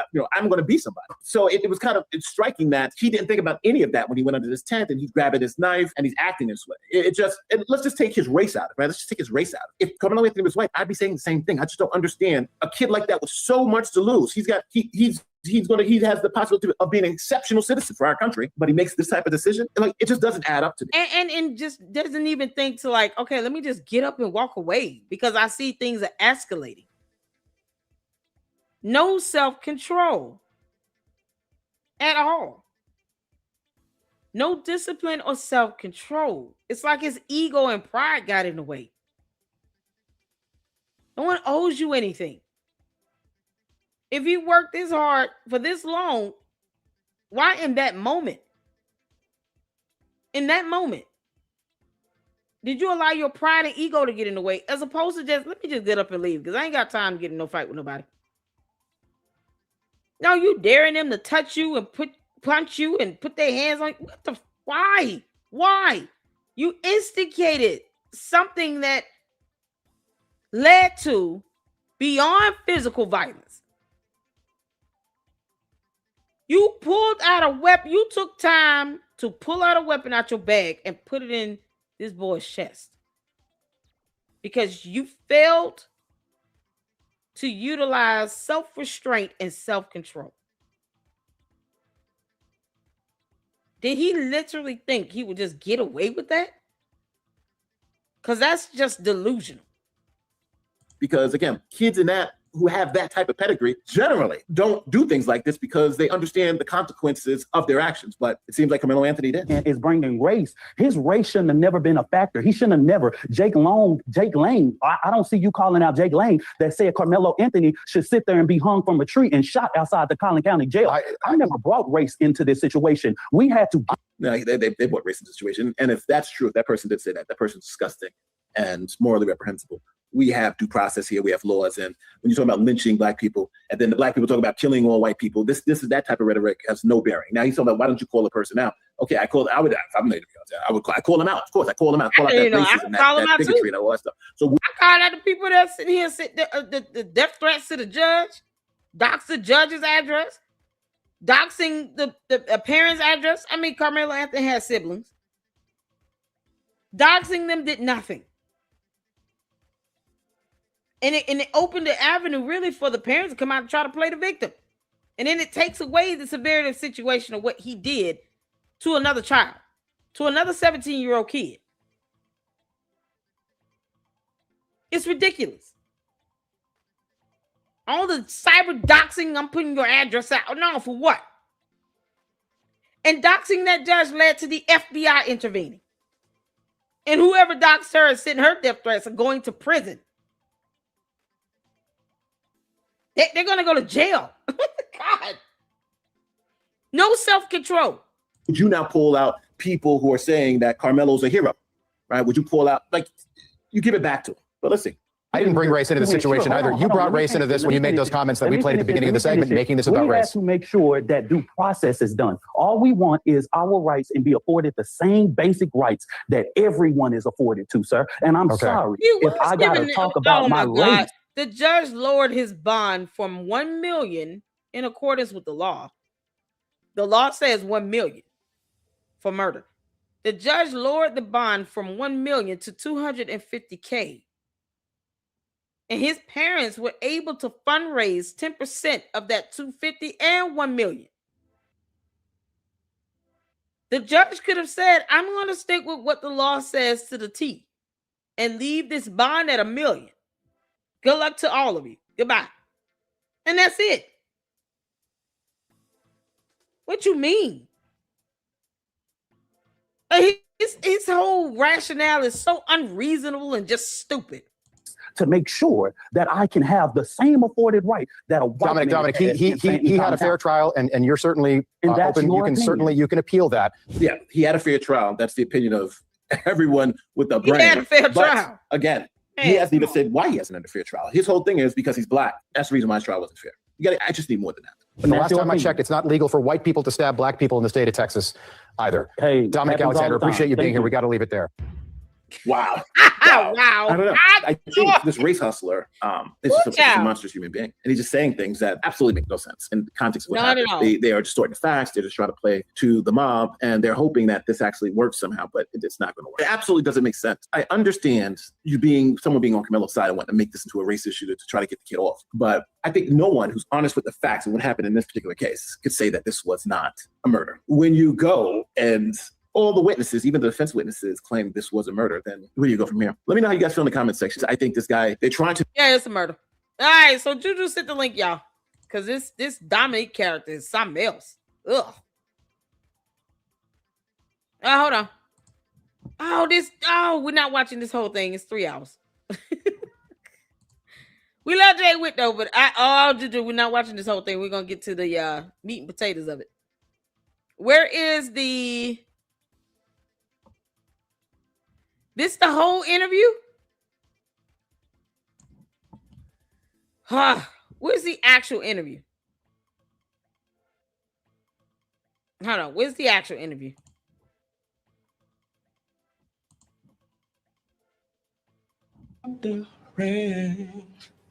Okay, here we go. I just want to get to the actual interview. Okay, cool.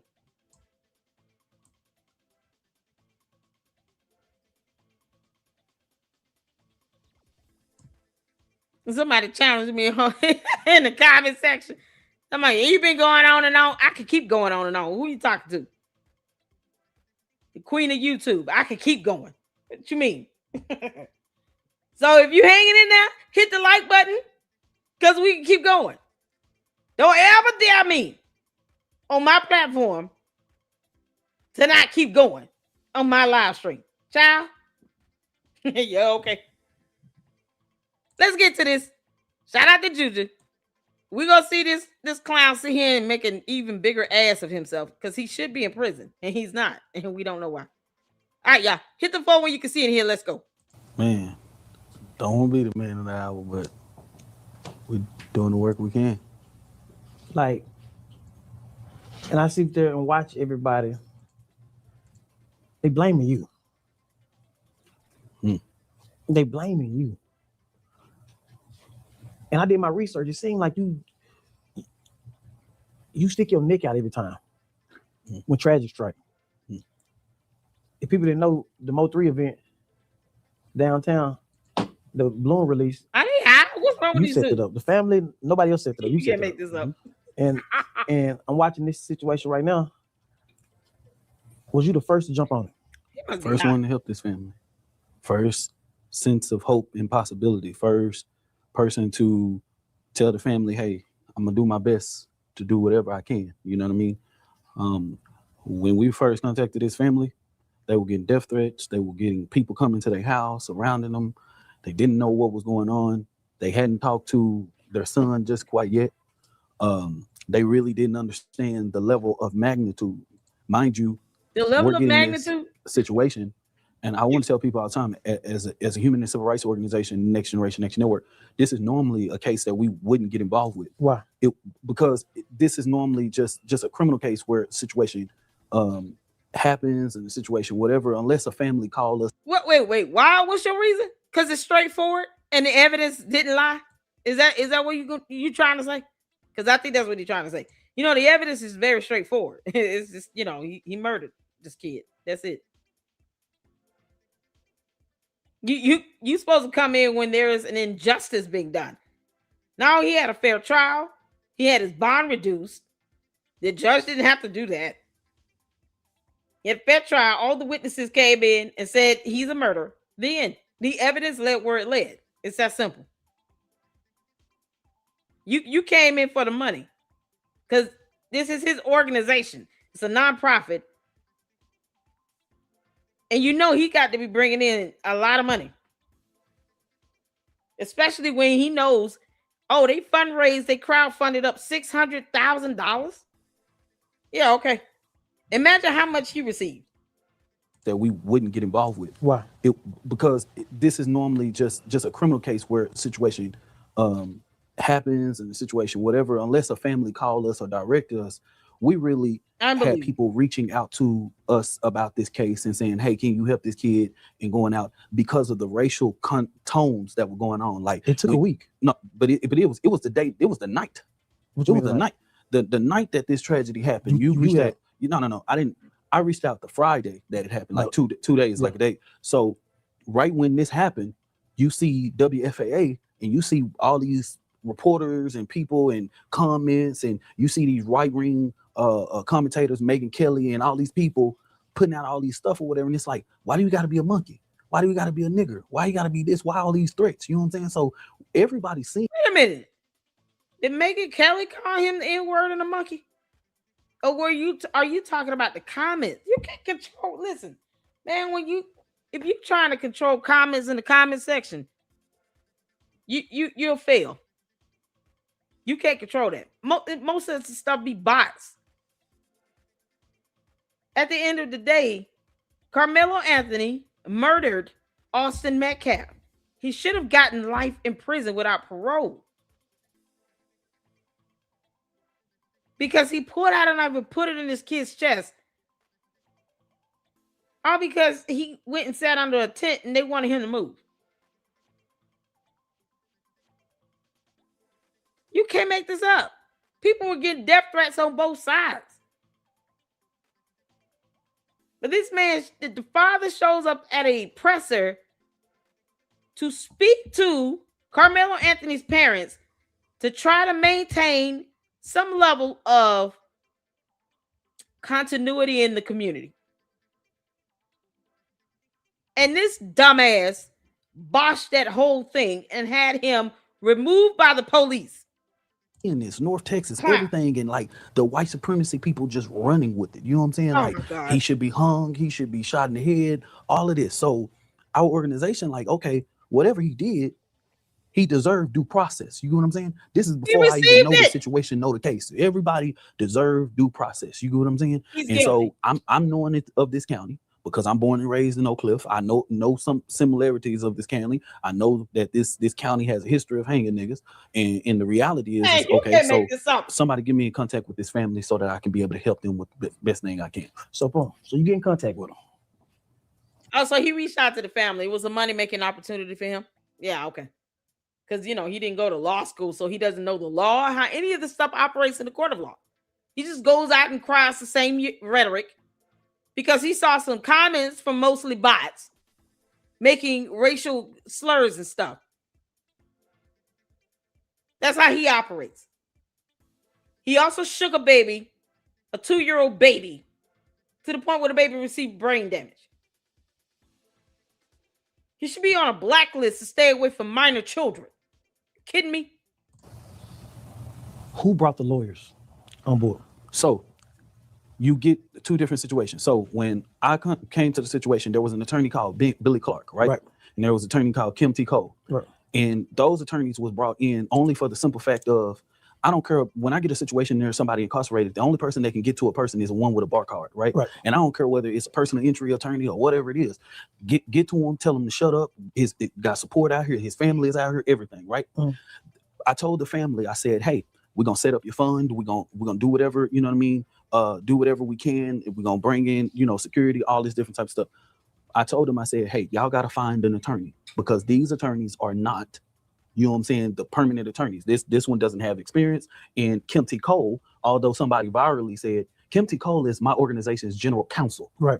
You know what I'm saying? Kim T. Cole is a good sister. The water bill in my house is in Kim T. Cole's name. You know what I'm saying? Right. Like it just the pure stupidity of theater that people saying, oh, he fired a black woman attorney to hire. This woman is a civil attorney. You can go on the Texas bar thing and look civil. So you actually brought her in just to get back there in the back to talk to her. Just to talk to him. That's it. That was the whole purpose. That was to get him to shut up because when we were sitting with the family, we had got a pastor of one community church. This is the church that they were going to right now. The senior pastor never reached out to him. He said he had just left and spoke to Karmelo.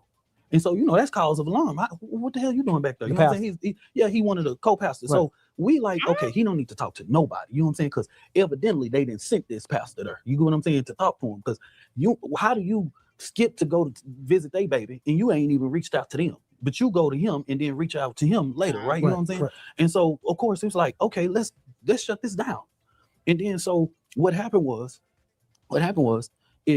I leave that situation and I reach out automatically to Frisco Police Department and say, hey, they getting threats, all this different types of stuff or whatever. They all this, y'all need to do whatever y'all need to do. I scheduled a meeting with them. Now, Rain, I told these people I'll come to Frisco. They came all the way to Dallas to my office to meet with me. Right. Lied to me and said they had a meeting at DPD. Now they ain't had no damn meeting at DPD. They said don't let this nigga come to my city. You know what I'm saying? And so they came. And so the mother and the dad reached out to me and said, hey, why aren't you in these meetings? I said, what meetings are you talking about? And there was a PR person named Casey Fox that was on this case. And she sent out a press release that Billy Clark and Kim T. Cole was the attorneys. Right. Everybody was like, what the hell, blah, blah, blah. This, they ain't got no experience, blah, blah, blah. And so I told the family, this is Sunday. They got a bond hearing Tuesday. Mm-hmm. Whoever you want to meet with, like, you got to find an attorney today, because if you don't want to reschedule this bond hearing, you got to. So I had to meet with another attorney, a black attorney. The first attorney I had to meet with was black. Rain asked me what the price that the black attorney was. $500,000. $500,000. They weren't talking until they gave him $200,000. What the white man say? 75. 75,000? Yeah. And so my thing was, is like, you got these reactions to this case, and you act like, say, man, if it was all these nigga attorneys that wanted to go out there and help that baby, it wouldn't have been no public seating. You know what I'm saying? Yeah. But what people don't understand is that as an organization, I'm not an attorney. So if you come to me and say you need my help, I have to put you in a conference room, and then you meet with the attorney. You know what I'm saying? Because I'm not protected by attorney-client privilege. So people don't know you just a middleman. You just basically, you know what I'm saying? I'm just the navigator. People on the news looking at you like you are the attorney. That's what I'm the attorney. I'm the daddy. But you place yourself in there. You come off like the attorney. You try to speak as if you are an attorney when you're ignorant of the law. You kept talking about him getting a fair trial and due process, but he did receive that. He even had his bond reduced. And the law states that it should have been $1 million. The judge reduced it down to $250,000. So that's beyond what the actual law says. If the judge would have just left it at the law, with the law, and not use any discretionary judgment at all, it would have stayed at $1 million. And then all of a sudden, oh well, she doesn't even like her own race. How dare she not do this to make it easy for him after he murdered someone? What do you mean? Now he's just, I'm just a middleman. I'm just being a liaison. I have no idea about how this works. Oh, he's so full of shit. And it's the N word for me. Like, why do you keep going back to this race thing? Seriously. What is it to deal with this whole, the N-word this and this white man this and the black man this? Take away race. You had two teenagers. One killed the other, and he didn't have a reason to. He could have just got up and left the tent. It wasn't his tent. It wasn't his school's tent. And he could have sat anywhere else. Because obviously he felt he would melt upon contact with water because it was raining. Can't make this up. Was protected. You get what I'm saying? But if people don't sit there and educate themselves, right? You know what I'm saying? You can go on any one of my social media sites and look at this and all this type of stuff or whatever, right? When that family go in there and meet with that attorney, they tell me what that attorney said.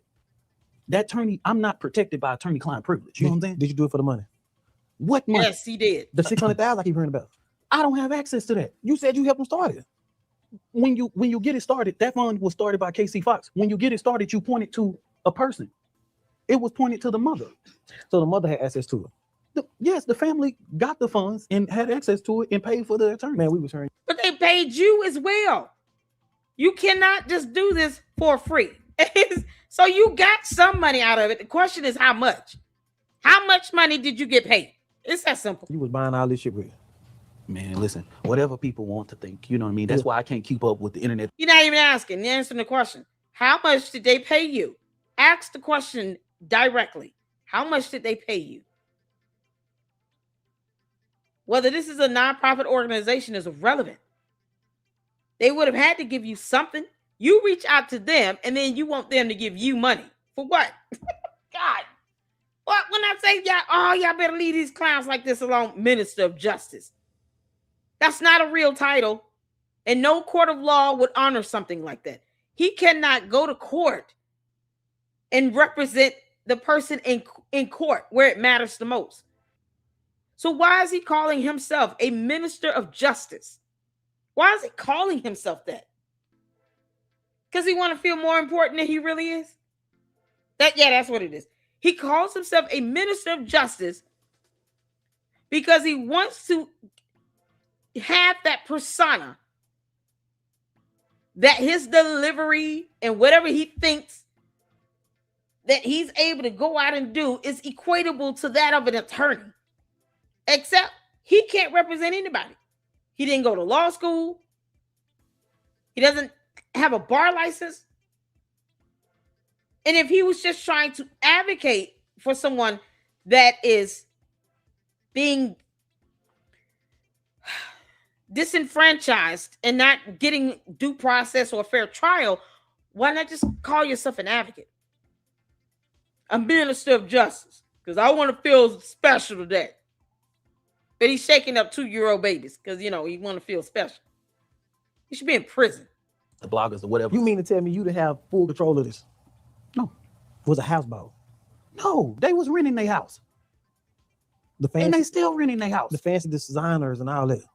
Whatever them, I was about to say, whatever that Anthony family had prior to, the daddy was a finance manager. Right. So you sitting here talking about cars. When you work at a dealership, you can pull, you know people that work at a dealership, they can pull off any car in the lot. You know what I'm saying? So, but like people sitting there, when they post that picture about the house in the car, that picture was 2023. The house or whatever. Hell, when I came there, I was surprised that they lived in a gated community and stuff, because the way that you saw it online, you would have thought they was living in Section 8 or something. Or so whatever. this wasn't no poor black family. No, they were a decent family. The daddy had a good job. You know what I'm saying? And the wife, you know what I'm saying? Mother, Kayla is one of the most beautiful souls ever. You know what I'm saying? A real structured woman or whatever, take care of her kids. You know what I mean? Sweet, polite. You know what I'm saying? Every time Karmelo. Does she have a job? Because, you know, that's the question is about this money and how you got paid. Is she bringing, is it a 2-parent income household here? Are they both working or just one? I mean, Karmelo Anthony had a little job. What does that mean? That doesn't mean you sit here and crowdfund for a defense, a legal defense, but you don't use the money for your bond because the father said it's not a bond fund. And then you go out and rent a home that's valued at $900,000, and you driving around in a $150,000 Cadillac for free. You think your employer is going to let you just drive around in a truck like that at no cost? Is he for real? Is he for real, or he's just this stupid? Hello, looked at me. He said, yes, sir, no, sir. You know what I'm saying? Every time, not one time or whatever that he ever looked at me, he did not say, no, sir, yes, sir. Every last child in that house. Well, so when you come in the first person to represent him, oh my God. Did they fire you after the trial? No. So you're not fired right now? You can't get fired to what you never was hired. Yeah. I'm the president of the Next Generation Action Network. That's a human and civil rights organization. Right. I report to 14 people on the board of directors and make good money in doing that. I founded. Oh, he makes good money. So how much did they pay you? How does this work? How do you get paid? Because you say you notified those two. You saw this case was about to become a high profile case, and you reached out to Karmelo Anthony's parents. You didn't have to contact them. Would they have known who you are contacted you had you not initiated that? That would have been my question. Sounds like you were not necessary in this at all. How can you be fired for something you was never hired? So why were you there? Why are you sitting here talking about race, making this about race? But you showed no remorse for the young man that lost his life.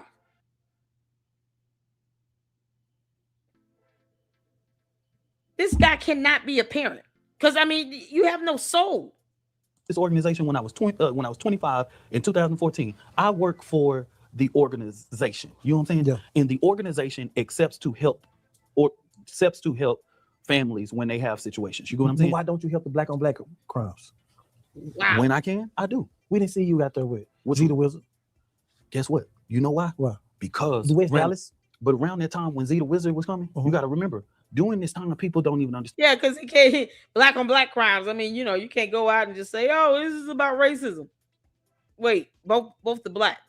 Oh, well, all right, y'all. I'm going home. Like, what you gonna say? You rile up the masses when you out here crying, you know, racism. But yet, when the video evidence gets released to the public, and we see what we're seeing, and it's not self-defense, and he just murdered this kid, then all of a sudden, You can't be fired from which you weren't hired from.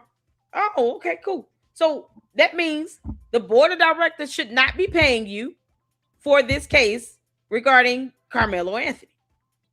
That means you should not be getting paid for this. If I were the board, I would say, oh, okay, we saw your interview. You said you were never hired. And you claim you make good money. So we're not going to give you a check for that Karmelo Anthony case because you suck. See you tomorrow. 9 to 5. Then I lost my own son to violence. You know what I'm saying? In Michigan. If people look at my social media or whatever, you'll see me actually having to go in front of in Saginaw, Michigan, going for the judge and sentencing and all that type of stuff or whatever. When I first started doing activism was Black on Stop the Violence. It was after Delisa Kelly was beaten and strangled to death and found. I literally created a law in state of Texas called the Clear Alert for victims of imminent dangers between the ages of 18 to 64. You know, who did the response when Siobhan Randall was found in that house, in that vacant house, and with Michael Titus years ago, right there down the street from home. You know what I mean? So the reality is, it's been a number of times. Who was there when and told them niggas on 2nd Street when that little 6-year-old got shot right there at the TMA and charged them up? You know what I'm saying? And literally brought all those Panthers down that doggone street. And so, like, bro, we've always been there. You know what I'm saying? You only assert yourself on high-profile cases just for the look. No. Because I'm gonna tell you about 80% of the work that I do, about probably 90, you never even know. You get what I'm saying? Who organized? So there's no way to verify it. Boy, all this double speak is something else, ain't it? You never even know what I'm working on. So you can't say yes or no to any of these questions then, because you're not giving me any information to actually use and verify. How do we know that you're not out here only working cases where you're going out trying to decry racism? Someone saying you're a race baiter would not be implausible because you have no way of proving that you work predominantly Black on Black crime cases. And he said he lost his son. You cannot tell me you lost your son and you can't feel any emotion to any other parent losing their child. What in the world? He talking about he made good money doing this. Can y'all believe it? Yeah, I make good money, you know, ambulance chasing and yelling racism and blah, blah, blah. And he really thinks that this interview is going to set Karmelo Anthony up for a good appeal, even though he got a fair trial, and an appeal should be laughable right now. How they're going to deny that appeal? The kids to walk out of South Oak Cliff High School. Who led to $62 million renovation? That was 600 kids. It's 1,600 kids. South Oak Cliff High School is the highest academically rated comprehensive high school in Dallas ISD right now. Since the new building. 5 championship appearances. My name is on the building. You know what I'm saying? Who built the John Lewis Social Justice Academy, rebuilding Lincoln? Who building the downtown Dallas school with 5, the first time in Texas where an all African American instruction team is on that building? So if somebody want to sit here and say, man, I'm not just no ambulance chaser and all that type of stuff or whatever. He's definitely an ambulance chaser. And he sounds like Umar Johnson. Are you building institutions? Are you building schools? You can't ask me about where I'm spending everybody else's money unless you build the institution yourself. Are you going to build an institution? Where your school at? Tell me where your school at. You ain't built no school yet? Boy, that's how this fool sounds. He sounds just like Umar Johnson. If you know me, I prefer not to. But you know, when I was walking out of that Collin County courtroom, I didn't say, "Hey, cameras, come to me." You didn't have to. You walked out like Black Mafia. They didn't. But at the end of the day, the work speak for itself. They said you drove up with a bunch of Suburbans and hopped out, but you like the Man in Black. But you got to realize, in this case, people not understanding what people had to go through to stand in the gap for this family. Rain, I had to move. Niggas was surrounding my house. You know what I'm saying? Apartment when I'm living downtown. Was it worth it? I'm sitting here with anytime I've made the personal sacrifice of my life of standing and being the president of the Next Generation Action Network, right? But I have children. I have to protect it. These people are still calling the phone today, sending death threats. But do you feel like you failed this boy? Let me tell you this, Rain. He can't answer yes or no. That helped in this situation. And if you can't have a personal complex of yourself, like a personal accountability, anytime a case comes without the outcome that I didn't want, your personal thing, you feel like you failed. Many people around me, Dominique, you did the best you can. I know I did the best I can. But a personal example, when I look at a baby. Yeah, the best he could do is yell racism and how he didn't get a fair trial. I can't believe you guys are so racist. And race. Black or white, black or white, black or white. Oh, I shook up a baby. I don't want to talk about that. What? That. See, you saying Karmelo Anthony name and different people saying Karmelo Anthony name. I know Karmelo Anthony. Dude, you said kill in his eyes. No, that boy is a sweet man. The boy is so intelligent, man. The little boy is so intelligent and articulate, man. This boy right here is like a nephew to me. You know what I'm saying? The other day when the day after this, and people are responding and this, that, and the third, Robert knows this, man. When they went on the camera and people saying the rage, I didn't even want to talk. You know what I'm saying? The anger that was on me, the anger of the frustration that I have about this attorney, the all of that, you know what I'm saying? Like, man, when I remember the other day, the next day that my operations director was trying to keep somebody from showing me Karmelo's mugshot, and somebody did, and I literally fell to my knees, man, because I think people think this is a game and this is about clickbait. How did they get him? You think it's a game, dude? You came out talking about it be, you know, people. You didn't say anything about somebody sitting here throwing like racial slurs and stuff. What do you, man? Come on. This is unbelievable. A 17-year-old child died in his brother's arms. He was somebody's son. He had people that loved him. He had a family. He was 17. You can't make this up. All because Karmelo wanted to go to a tent and sit down and not move. And then daring people to touch him. He couldn't de-escalate. He could control himself. Just stupid and senseless. How did they get him to TDC that fast? I never in the history have seen someone go to trial and be shipped to TDC the next morning. Now, let me tell you this, Rain. In high-profile cases, they are done that way, but in a sense, they deliberately, that does not eliminate the fact that they deliberately tried to make a statement with this, okay? Because we know that whatever the hell they had on Karmelo is not what they wear down there. You get what I'm saying? Like, we know that shit. You know what I'm saying? We got it's a whole Facebook group and Facebook page with niggas on live and all that type. We know they don't wear that down there. So what do we got on? You know what I'm saying? So we know that is a statement. We know that's a statement. But the reality is that people are coming at me about the legal process.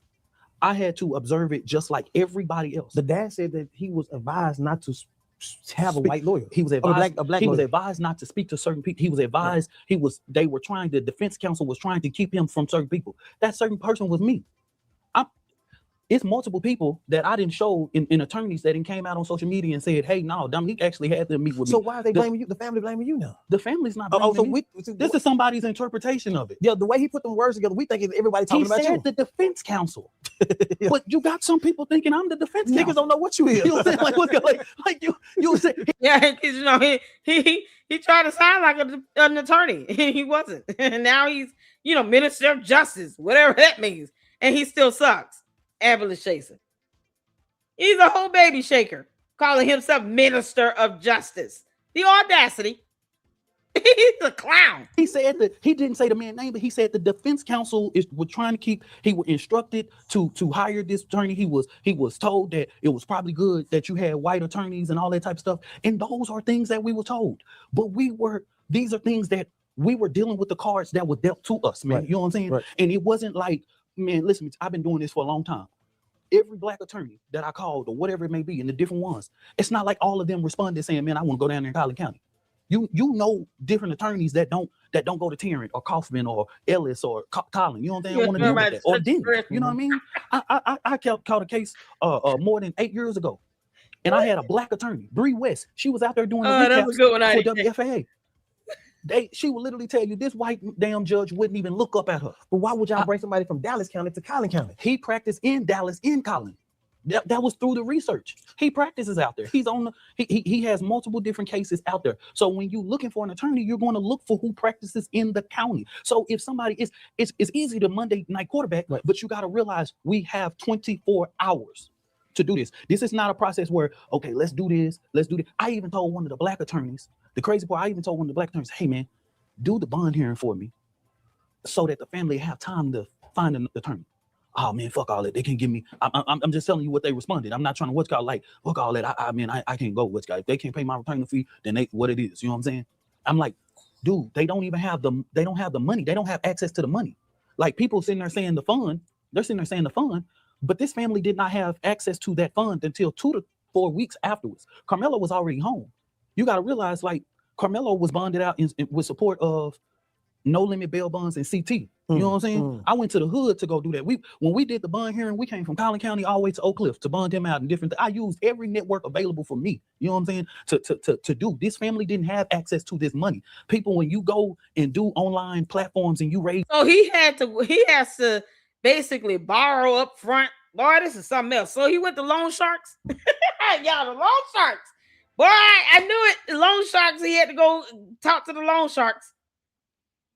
He's basically describing loan sharks, except, for bondsmen. So he's like, okay, listen, they got this money. They can't get their hands on it, but you can see the Save GoFundMe account. Here it is right here. Look how much they raised. You're going to get your money back. Trust me, PIMP. DOGG, we going to get this money. He went to loan sharks. And they fronted the money up, bonded the boy out because it was lowered to $250,000 and they only have to do 10%. And so when they were able to access the money 2 to 4 weeks later, they just paid him the money to give back to the loan sharks. Boy, this is so disgusting. This money that you don't get that the next day. You know what I'm saying? That ain't like a Cash App account. You know what I'm saying? They have to, especially if you raise significant money, you got to send ID, you got to send bank stuff, you got to send all types of stuff, and that go through a verification process. And then they email you and say, release the funds. You know what I'm saying? And so it's like what I told somebody, I said, hey, if we had the time, all of those factors could be in consideration. You know what I'm saying? And even stuff that I was like, hey, with the dad, like, man, hey, well, let's go with Mike Howard and let's find the second chair, a black attorney. We did that.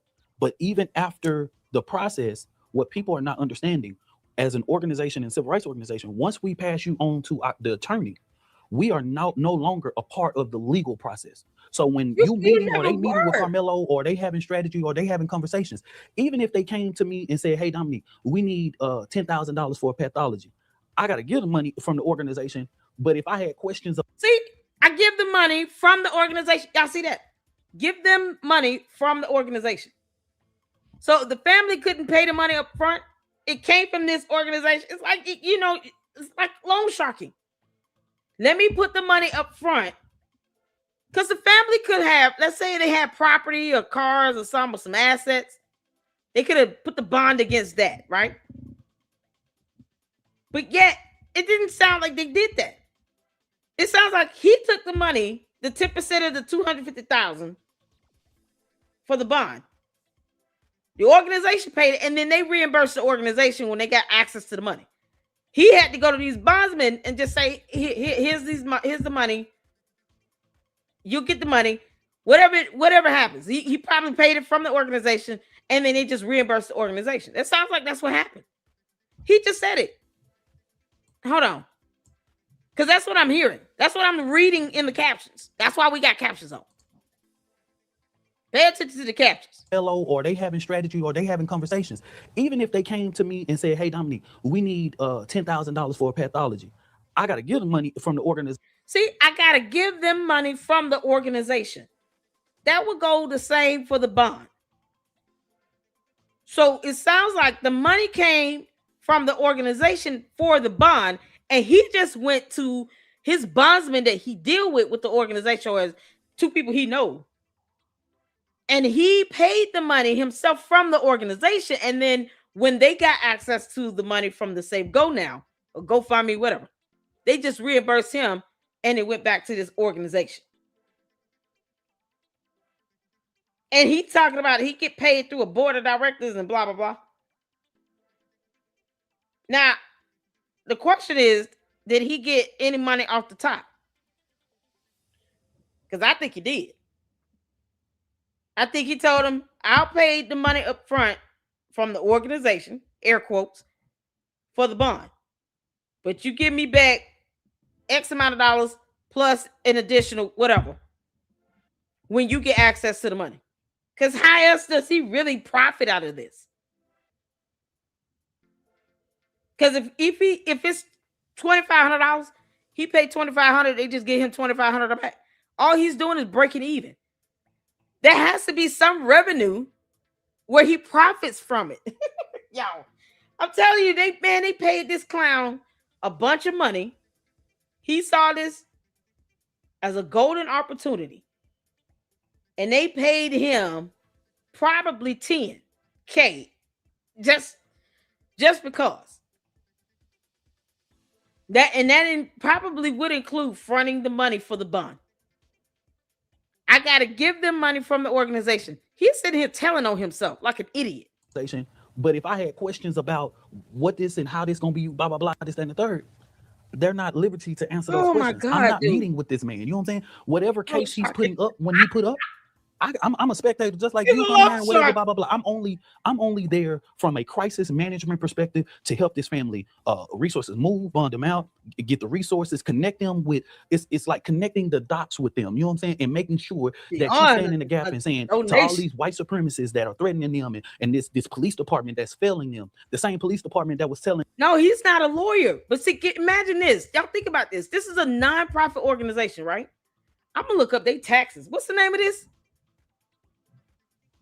What's the name of his organization? Anybody remember?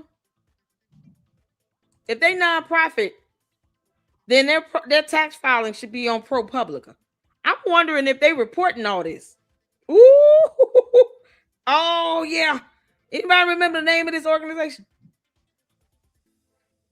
Because non-profit organizations are usually uploaded Next Generation Action Network. Oh, let's see if they got their tax filings up. Next Generation Action Network tax filings. It should be under ProPublica.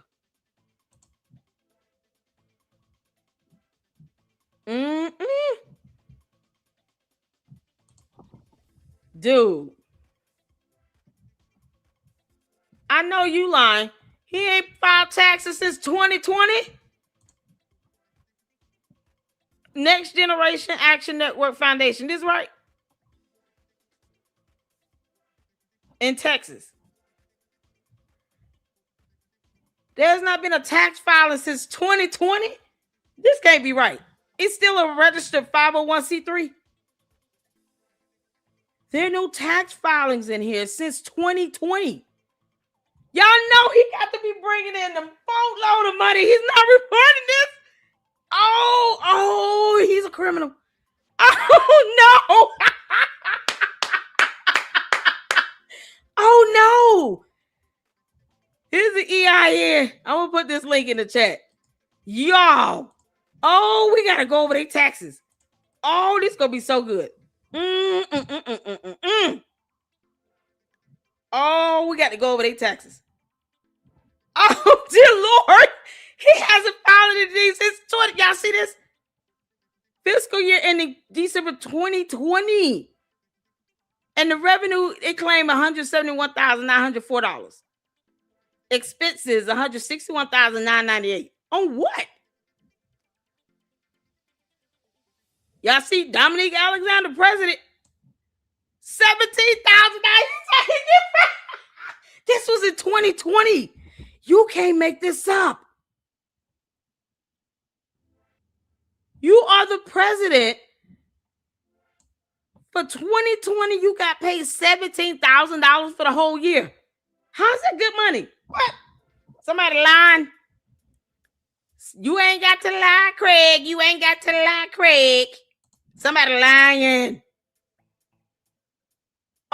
We gotta find this. Where's his recent tax filings? We should be seeing tax filings up to 2025. You can't make this up.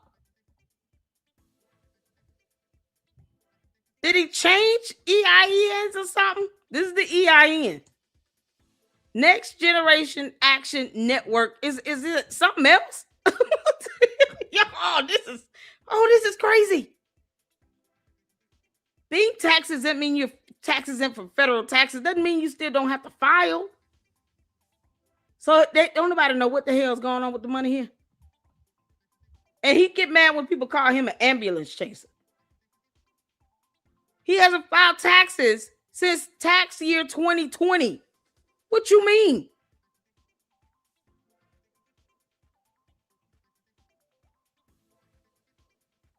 Even if you tax exempt, you still need to be filing something. How are you showing people that the money is going towards where it needs to go and that is on the up and up? You're not providing any receipts. This man literally asked him, how much did they pay you? He ain't saying a word. He didn't even answer the question. So anything that's related to financials, he's not even answering. But you said you could take $10,000 from your organization for pathology. And if you're getting that back, you got to be getting it with interest. Otherwise, you're not generating any profit. You just break it even.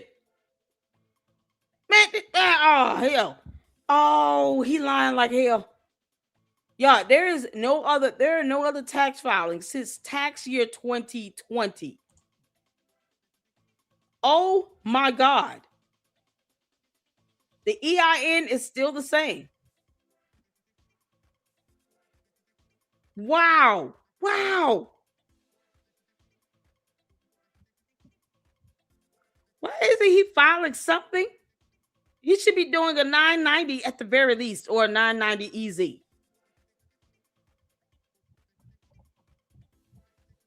Oh, this is crazy. Oh, he tripping. This dude full of crap. And when people don't want to sit here and show you what they doing with it, you know they doing something they shouldn't be doing. You know they doing something they should not be doing. This website right here is taxexemptworld.com. You got to pay to get this report. It's saying here that he has assets in 100,000+, income 100,000+, Form 990 revenue 100,000+.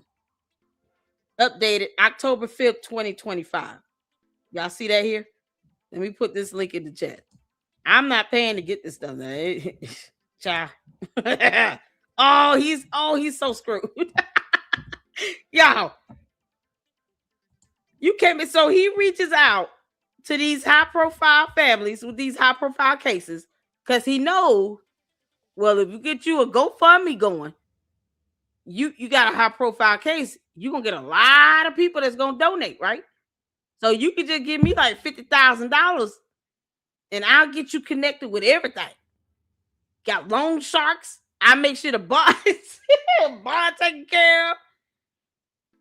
Meanwhile, he's not showing any receipts. He's not even filing tax forms 990 or 990 EZ at all. You're a nonprofit. If you filing this, ProPublica will get it. It's that simple. Listen here, he got assets. You got to get a membership just to download this crap. I'm not paying for this. $100,000 income amount. Revenue reported at 100,000. Assets at 100,000+. You don't see anything else with contributions, expenses, none of that. It's classified as a 501c3 charitable organization. You're still supposed to file these tax returns. Alliance Advocacy Organization, as it's classified to the IRS. So y'all see the Internal Revenue Code 501c3. Alliance Advocacy Organizations is how it's classified with the IRS. And he has it filed. The date of the latest return filed 12/20/23. Where is that at? Oh man! But this was updated October 5th, 2025. Y'all, where he got to hide? He trying to hide some stuff. And them loan sharks coming after you to bite your butt. Telling the world that the Yo, Metcalf this is was crazy. getting their house was getting basically what's that doggone swatted.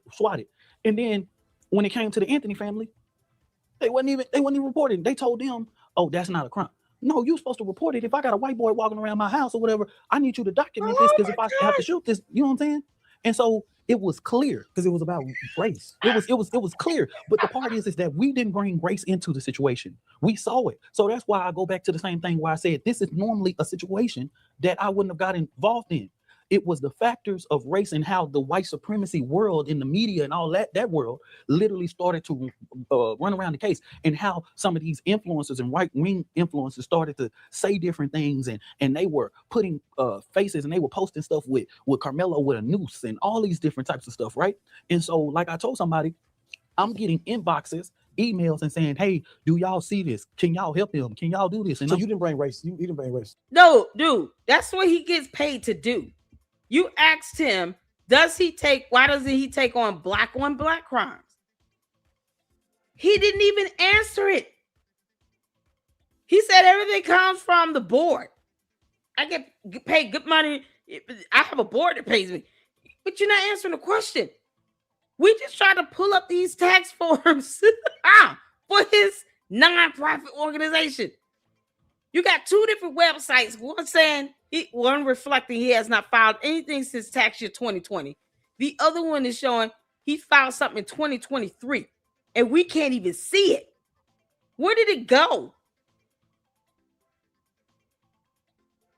And where he reported in 2020, he put on here that he is getting paid $17,000 for the entire tax year 2020. $17,000, that's it. Somehow he is able to make good money and make a living and live off of $17,000 a year. Y'all, this man is going to these folks. Yeah, I know your son is about to go to jail, but if I scream racism, you might be able to get like $300,000-$400,000 in the safe go now. And then you can just pay me like $30,000, and then I'll connect you with all my loan sharks and these attorneys. Boy, this is something else. No, I can't, man. It's in 2026, it is stupid for anybody to say to a black man saying, I'm bringing race into this situation. I'm not there at this damn track meet. I don't know what's going on. I just see on my algorithms that this nigger died, this nigga hang. You go on WFA, it's the most racist damn comments on the bottom of it. You go in the morning, Nancy Grace, it's stuff going on, and then Megyn Kelly, all these people, these right-wing people. So as opposed to him saying this is not about race, and I refuse to stoop to the levels of what could be mostly bots making this about race, this is about the loss of life of one young man and another young man that is possibly facing life in prison. The end. You sitting here having the father of the victim escorted out. When he said that he forgave Karmelo Anthony for taking his son's life, and you having him removed by police, all because you just said, oh, he shouldn't be near the family. But you couldn't say why. That's not how that works. Well, under what law? What do you mean he shouldn't be near the family? You understand that victims on both sides of the families could come together and talk? That happens all the time. This is so crazy. This is coming from someone who is not an attorney, not even a lawyer. Boy, this is nuts.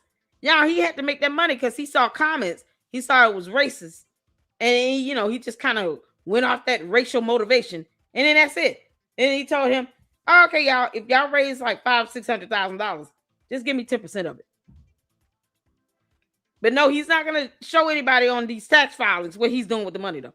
Nope. With that, this family is getting flooded. Letters sent to them, people at their house, threats, phone calls, somebody finding their phone number, all these different types of stuff. So I tell people all the time, I'm not the attorney. I'm not a part of the legal process. This is crazy. I'm not protected by attorney-client privilege, right? All of these questions that some people have or whatever, I got the same question, same whatever it may be. You know what I'm saying? Because I'm not in those meetings. When did you realize the lawyer was some bullshit? January.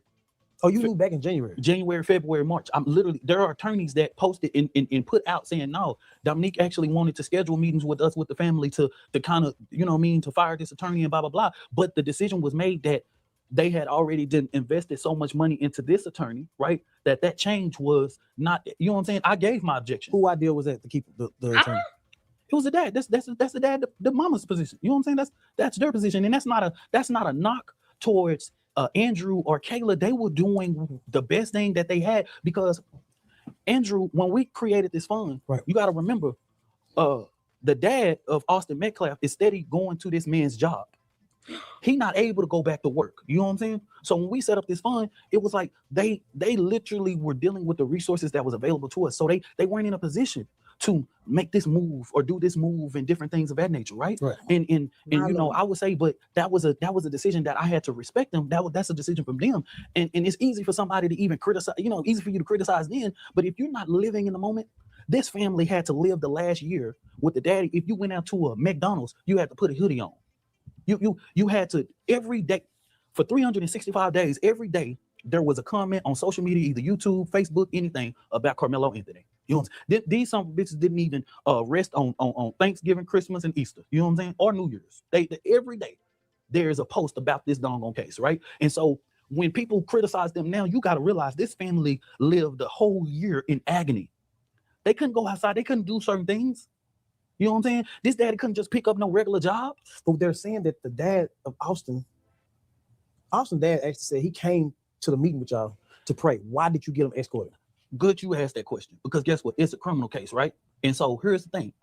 I get CBS 11 anchor, JD Miles, right? Mm-hmm. I'm getting ready. There's 17 cameras right here. Mm-hmm. The family is in the back, right? Mm-hmm. The dude come to me, he say, you know, that's the dad. I said, what? Who dad? I never saw him, right? So hell, I don't know him. You know what I'm saying? Like, what can I say? Yeah. So then he said right there, that man is standing right here, okay? Mm-hmm. He ain't moving. He ain't said nothing to nobody. What did it make you feel when you laid eyes on him? Man, I'm looking like, what the fuck this nigga doing? He ain't answer. Bro, if you come to pray, and all this type of stuff, you come in my office. This is a private facility, right? Like, hey, bro, man, I just come here to pray, blah, blah, blah, this, that, and third. But if I just sit here and stand here, and I just stand here, I don't say nothing, I don't introduce myself to nobody, I just standing. What you supposed to left to think? I haven't approached this man. You know what I'm saying? He just standing. He ain't said nothing to nobody. Did he ever speak to anyone? No. Hey, man, listen. And so what I did was, because I don't want nothing to happen, I go back and call because Karmelo was on that lead monitor. We actually, when we got him released, we had a direct contact to the bailiff at the time. Now, mind you, remember he had a different judge at the time. It was the black woman judge, right? And so we had a direct, and we got a message and said, hey, should he be here? And we were told no. Now, mind you, because of the security purposes, it's already plainclothes DPD intelligence officers in the building. You know what I'm saying? Because he even lied publicly saying the first time he was told to leave, he left or whatever, and that wasn't cool. He just didn't think this Hispanic man and this black man in these red overalls were police officers. You know what I'm saying? And so when I got that call that they said no, he cannot be there. They cannot interact. Now, mind you, the Anthony family do not know he's there. He never saw them. You know what I'm saying? They're in a security area. He can't get through there. And I tell people all the time, it's not like we lacked the security. Like we had at least a 9-member security team. We could have got him out of the rain in no time. So I delayed the press conference and literally had DPD escort him out. You know what I'm saying? Did he have a weapon on? It was a side thing that people were identifying, saying that it may have been a weapon. We never confirmed because I never came up to him, right? You know what I'm saying? All I did was pause. This is ridiculous. And then many people are telling him, sir, can you just leave? Can you walk with us? Get away from me. Get away from me. Get away from me. Like, it was people. I never went up to him. If they were officers, they would have been wearing body cams. I didn't hear him say that one time when he was escorted out. Did y'all see that? Oh, I want to see the body cam of him being escorted out. Speaking of more bullshit, y'all, men to tag me in this. We just pulled up the taxes, right? On ProPublica. Look at this. This was from 2025. Report: Dominic Alexander is guilty of fraud. Some of you may remember my exclusive about Alexander and his fraudulent organization called Next Generation Action Network. Engan has collected funds totaling 6 figures but they have engaged in what is known as 501c bouncing, switching to another 501c organization when they fail to file with the IRS. You can't make this up. No. Did I say it? Yo, didn't I just say this? How do you go without filing taxes? The IRS would have locked me up and anyone else that fails to file taxes. I was sitting here like, man, I know what I'm seeing. The actual EIN is the same. The last time taxes were filed, based on what we were able to see, was in tax year 2020. And I'm still like, man, there's got to be some fraudulent stuff. You're not reporting taxes. Even if you are tax exempt, you're still required to file the tax forms. It's that simple.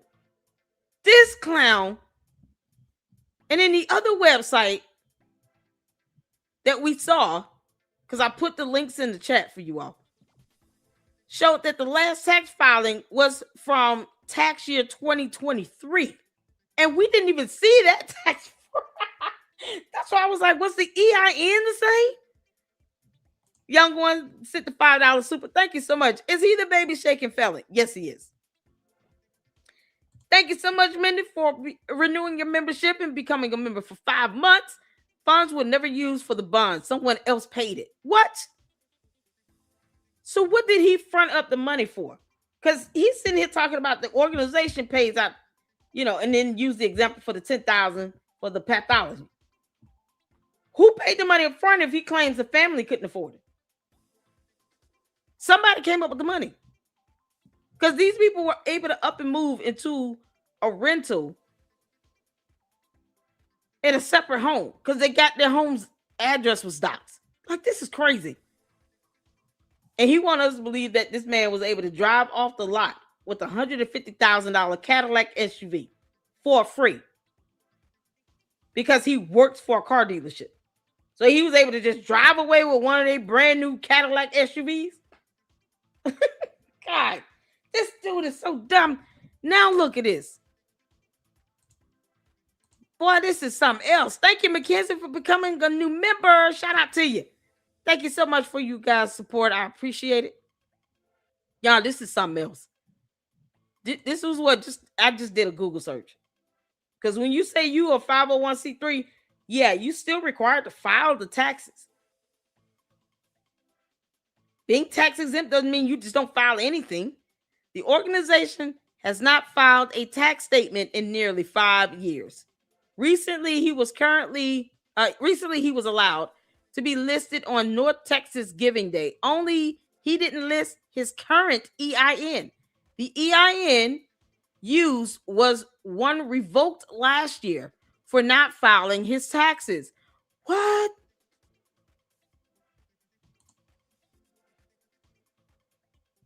What the heck? So where's the EIN, the current one? Hold on.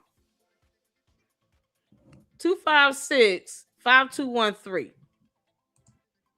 Hold on. Boy, this is crazy. His EIN listed is 81-256-5213. So that's the one that was revoked. Yeah, this is why I asked, is the EIN the same? You see, y'all, man, see? Boy, when you report on enough fraudulent activity, it's almost like a pattern. This is why I asked, is the EIN the same? Is it different? He's not filing tax. There is no way he should be getting away with this from the IRS. Y'all see him? Minister Dominic Alexander. You a minister, but you violating whole laws. What a clown he is. The CEO, the co-principal officer is Robert Morris. Who is that? Boy, he is a whole clown. The EIN used was one revoked last year for not filing his taxes. Only when you click on the details of the fundraiser, the ruling year is listed as 2025. When is Dominic going to go to prison for fraud? Wow. Wow.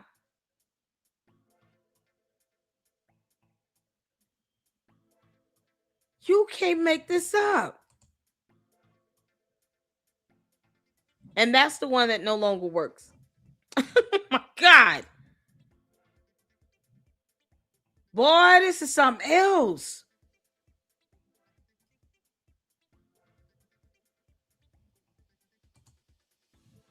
Previously, I released multiple exposés and exclusives on Dominic Alexander and his background, as well as his fraudulent organization, INGOT. He advocated for Karmelo Anthony until the family no longer had use for him, claiming that Karmelo defended himself. Now he has reappeared as an advocate, claiming racism and that the police department and the school have harassed the family of Christopher Robert Ninas, 18-year-old, stabbed the 17-year-old in his side, causing cuts to his kidney and lungs, and causing him to lose 2 to 3 pints of blood. I exposed Alexander as a liar before, and I will investigate him again. Alexander has a long history of violence, including harming a baby, domestic assault, theft, and more. Please research my previous posting. The incident, according to the reports on July 16, 2025 at 8:39 p.m., male subjects were arguing in the parking lot near the baseball fields. Callers stated that the altercation became physical, and one of the subjects produced a knife. Reports indicated that one of the subjects had been cut before the fight ended. Officers learned that the suspect had fled the park with 3 other individuals. Victim, later identified as 17-year-old Dylan Almanza of Ennis, was driven by his friends to Methodist Midlothian Medical Center. He was later transported to Methodist Mansfield Medical Center. After interviewing witnesses and gathering evidence at these locations, authorities identified the suspect as 18-year-old Christopher Robert, I can't say his last name. A warrant was obtained for his arrest. Witnesses also reported that Christopher Robert had allegedly slapped Almanza's juvenile girlfriend in the face, according to the arrest affidavit, and had threatened to stab others prior to the fight. What? What's this? So July 16, 2025, he went out and advocated for a whole nother family doing the same thing? Y'all, you can't make this dude is so shiesty, it's not even funny. Minister of Justice, my ass. What the heck is going on? This dude is the worst.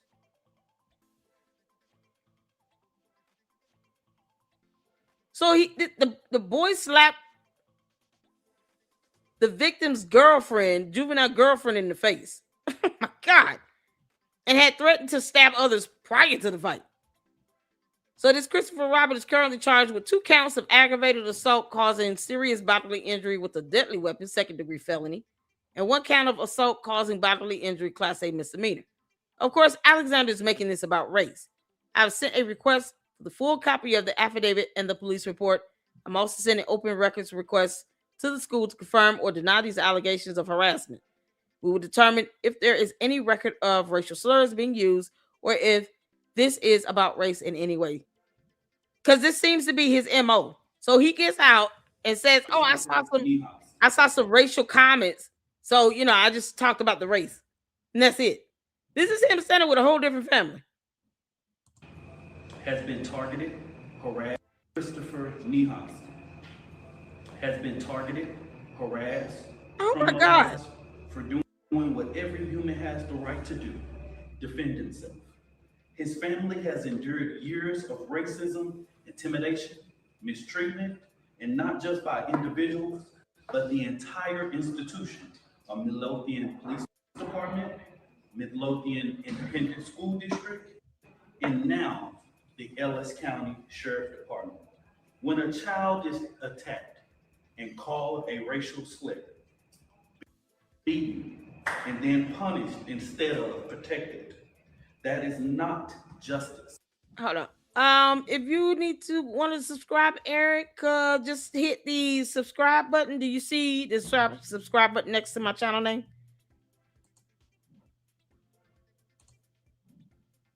Let me show you over here. Hold on a second.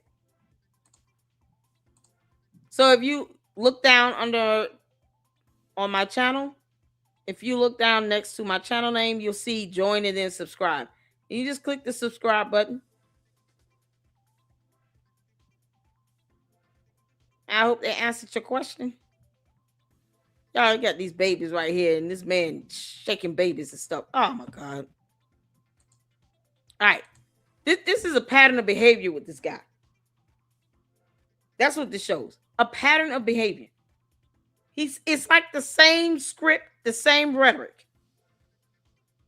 Let me instantly blame this on race.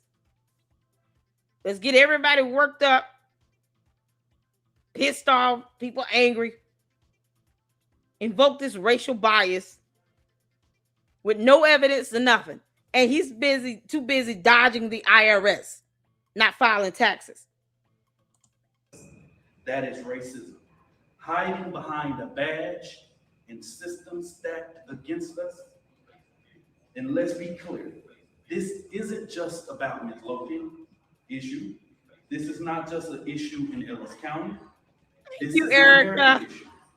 Welcome aboard, honey. From Minnesota to Georgia to Missouri, Black families have been forced to carry the burden of being mistreated by the very system that claims to serve them.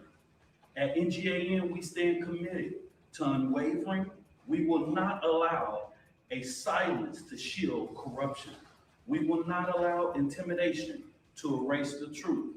We will stand, we will fight to demand justice, because justice for one Black family is justice for all of us.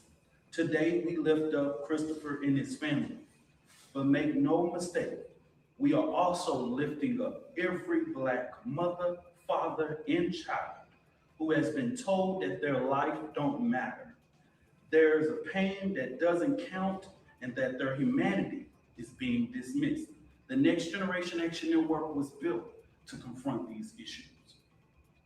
We have been seeing for the last year an influx of yet racial tension towards Black families. And let's say this particularly in this metroplex. NGAN has received calls every day about Black families experiencing these type of situations in our suburban areas of this metroplex. This is not an isolated issue.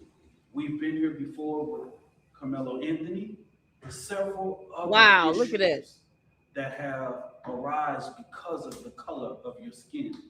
Now, there might be some people that have a problem with me talking about that, but the reality is that the Next Generation Action Network is always going to give a platform to families in what they are experiencing. Today, you see a Black family standing behind us that have experienced the worst. And we hope that when you leave this press conference, you understand the pain of what this family has had to endure. I'm going to pass it over to Patrice Jones at this time. Oh my Lord. He went from Karmelo Anthony to this family here. Same script, same speech. Boy, this is mind-numbing. And yet, he's not filing taxes. Why? Jeez. This is crazy. Y'all, oh my God. Sarah Fields is keeping her foot on his neck. Let me pull this up right quick. Look at that. We just looked at this on ProPublica's website. Nothing filed since tax year 2020. This is crazy. 2023 Ties Foundation. What does it say? Next Generation Action Network Foundation. And they have an address. This EIN, they're saying, is suspended. Amount of cash grant, $25,000. Purpose of grant, equity, human rights, and economic empowerment. What? Wow. So they're getting grants and everything. Or receive grants under this EIN. And he has the audacity not to file taxes. He didn't file taxes under this. So how was this reported? You can't make, well, this is ridiculous. The IRS would come for me if I owed them $100. The interview was last year, July. Last year, July. Anybody else owes the IRS, any regular citizen owed IRS some money, they coming for you. This dude doesn't file taxes since 2020. And yet he got a grant. And you didn't file taxes?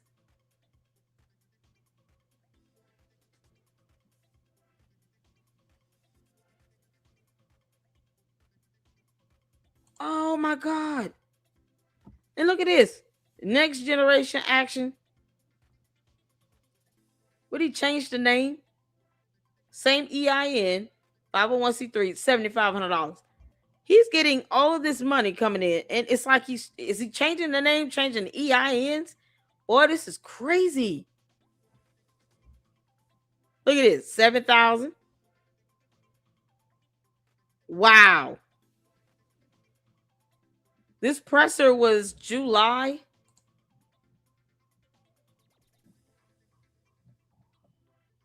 Hold on. This presser was September. I'm sorry. September 25th, 2025. September 25th, 2025. So this was after he went out, contacted Karmelo Anthony's family. Then he went and did the same thing for this family. Oh, Lord. Meanwhile, he's getting all these grants, all this money, all this funding, and he's not filing taxes. And people think this is cute, because he's black and all. So he shouldn't be required to follow the law or what? Why does he get away with not filing taxes?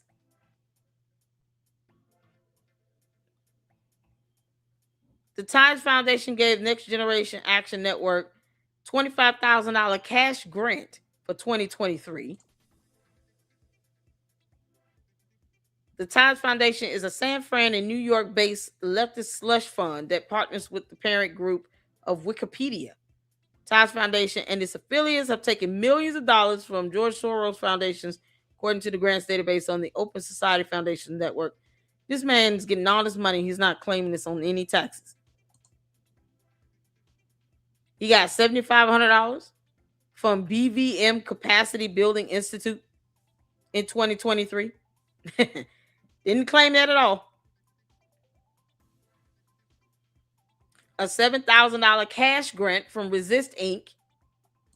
in 2022. He didn't file any taxes that year at all. So he didn't claim that. Wow.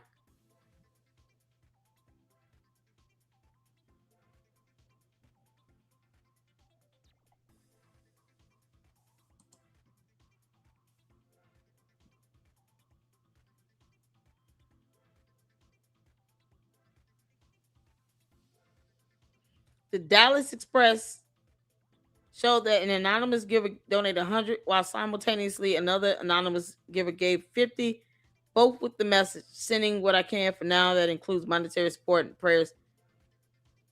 I don't even know how this works. Is that possible for you to do a donation like this at the same time? Yo, this is crazy. She has been on this. Ooh-wee. All I know is he has not filed any taxes, and ProPublica doesn't have it since tax year 2020. Ooh-wee. This dude is a fraud, man. He's a scammer. Dude, you dodging tax filings? You dodging the IRS? They have a way of getting you. Oh, my God. They have a way of getting you. I can't believe the IRS is letting this happen. You know they got to know this is going on. All right, y'all, let's get back to this. But then I just started telling people, hey, don't say nothing to him. And then we going. So does this sound like the man that literally just said on this video, I'm coming to pray, And then you feel like you go into, is this white privilege where you think you go into a facility, you don't say nothing to nobody, you don't introduce yourself, you don't say nobody's name, what you thought was gonna happen? Did you think that my security team, he wanted to say something to the family. They don't know him. Or did you walk down and try to speak to him? I'm right there. Yeah. If he wanted to say something to me, I don't know. Remember, I don't know who he is. You know what I'm saying? Yeah. If he wanted to say, they don't know who he is. Right. You know what I'm saying? Right. So with that being said, like, what were we supposed to do? You didn't see this man didn't he do an interview or something like that? Was he not ever shown on camera prior to that? You mean the father of the victim did not give any statements at all in the news, and you didn't see the news of him prior to this presser? Are you kidding? He's full of it. Don't even know who this man is. Right. Okay. They never saw him. Yeah. You know what I'm saying? So like, they would have came there and like, what you thought when the family was walking behind the conference or whatever, and when the cameras turned on, that you were gonna rush yourself up to the podium? Think so? I don't know, but it was gonna be a disaster because I had security. You know what I'm saying? Like, what's going? It wasn't gonna be a good thing. You know what I'm saying? Like, I rather the image that it had then than the image that he thought when he was gonna approach. Because I don't like the fact that he's laughing at the fact that the father of the victim was removed by the police when he did not make any effort to find out who he was and what was he trying to do. Somehow though, he's sitting here saying, I didn't know who he was, but yet you had him removed. So why do you have someone removed? You didn't know who they are. You're just gonna pick some random dude because he's white and a presser and have him removed when there were other white men there? How did you know to have this one removed? If you don't know who he is, then why was he removed by the police? Why? When you found out this is the victim's father, why didn't you go out and try to talk to him? You got all this security detail. What are you scared of? Why didn't you go out and try to talk to him and say, hey, is that something we can help you with or whatnot? I don't, we getting ready to start our press conference and they told me you're the victim's father. I wanted to come out and introduce myself. Why didn't you just do that? And he's sitting here saying, we didn't know who he was. So you just kicked out a random person? Well, this is something else, but this line is stupid.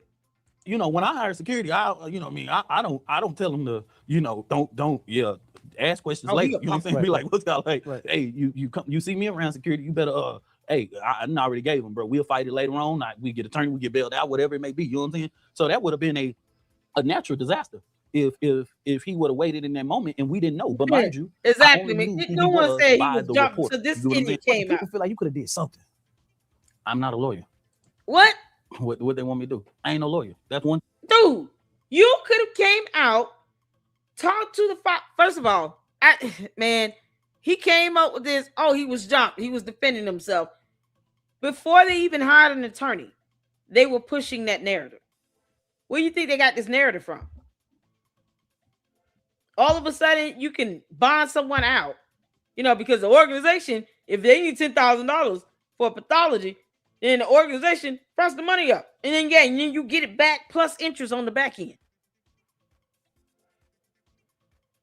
You're targeting specific families. You're not going to go after a family you don't feel like it's worth it. You know why? Because if they can't generate any revenue and raise funds, this clown is not going to deal with it. He's not going to help you if you broke. Because in his mind, I could be helping ambulance chasing somebody else that I know can raise some money in the high profile case. Can't claim racism between two black people. This dude is a clown. And he's not filing taxes, man. Come on. And he shook up a 2-year-old baby. Kidding me. Waited in that moment and we didn't know. But mind you, I only knew who he was by the reporter. You get what I'm saying? But the people feel like you could have did something. I'm not a lawyer. Oh my God. What they want me to do? I ain't no lawyer. That's one thing. That's one thing out of this equation. That's I can help find him a house. I can help secure the baby, walk him out to jail myself. You know what I'm saying? You know what I mean? I can stand up and speak for them in a way that I did. But one thing I can't be is a lawyer. You know what I'm saying? Useless. I can't go in front of no judge and say, Judge, I want a motion for dismiss. He gonna look at me. You know what I'm saying? So I can't prepare no brief. And I'm glad you said something about the judge, because I keep hearing this theory that they edit the video, the picture on the news. Is that true? The video was altered, and the video was very limited from versions of videos that I myself went to go see, and also what other people went to go see. It was able to identify there was multiple different people in front of Karmelo. In front or they standing over him. They standing over him. He's sitting down. But how many people assaulted him? You can't see that from the camera because you can just see them in front of them. They're standing in front of them. The camera is behind them. You get what I'm saying? What did Karmelo say happened? But he was not only hit, he was pushed. You know what I mean? So he was actually struck. Yes. Punched. Yes. And he was pushed. Yes. Is that considered self-defense? Yeah, it's considered self-defense when you assault me, because Texas law says I don't have to return equal force. Stand your ground. You get to hit somebody and you think that person ain't able to defend themselves. If I hit your ass right now, then you think you was got in the camera recording and I hit you, they gonna arrest you. You know what I'm saying? So why? So what did y'all do not to get this case changed, this verdict changed? Because if it's on camera that people are hitting him, if it's on camera that we've heard that he fell down the bleachers? Do I think that this case would have been indicted or went this far in Dallas County? I believe not. These fools, but this is Collin County. Right. And everybody can ask those questions, but I'm gonna say this again. It's Collin County. Just say you know what I'm saying? It's not Dallas. The city of Dallas, for many people that look at this, because I have to explain it, the city of Dallas is in Dallas County. Unbelievable. Frisco, McKinney is in Collin County. That is a northern county on top of that. He's not a lawyer or an attorney, but he said the law does not say what now?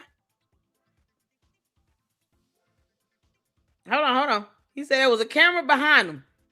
Why we didn't see that? But how many people assaulted him? You can't see that from the camera. What you mean? Because you can just see them in front of them. They're standing in front of them. The camera is behind them. You get what I'm saying? What did Karmelo say happened? But he was not only hit, he was pushed. You know what I mean? So he was actually he was pushed. Yes. Punched. Yes. And he was pushed. Yes. Is that considered self-defense? Yeah, it's considered self-defense when you assault me, because Texas law says I don't have to return equal force. Stand your ground. You get to hit somebody and you think that person ain't able to defend themselves. If I hit Texas law said I don't have to return equal force. Cause is that considered self-defense? Yeah, it's considered self-defense when you assault me, because Texas law says I don't have to return equal force. Pause. Texas law says that? Are you sure, you dumbass? Yeah, okay. Boy, I love a challenge. Texas law says I don't have to return equal force. Where you get that from? He's not an attorney or a lawyer. He didn't go to law school. So who told him that? Because, boy, you just can't make this stuff up, can you? Texas law says I don't have to return equal force. Because that's, he's saying what Texas law says. Because, you know, he didn't go to law school. Boy, this is something else. Oh, man. He said, what now about this? Texas law does not have to say that you don't need equal force. But the self-defense rule requires that force used be reasonable and necessary relative to the threat. Is it relative and necessary to sit here and to put a knife in somebody's chest because they put their hand on your shoulder? But he wasn't knocked out or punched or pushed. No one pulled his hoodie back in. He wasn't jumped. Yeah, you want to know what Texas law says? Texas law does not have a statute called equal force. Because it doesn't have to be called equal force. But see, he's an idiot who did not go to law school. So how he interprets the law, he's just winging it. God. But self-defense rules require that the force used be reasonable and necessary relative to the threat. I'm not going to sit here and assume the law. I'm just going to look it up and read it. Reading is fundamental here in the Lady Luck Club. And Lord, we do a lot of it. Self-defense and proportional force. proportional. Yeah, that would be equal. It has to be proportionate to what you're given is what you dish out. It is not proportional to say he put his hand on me, I pulled out a huge blade knife or a knife and put it in his chest.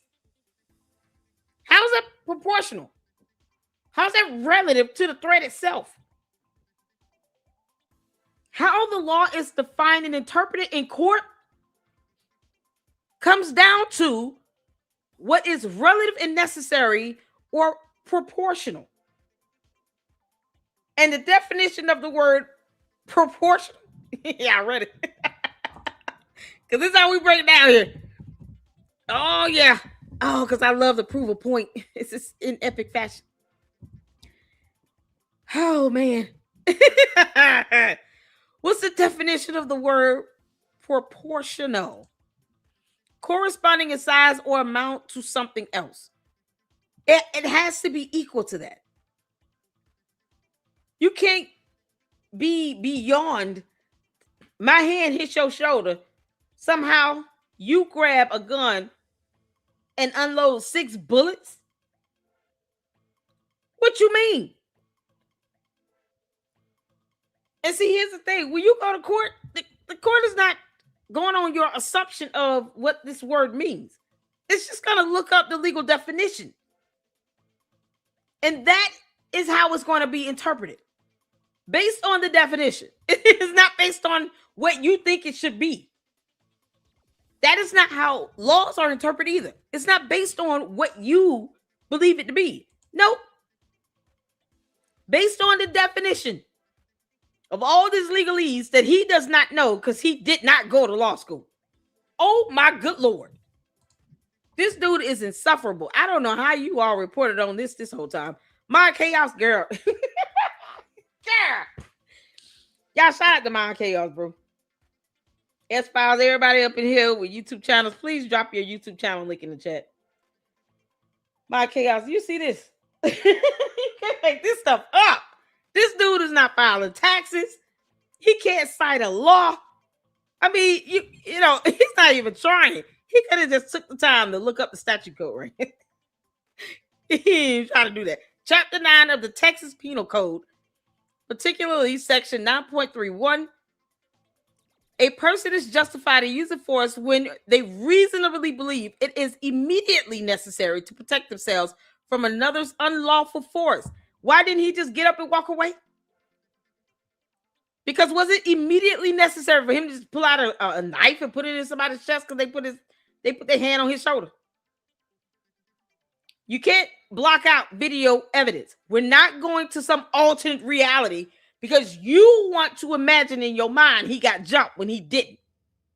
We're not doing that shit because it doesn't work in court, clearly.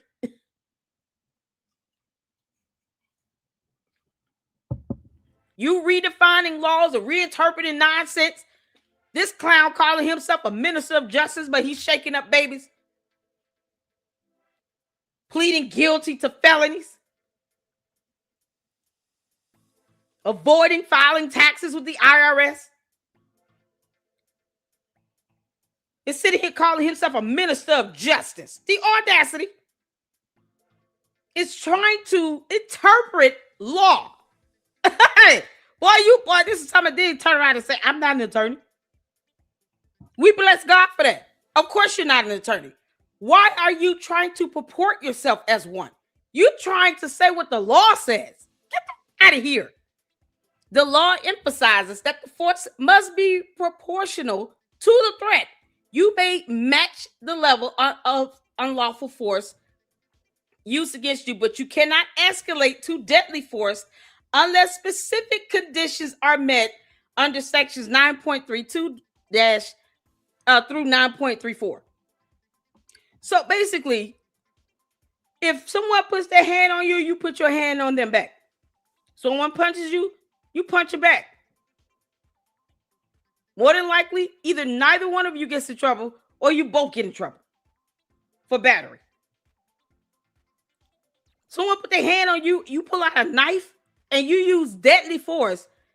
and plunge it into their chest, into a major organ, knowing that this probably would cause a loss of life, is not proportional in accordance with the law.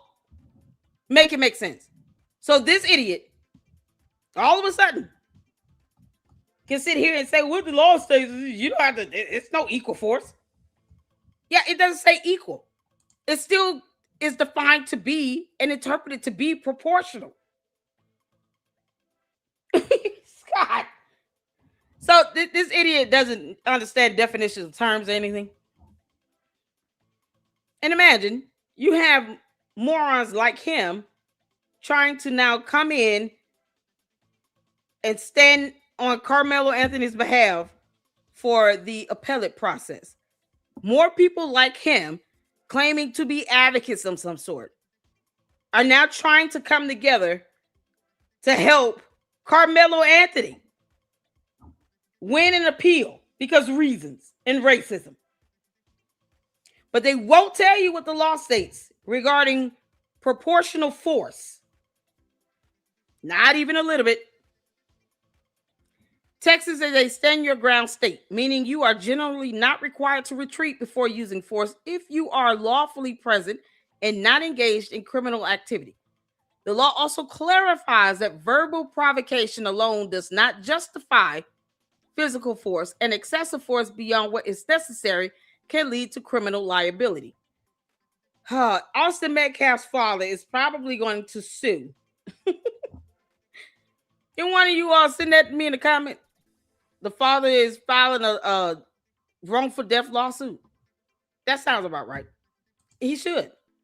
I'm not seeing the actual lawsuit filing yet or the case, but as soon as it's posted up, we'll go over it.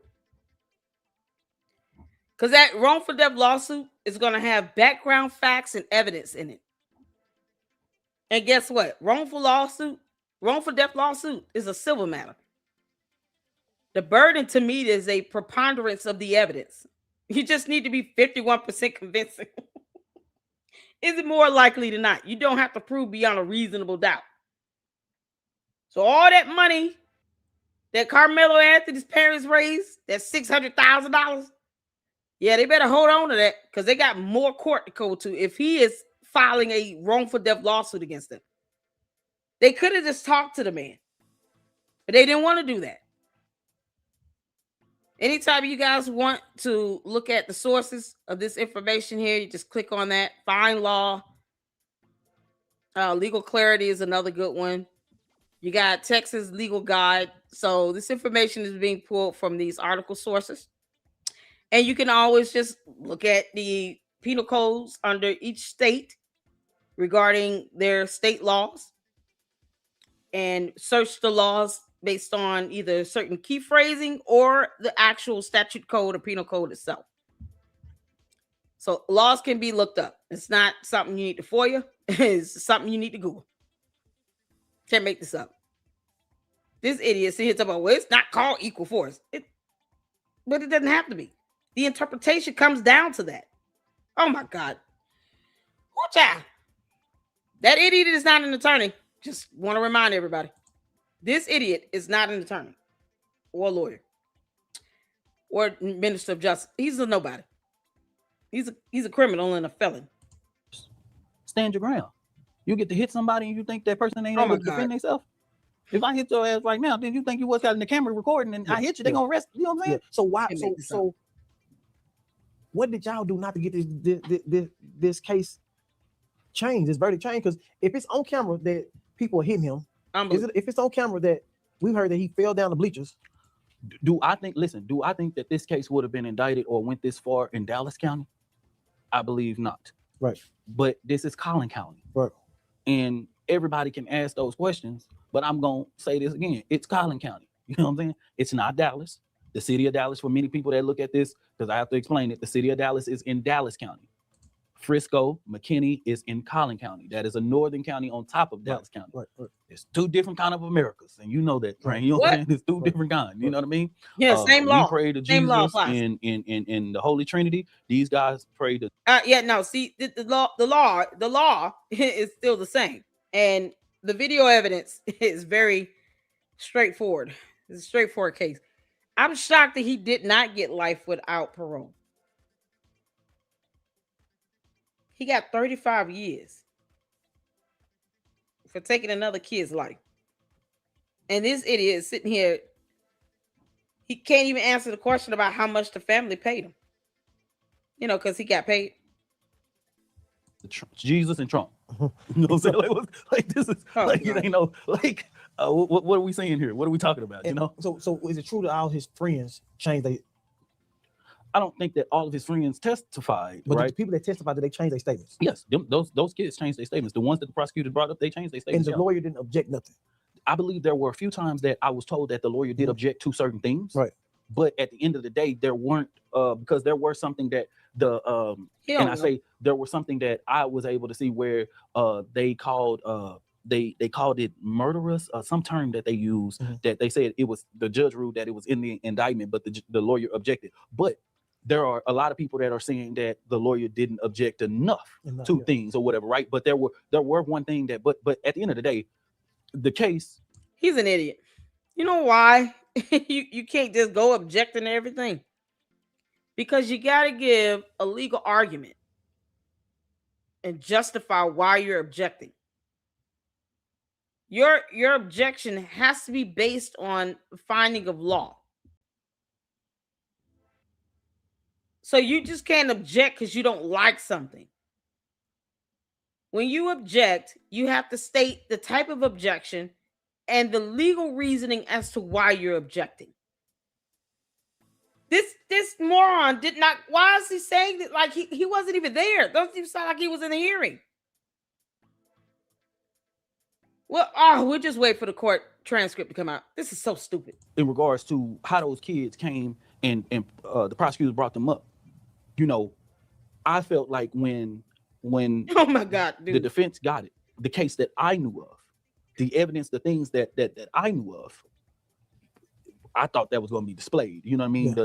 The stuff that go after the character, the things, the cheerleaders. It was a viral video the other day where somebody said something about the cheerleaders all filed a complaint against these twins. That's true. I personally talked to one of the parents. You know what I'm saying? And I told him, I said, hey, I'm going to have to pass you over to an investigator for you to talk, because you can't talk to me, because you know why?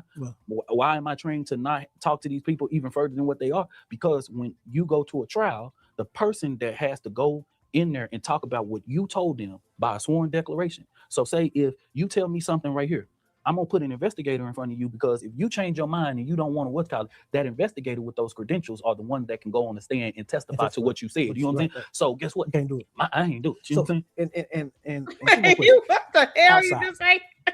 All the black people outside.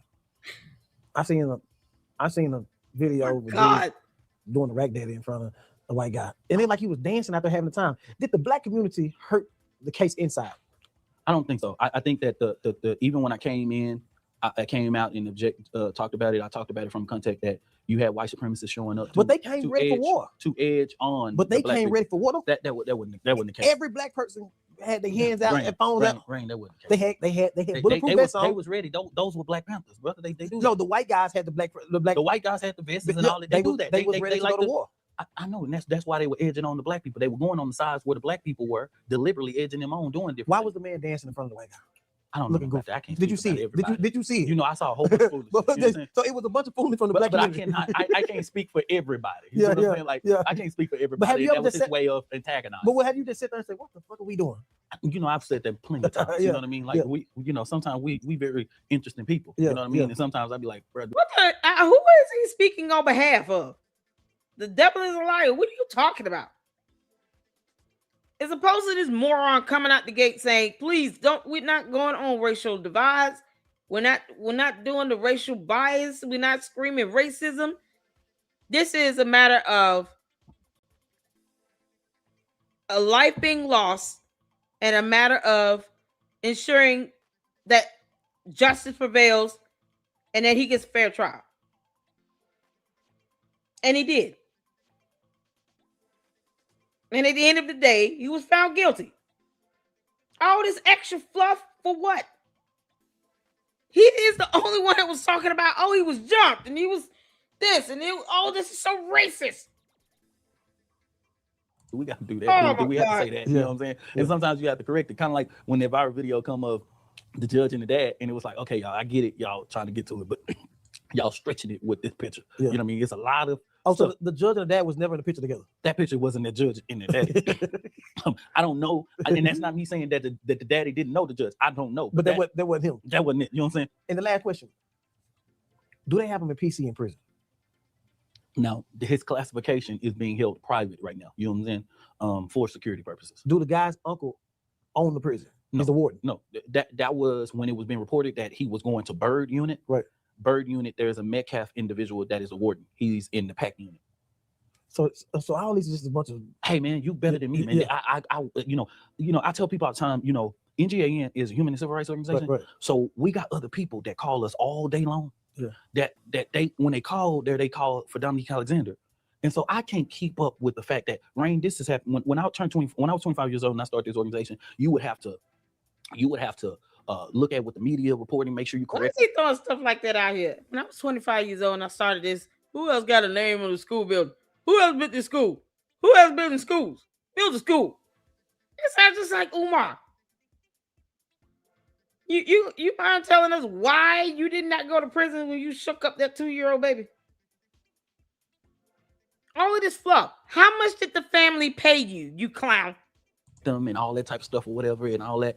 But now you gotta do that and watch all of the bloggers and the clickbait and all the rest of the algorithms. You know what I'm saying? Right. And then you gotta know whether those people exist. And because I'm not in that world, or I don't go in there, and I'm not on TikTok like that, or YouTube, or whatever, you gotta know those platforms exist. It's like people saying, "Oh, they say, man, who the hell is they? Can you tell me the platform so that I can correct it?" You know what I'm saying? Like, can you tell me the platform so I can at least go on there? I'll send them an email and have my team email and say, "Hey, man, I'll take whatever questions you have." Or is he allowed to have you talk to his mother?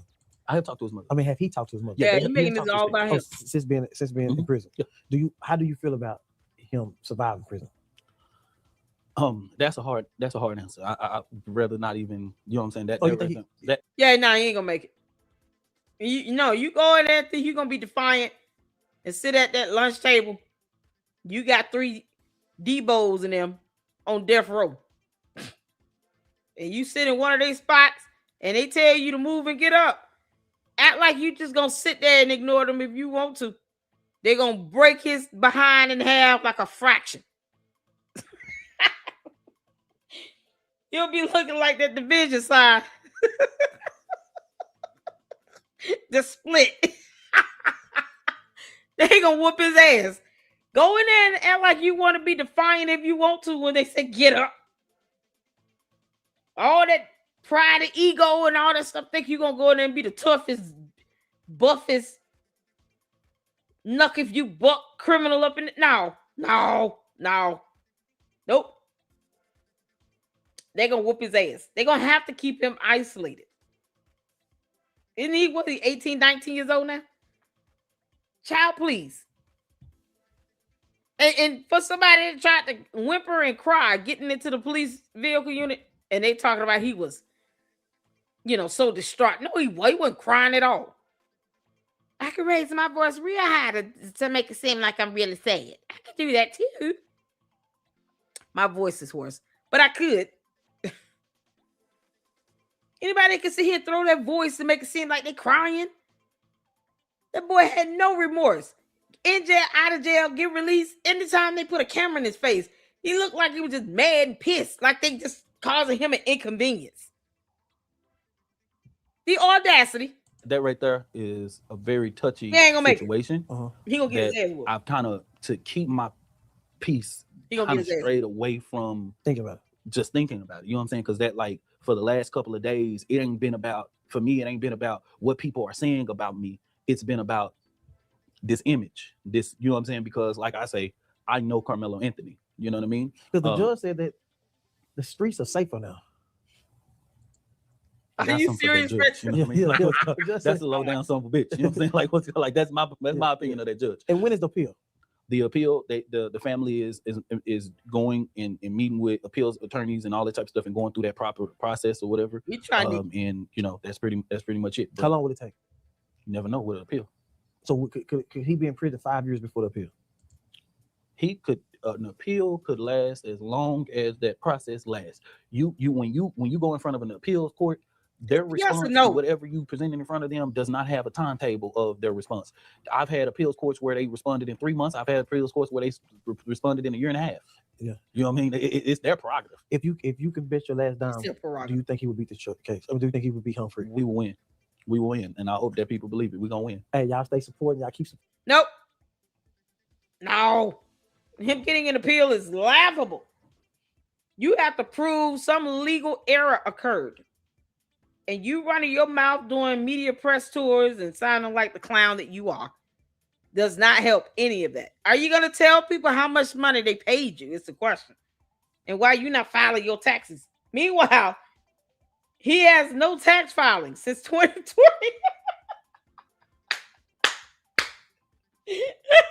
Why? This is something else. You can't make this stuff up.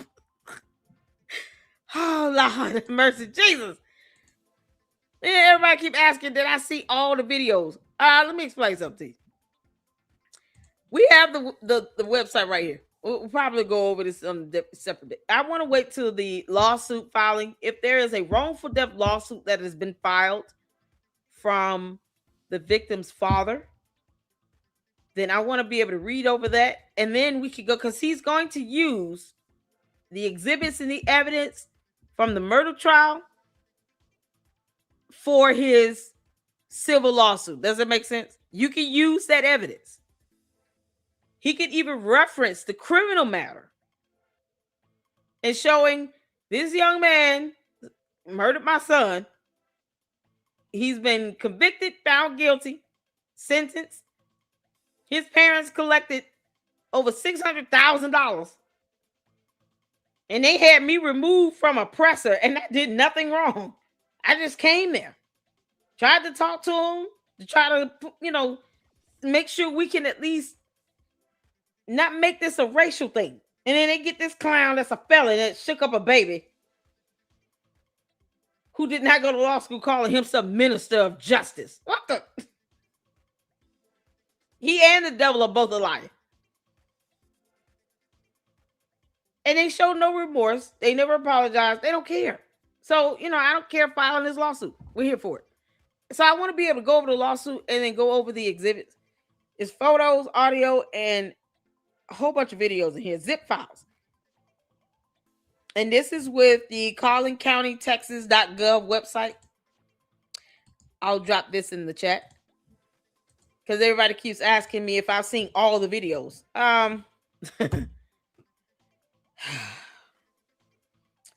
It's only so many I need to see. I'm going to be honest.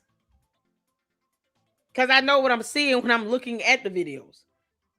I don't need to see 8,000 videos of him putting a knife in someone's chest. It's like asking me if I've seen all the videos of Charlie Kirk being assassinated. How many videos do we need to see that he was shot? How many videos do we need to see that Karmelo Anthony put a knife in Austin Metcalf's chest?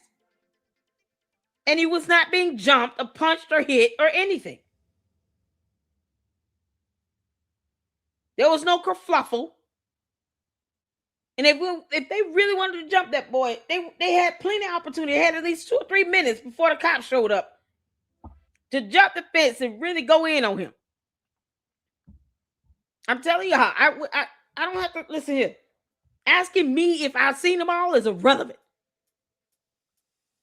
Shout out to my Chaos Brew, y'all. Thank you so much, girl. We know how to get our hands on information. If we want to see all the videos out there, he's still guilty. He still should have probably got life without parole. Then. This is crazy. Asking me if we saw all the videos, irrelevant. We've seen the videos that we needed to see, where it still shows no one was jumping him. It looked like a push shove. He put a knife in this boy's chest, and then he ran away. Come on now. We know what we saw. I'm not going to no alternate reality to look at anything else any differently, because you got people out here trying to see what they want to see. No, we're going to go based on what we're seeing in the video. The end. Here in this reality on Earth, we saw what we saw, and we did not see him get jumped by 3 or 4 boys or get punched or anything. When he's daring them, touch me if you and see what happens, punch me and see what happens. He wouldn't have had to say that if they just punched him and jumped him. Certain things are a matter of logic too. And that's something that's just going out the window. All logic and common sense. The common sense God gave a Billy Goat going out the window, straight to hell. Why would anyone need to dare someone to put their hands on them or punch them if they planned on beating his ass? They would have just beat his ass. He wouldn't have had time to say, touch me if you want to see what happens. Punch me if you want to see what happens. He wouldn't have to say that at all. They would have just knocked his ass out. What the hell? He could give you time to say all that. All that tough acting nonsense. Teach your kids to maintain self-control. You got young men in the house. They growing up, 17, turning 18 years old, about to become grown adults. Teach them to know how to act with law enforcement. When it comes to them being around their friends. How they conduct themselves around young ladies. You don't have to sit here and act like a hard ass for respect. He would have had more respect if he would have just got up and walked off. They probably would have been like, we don't want you in the rain or anything. But yet and still, he didn't even ask, can I just stand here for a couple minutes? Y'all mind? It's raining and I don't want to get sick or whatever, exposed. I'll leave once the person shows up. I'm not trying to take up a spot. Do y'all mind if I just stand here? They were like, yeah, go ahead. We'll make some room for you. He just walked his happy ass over there. And he thought he owned it. And when they say, dude, can you leave? We don't even know who you are. You just come over here, sit down. Please get up. We already got this reserved. This is our little tent, whatever. He just put your hands on me if you want to. Just get your ass up. Like I said, that's self-entitlement. That's not how you go. My grandmother taught me. You maintain humility and you will go far in life. You cannot be blessed with all that pride and ego. It comes before your fall. So you got to teach your kids. They don't let them grow up thinking they're entitled to everything. Make them earn something. Chores is something they're supposed to do. Getting good grades, that's something you're supposed to do. You don't have a job, you're not paying rent or mortgage. When they do something beyond what is standard, reward them. But when they are disobedient, when they don't do what they're supposed to do, don't reward them. Don't reward bad behavior.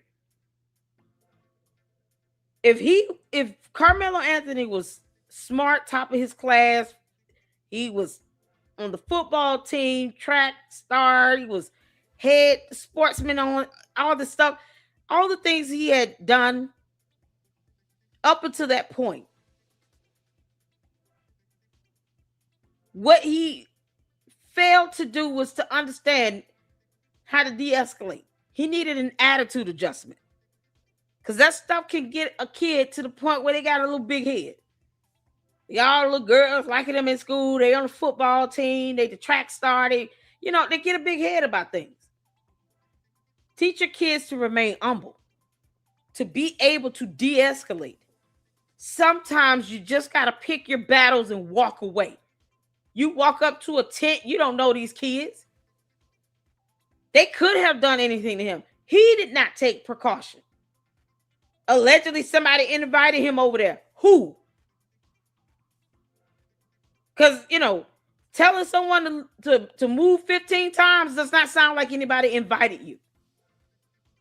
You shouldn't have to lie to cover up his arrogance and his pride and him feeling like he's just entitled.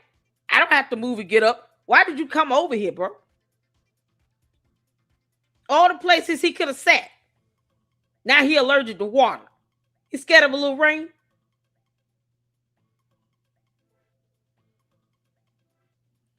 more than like, in my mind, I feel like that could have happened to any other kid.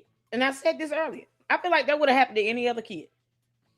If he would have went under any other tent and they told him to move and he decided to sit here and not get his ass up, it would have been the same thing if somebody would have put their hands on him.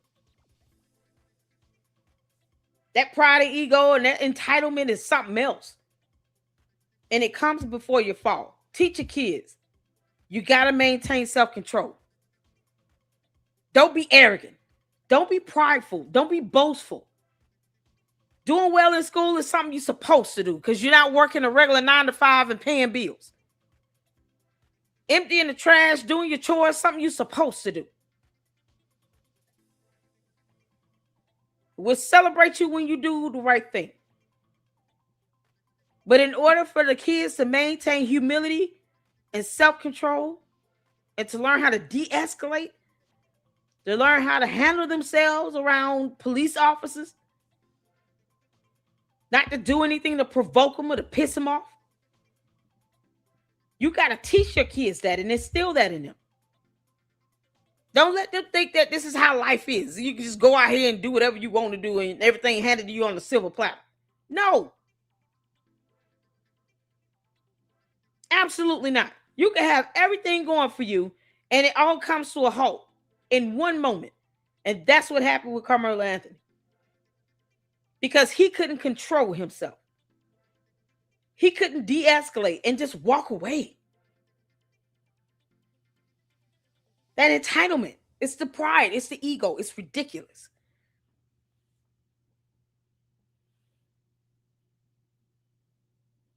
And his parents didn't even show up for the sentencing. Thank you for reminding me of that. That goes to show this is them throwing a tantrum and acting out because things didn't go their way. How do you not show up for your child's sentencing? How do you not show up for that? The sentencing is where you hear the victim impact statement. So that's the one place where they could have heard the victim's father, the victim's brother, the victim's mother, all those who love the victim, to really understand what they're going through. A moment to show empathy and compassion. They didn't even show up for the sentencing.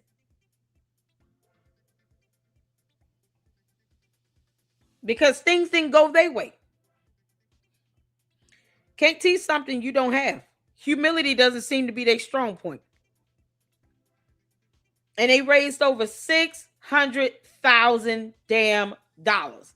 And this clown ass minister of justice, fraudulent, no tax filing ass grifter, ambulance chaser, baby shaker,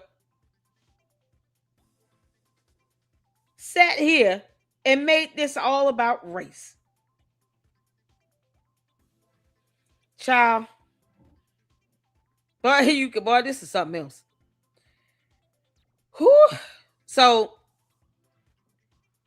at the end of the day, dude should learn the law. And he should certainly be filing a sack. Why does he get a pass with the IRS? He ain't got to worry about me researching him. You got people already doing it over there on X. He got it coming. All that grifting and that chasing, that ambulance chasing, baby shaking nonsense. Jabu. I want to thank y'all so much for tuning in. Please, if you have YouTube channels, shout out to Mind Chaos Brew, you still here, S-Files, all the fantastic minds up in here who held it down for the last 6 hours. Because I had people challenging me to why are you still alive? Let it go. Who are you talking to? Yeah, I'm gonna show you how I run this. Chabu. I just want to thank y'all for hanging in there and tuning in. Lord Footage 2020, the host. Who are you? You're asking to speak with me.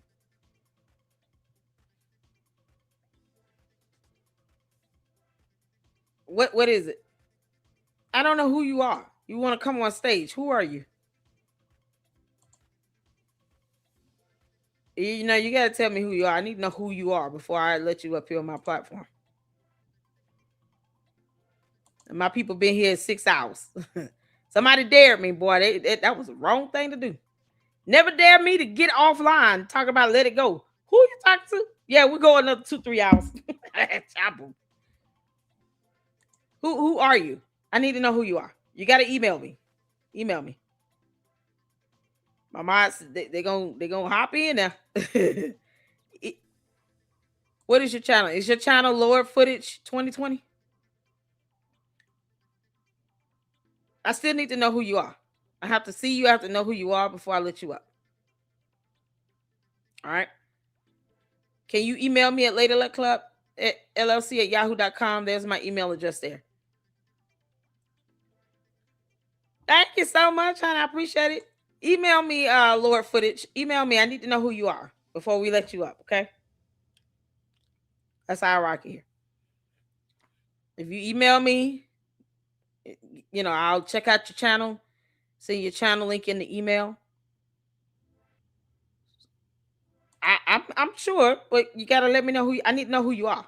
So can you email me? You might not come up tonight. I am gonna talk about this because if the father's filing a lawsuit, we're gonna go over that lawsuit. So if you email me in the next live that I do covering this topic, covering this case, then I'll, you know, if I have to know who you are, then I wouldn't mind dropping the link for a few minutes for you to give information. But I have to vet you. We got to vet you. We got to know who you are. All right. So I'll rock it over here.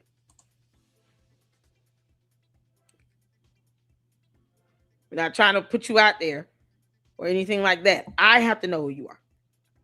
So you email me, it comes to me. Does that make sense?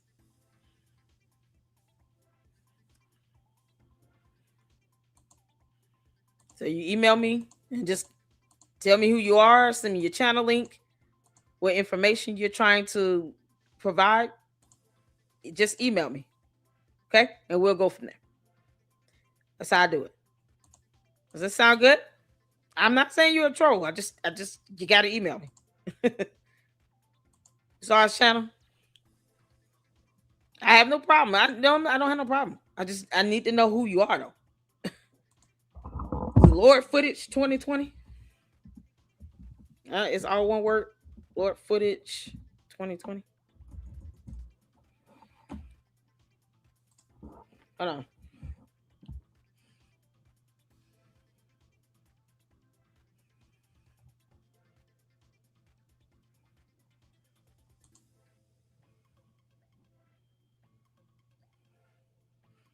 If you email me, then we can have a discussion, and then in the next live over this, and I'll know what you want to share and present, and we'll go from there. Because I still have to know who you are, okay? I see his channel here.